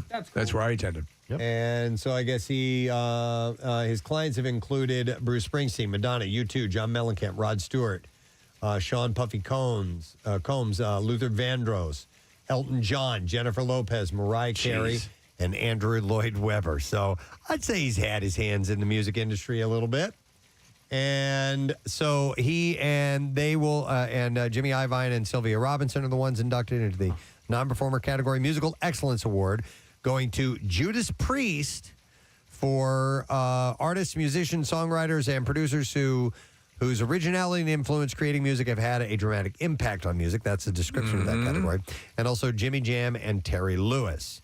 And finally are the Early Influence Awards, and they go to Harry Belafonte and Elizabeth Cotton. So those are the inductees. I don't have the 37th Annual Rock and Roll Hall of Fame ceremony will take place Saturday, November 5th at the Microsoft Theater in Los Angeles, and an edited version of that ceremony is set to air on HBO Max at a later date. You know, I never saw the last induction ceremony. I missed it. You know, I don't remember when it premiered, and I did want to see it, but I think I missed that one too. Yeah. Coldplay's new Music of the Spheres World Tour app is free and available to download now for iOS and Android devices via coldplay.com/app. Comes just in time for the band's U.S. leg of their global stadium tour, which kicks off in Dallas on Friday. Do they have a version of that for Nextel? The app was created as part of a Coldplay pledge to make their Music of the Spheres World Tour as sustainable and low carbon as possible, since according to studies, fan travel accounts for the largest part of tour-related emissions. And the app allows fans to plan low-carbon travel to and from the show should they choose, with those who choose Green Journeys rewarded with a merch discount code. Journey. So that's a pretty cool incentive. The app was first made available to fans before the Coldplay's home shows in Latin America in March. Not their home shows. They're not from there. And it's great to be home. Tens of thousands and journey plans have already been submitted, with the average fan carbon footprint down around 50% from 2016's A Head Full of Dreams tour. So that's nice. They're doing what they can. Yeah. Linkin Park has revealed that they plan on communicating with their fans a little more regularly. The band wrote via Instagram, 2 decades in, and our LP community continues to inspire us. Your passion and dedication is the lifeblood of what we've built together with you, and it doesn't go unnoticed. They said, we thought it was about time to begin sharing a little more regularly with you, and starting this month, we'll be putting digital pen to digital paper to share notes from the band, tiny snapshots into our daily misadventures from us each month. So they are going to try to reach out and be a little bit more interactive. You got to do that with your fans. Although Ozzy Osbourne is slowly on the mend from his recent COVID diagnosis, his family has now contracted the virus. The Daily Mail reported his wife Sharon spoke via video link to her TV show, The Talk from L.A., and explained Ozzy's doing much better. Thank you. His temperature is now back to normal. His coughing has stopped. He's doing much better, but I've got some news to share. My daughter Kelly has it. I have it, and the entire household has it now. When asked how if that she's ill, when asked if now that she is ill, Ozzy would be taking care of her, Sharon laughed and said, maybe we'll see, and I feel okay, actually. And then finally, today is this thing kicking off that we've mentioned a little bit. It's National Concert Week. Yeah. May 4th through the 10th. So it starts today, and you can get what are called $25 all-in tickets for tons of different concerts. That includes the Barbecue, The Killers, Rob Zombie, The Black Keys, Incubus and Sublime with Rome, Alice in Chains with Breaking Benjamin and Bush, Korn and Evanescence, Shinedown and Jelly Roll. That sounds insane. Coheed and Cambria, Tenacious D. There's a bunch of them. So click events at WMMR.com for more information and a list of concerts, and you will be good to go. And that is all I have in music news. All right, we need a secret text word winner. Kathy, I need you to scare me up a caller, please. 10. All right, let's take the 10th. Oops, sorry. Let's take the 10th caller. Turn the teletypes down. Yeah, stop typing so loud.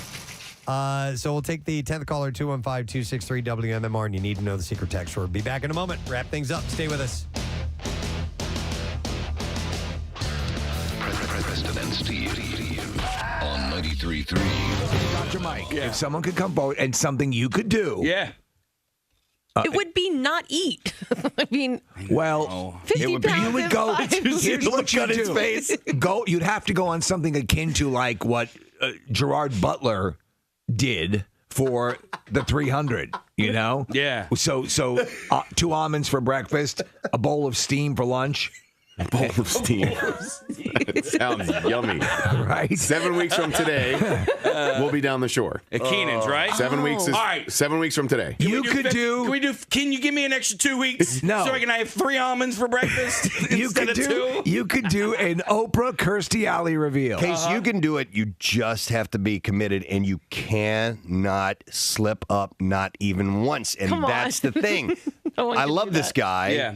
But I see him start these things, and then he sits down with 2 slices of pizza and Wow. and French dressing or whatever. Ranch. Ranch dressing No, and I dips don't. it. I don't.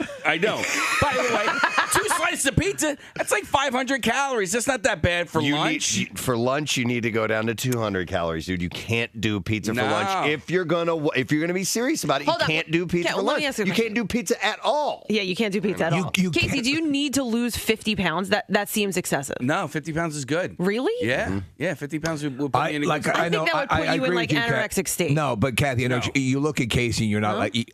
I don't think of you as like crazy overweight. I think you have weight you want to lose, and it's probably healthier. But I don't think- see you as crazy overweight. But if somebody could commit to it for the next 7 weeks, I'm giving myself 2 extra weeks. All right. But if somebody could commit to it, can commit to me for 7 weeks. What are they committing to you? Well, that's the thing. And this is where we're at, Preston. It's all about preparation. The reason I have that pizza for lunch is because it's there. All right. Wait, hold on, I have a you suggestion. realize they have salad down there? Listen to too? Kathy. Casey, I use a reward system. I try to eat sensibly in the day, and in the evening, I save it for the end of the day. I have my reward, my little sweet treat, whatever it is, whatever your guilty pleasure is, you can have that, but only if you've been good for the day. I shut it off after dinner. And I actually the weekend I relax. Yeah. I do too. So during the I week, have my weekend. I'm pretty austere, and on the weekend, that's when I have a little bit of latitude. Can I make a suggestion without being insulting? Try pizza without ranch dressing. Listen, you a-holes. When was the last time you saw me with ranch dressing? Okay, can I jump? And by the way, I don't always eat pizza with ranch dressing. I didn't invent it. It is something that I tried like within the last year. All right? Okay. Drop the friggin' ranch dressing. Drop it. I will say this: I have seen you eat pizza at last 6 or 7 times without dressing. did you say 6 or 7 times? Well, I have not seen him have dressing on his pizza in quite a while. And it's not something I invented. It was like I tried it because I saw a girl with a nice frame. As a matter of fact, trying to like ranch dressing on your pizza. All right, I'll try it. And then I did it like 6 times. And next thing you know, I'm making ranch dressing pizza sandwiches or something. Shut up! Nick, that was a good suggestion. Thanks. I love you. Well, my God. At least cut back on the drinking cheese. Okay. It's so good, though. I don't know that my morning can get any better. I don't think it can.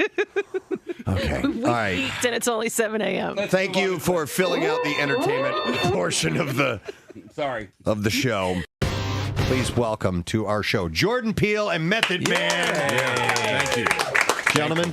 Welcome to Philadelphia. Thank you. This is the new duo. We're gonna do Meth and Peele. Oh, the new version. Yeah. I think that should work well. Because Key and Red are doing their own thing. Yeah, Key and Red Man are out there, but I think we're doing a little bit better. You think you guys have struck up a good chemistry? Yeah, we do. Yeah. Basically, I talk and sound like an idiot, and he mean mugs, and then the fans run away. He just mean mugs. That's it. Yeah. Well, the movie is hilarious. There you go. The movie's Keanu, and it is a parody, I guess, of John Wick. Correct?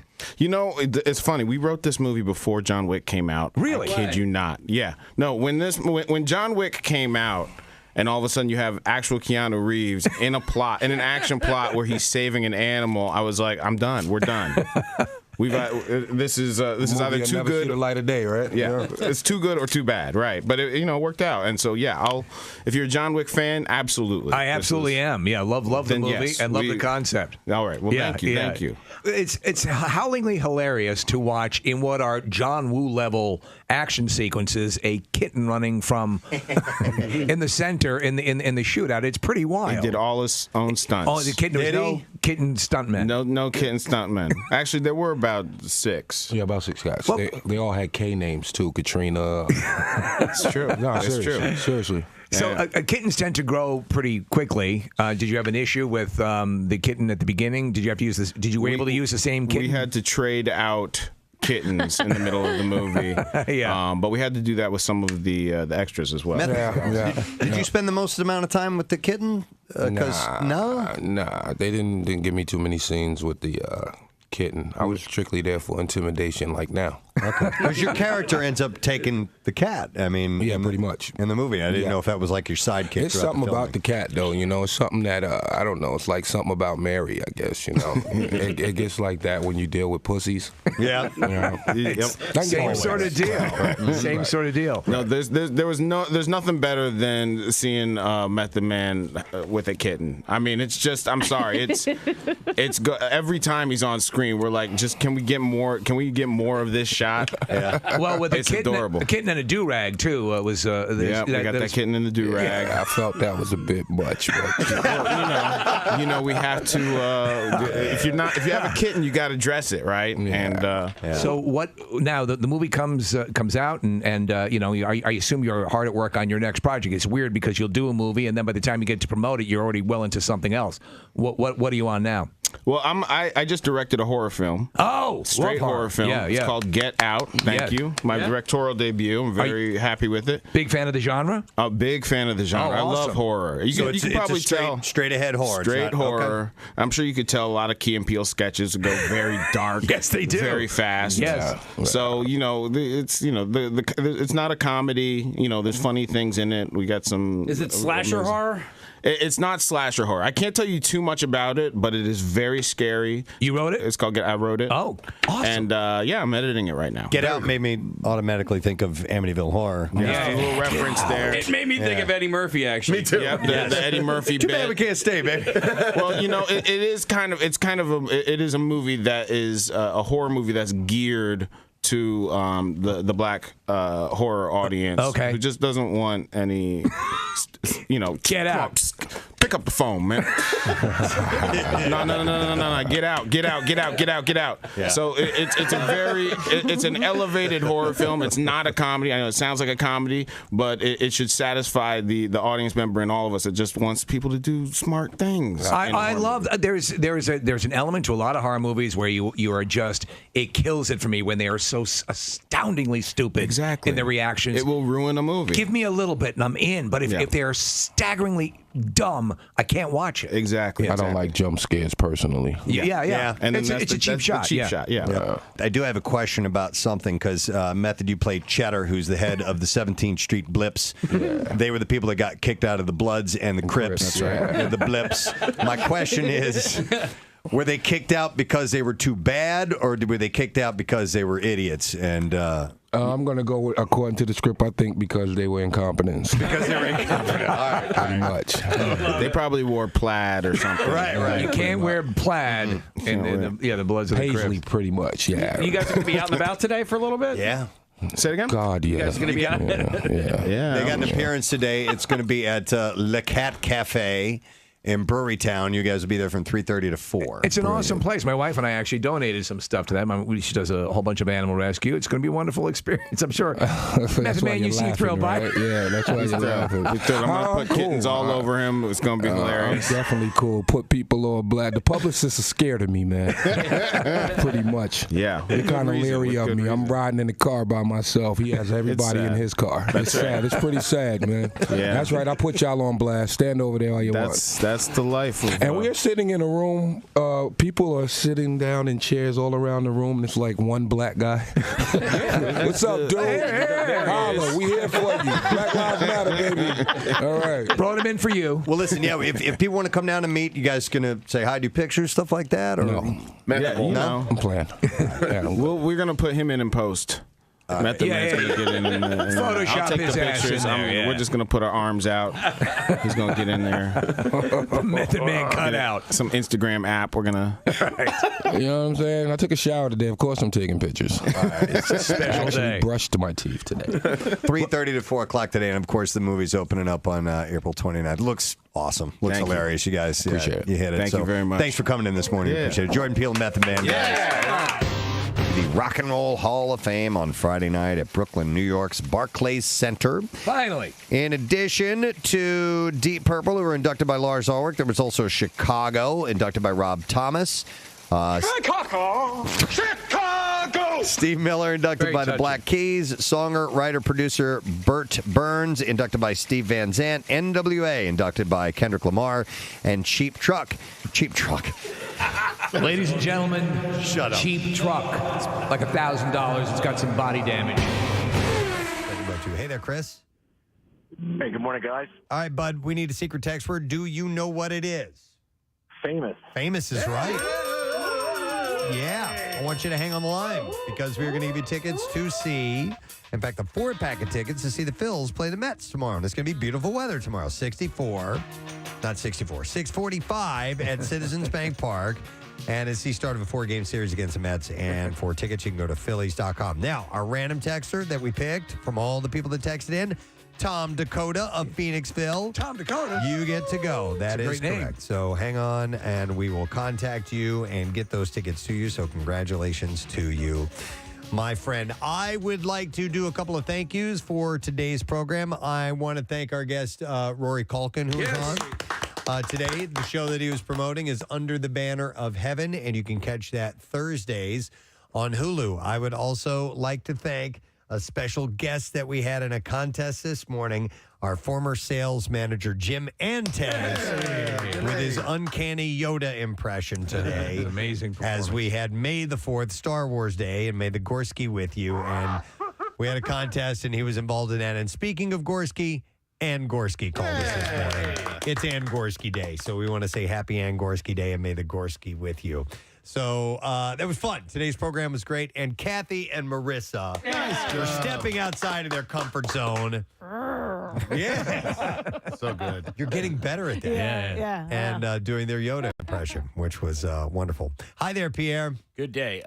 Speaking of Kathy, she wasn't here yesterday, and the reason is a slight back injury that she sustained. Now, this hasn't been announced, and I don't mean to announce this, but Pancake, if you could send that piece over, I can verify as to why that is. And it also relates with your announcement earlier of the Rock and Roll Hall of Fame. Oh, no. Because it's pretty, well, I had no idea. Several of us, I think Brent Porsche was there, I was there, Sarah was there, 3 or 4 weeks ago now when Judas Priest played at the Met. And do you have the piece there, Casey? Yeah. And then I'm with my roving rock microphone, and I look down right in the front row. Well, just take it away. They're in the front banging their heads. Bill Weston in the very front row. And Kathy Romano banging their heads as the metal god rocks it out. Judas Priest. Wow. An MMR concert event. Never seen Bill Weston and Kathy Romano act like this. This is Kathy's warm-up for the Knot Fest. So her back still bothers her after all. Yeah. Well, that's why she needed to go get Thank an you, EPAT Pierre. yesterday. Yeah. So I she, guess so. yeah, Really I mean, shouldn't have I've said never. anything though. Well, you shouldn't have, but you and Bill, the way you were doing those jerky moves, Motions? those Yeah. motions, Yeah. and the head banging. We get jerky. You can throw a whole lot of stuff out of alignment there. Marissa actually has a picture of Bill and I. It was one of the barbecues, and we were both in the pit. And for whatever reason, she was like, she could see, we were like, she could see our back. She was behind us. And so I saw her take out her phone to take a picture. So I pretended to put my arm around Bill. So it looks like I'm watching a concert with Bill with my arm around him. That's great. Nice. I can't imagine you in the pit for any concert, though. At the MMR. I mean, listen, I'm not thrashing around like you just said I was, but No, dude, I mean, when I saw you, your hair was flying, and then Bill's glasses flew off, and you caught them in this really spastic motion and then brought them back. I mean, it was brilliant. Amazing. It's amazing that you saw that. I saw it, and I recorded it, and there it was. That was truth in broadcasting, what you just heard there. Audio proof. Audio proof and truth. I don't know whatever side category Judas Priest got in, but I'm sorry. And I have nothing against any of those other artists, but you said it correctly when you said at the very beginning, it's not exactly a... I mean, I loved her. I'm glad Duran Duran. I'm glad Pat Benatar. But effing Judas Priest should be in there. Well, yeah. I agree. Yeah, it's the real thing or nothing, but what are you going to do? I mean, Kathy was wearing her "You Ought to Be in the Hall" T-shirt. I just remembered that. It was covered with sweat. And, and this guy had cut himself and had bled all over, but she didn't mind. Because, she was moshing and Bill was moshing. And their jeans were ripped, and I didn't know you had that many tattoos either. It was so cool. And the piercings, dude, oh my God. But Judas Priest should I don't know what side award they got, but they should have had a main award, but be that as it may. Yeah, I'm with you, man. Word. Blah, the blah, Musical blah. Excellence Award is what they were. Okay, well, at least whatever. something. Yeah. There you go. All right, letter of the day, my man? Yes. All right, here we go. Preston and Steve on 93.3 WMMR. Now, the Daily Letter. The Preston and Steve show is brought to you today by The Letter. I as in internets. All right, and we're most of the way there. We got 2 more letters to go, and we'll give away a summer concert ticket passports, 4 tickets to each of these 4 shows that are part of Live Nation's Concert Week.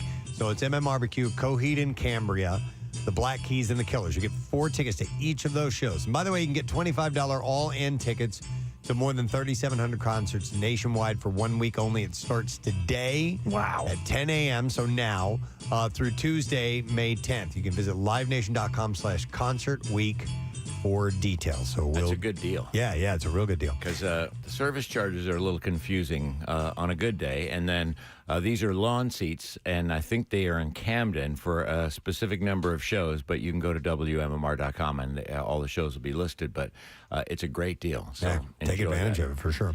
What's happening today? Well, we've got Led Zeppelin in the Workforce Blocks, Green Day for Mike Dern's birthday, and Metallica. And we will have more tickets to give away for The Who, which is the warm-up for the Barbecue. Yeah, it's the night before, right? It's the night before, Yeah. What a weekend. What a weekend, because I will be there and there. Yeah.